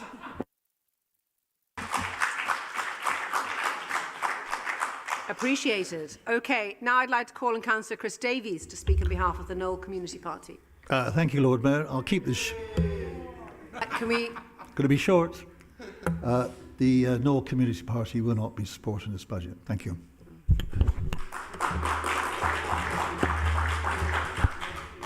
Right, so that is the end of the debate, and now it's my opportunity to invite Mayor Rees if he would like to respond to the debate. Yeah, I'll share a couple of things. I won't get into, it wouldn't be possible to get into all the points, but just to go back to just the 3 qualifications I made at the beginning. One is, we recognise there are no consequence-free ways of bringing a balanced budget, meeting our legal requirement. We cannot have a 2002 version of local government in 2023, in a 2023 context. That is not an option for us. The second thing is just to stress again, the measure of what we do. Yes, we measure ourselves against the best of what we think local government could be, properly funded, properly supported with the policy framework and given the space to act. But fundamentally, what we're also doing, in light of that legal requirement, is measuring what we are against what we would be if we failed to pass a balanced budget in Bristol, and that would be a council that wasn't controlled by us, in which our statutory, our non-statutory spend would just have red lines put through it. Probably the first thing to go would be the council tax reduction scheme. So there's just a bit of sobriety needed on that. And the third is something I've talked about actually with our senior leadership team in terms of the way we lead this organisation, and that the skills and your values, and I have to be very careful when I say this, are not evident in what you do when resources are plenty and what you spend on. Your skills and your values are most evident in when you make difficult decisions, when money is scarce, in what you say no to and how you say no, and in what you do in response to that.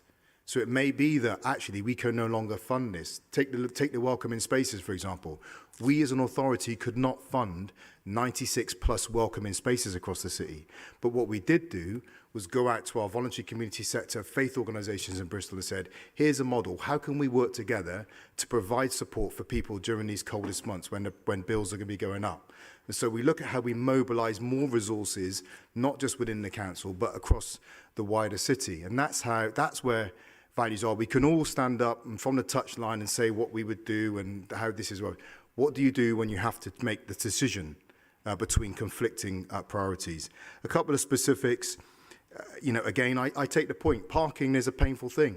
There's no joy in putting up parking charges. There's a bit of complexity. We do need to tackle, we do need to support modal shift in the city. But what I will say to you, and you'll be invited to this, I will be talking to the health service about this. Now we have the integrated care system, because actually transport to and from health services is part of the health system. And so as we look at doing this, we will be talking to the integrated care system. We have a workshop coming up with them, looking at the whole care, adult care and NHS system soon. And transport has to be part of that conversation. At the same time, we'll be asking those health leads to speak into other policy areas in Bristol, such as housing, such as nutrition, child hunger, educational start in life, quality of work as well. Areas that the NHS and the health system doesn't often get their hands on, we'll be having that broader, wider determinants of health conversation with them. And parking and access to services will be part of that, particularly where it's raised. Council tax, two things on this. It's not actually like for like, because we have been looking at the council tax reduction scheme, but we're talking about a targeted, not a flat approach to council tax reduction scheme. How do we make this more efficient and more focused on the people that most need it? And we should have it in constant review. So it's not a like for like approach. And I'm loath to say the name, but I will say, Heather, your point about you save the council tax reduction scheme, this happens all the time. On one side, I'm accused of being a dictator that doesn't listen to everyone and has all power, makes all decisions. And then when anything good happens, you claim credit for it. This happened over Cotton, pedestrianisation up in Cotton. I mean, it's one or the other, right? And what has actually happened is that we do talk to people and listen. And actually, if you come to the city gatherings, and you have been invited to city gatherings, not just telling people you're not invited, you do see us engaging with our city partners. Buses as well, this is a real dilemma for us, it's a wicked challenge for us. We recognise that. We're not giving up on buses by any stretch. We see them as essential. Pandemic has had a major impact on them. We will continue to work both with the combined authority as an administrative structure, but we proactively work with our neighbours in South Gloucestershire, North Somerset and Baines as well, at how we can tackle that, and we work with the LGA to bring the challenges to government. And on reserves, you're buying into the government myth that local governments across this country are sitting on huge swathes of reserves.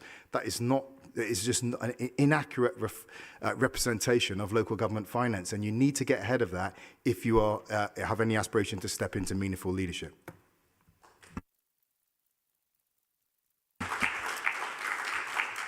Thank you. Okay, we're now on to section 11 of this budget procedure.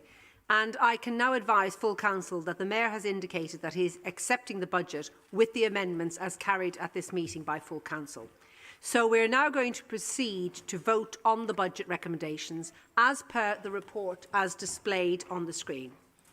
Okay, so firstly then, as Lord Mayor, can I ask the council to note recommendations A to F? And we're going to do this with a simple A and nay vote. So all those in favour say aye. All against say nay. The ayes have it. Thank you. We now move to vote 1 of 4 votes. This is recommendations G to N. I hereby move recommendations G, H, I, J, K, L, M and N, and these are being shown on the screen now. I'd like to ask Councillor Smith, Deputy Lord Mayor, to second the motion. Seconded, my Lord Mayor. Thank you. So this will be an E vote. Please ensure that you're in your correct seats. And so just to remind you that you are voting on recommendations G to N, and the vote will be open when I give you the nod. It will be open for 15 seconds. Oh, I'm not liking this.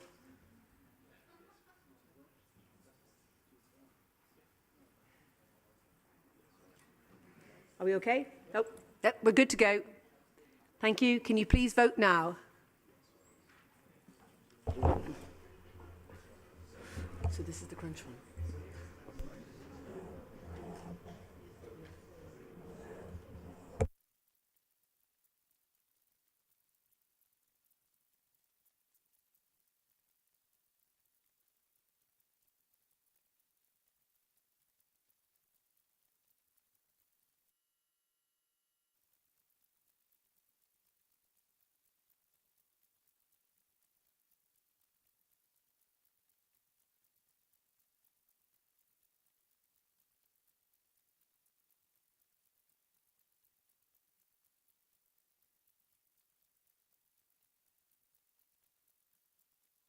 So we have the results.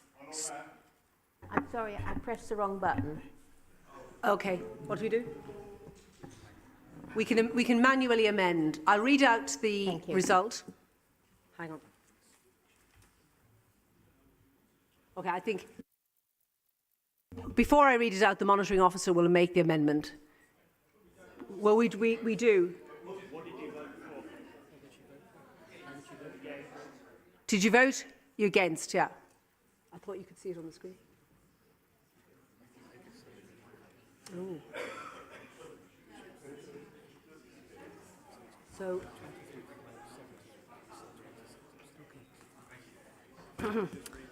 okay, we don't need to. So the vote, the result of the first vote is 23 for, 17 against, and 26 abstentions. So that vote passes.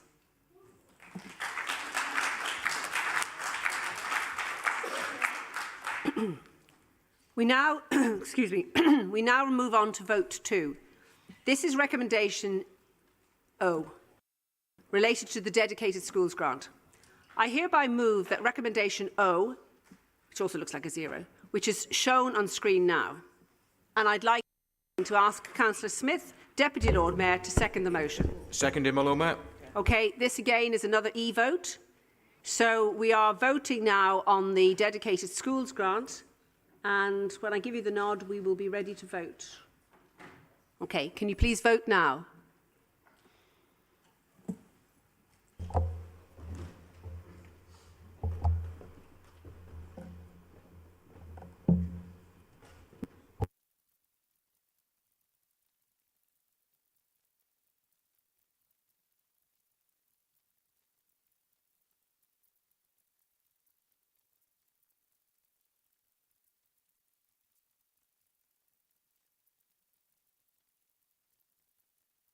Okay, and the result is this. It's very straightforward. 64 absence and 0 against and 3 absence. So I'll just read that again. So on the dedicated schools grant, it is 63 for, 0 abstentions, and no, so I've got it the wrong way around. Sorry. So it's, yeah, sorry.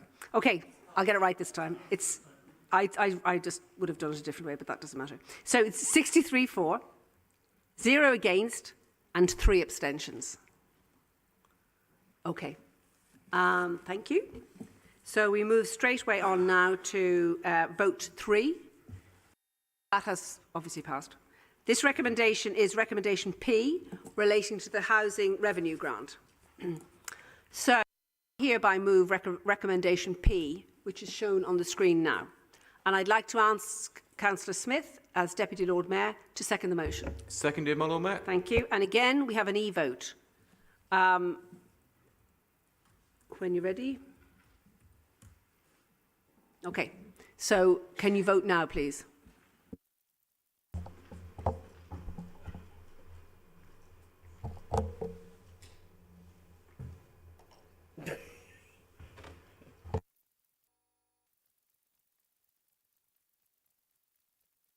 And the results of that is unanimous, 64 for, 66 for, it's obviously been a long day, 66 for, and I can't really hear, 66 for, no abstentions, and nobody against.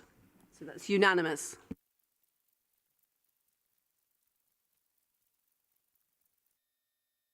To the final vote for, which is recommendations Q to T, related to the delegation of authority to make necessary technical adjustments upon receipt of settlements and clarifications.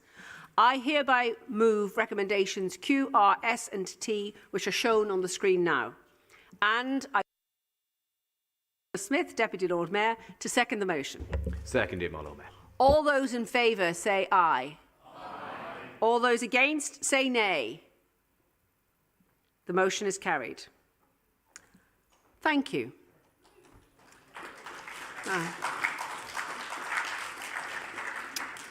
I am pleased to confirm that the 2023 to 2024 budget is in place and that concludes this meeting.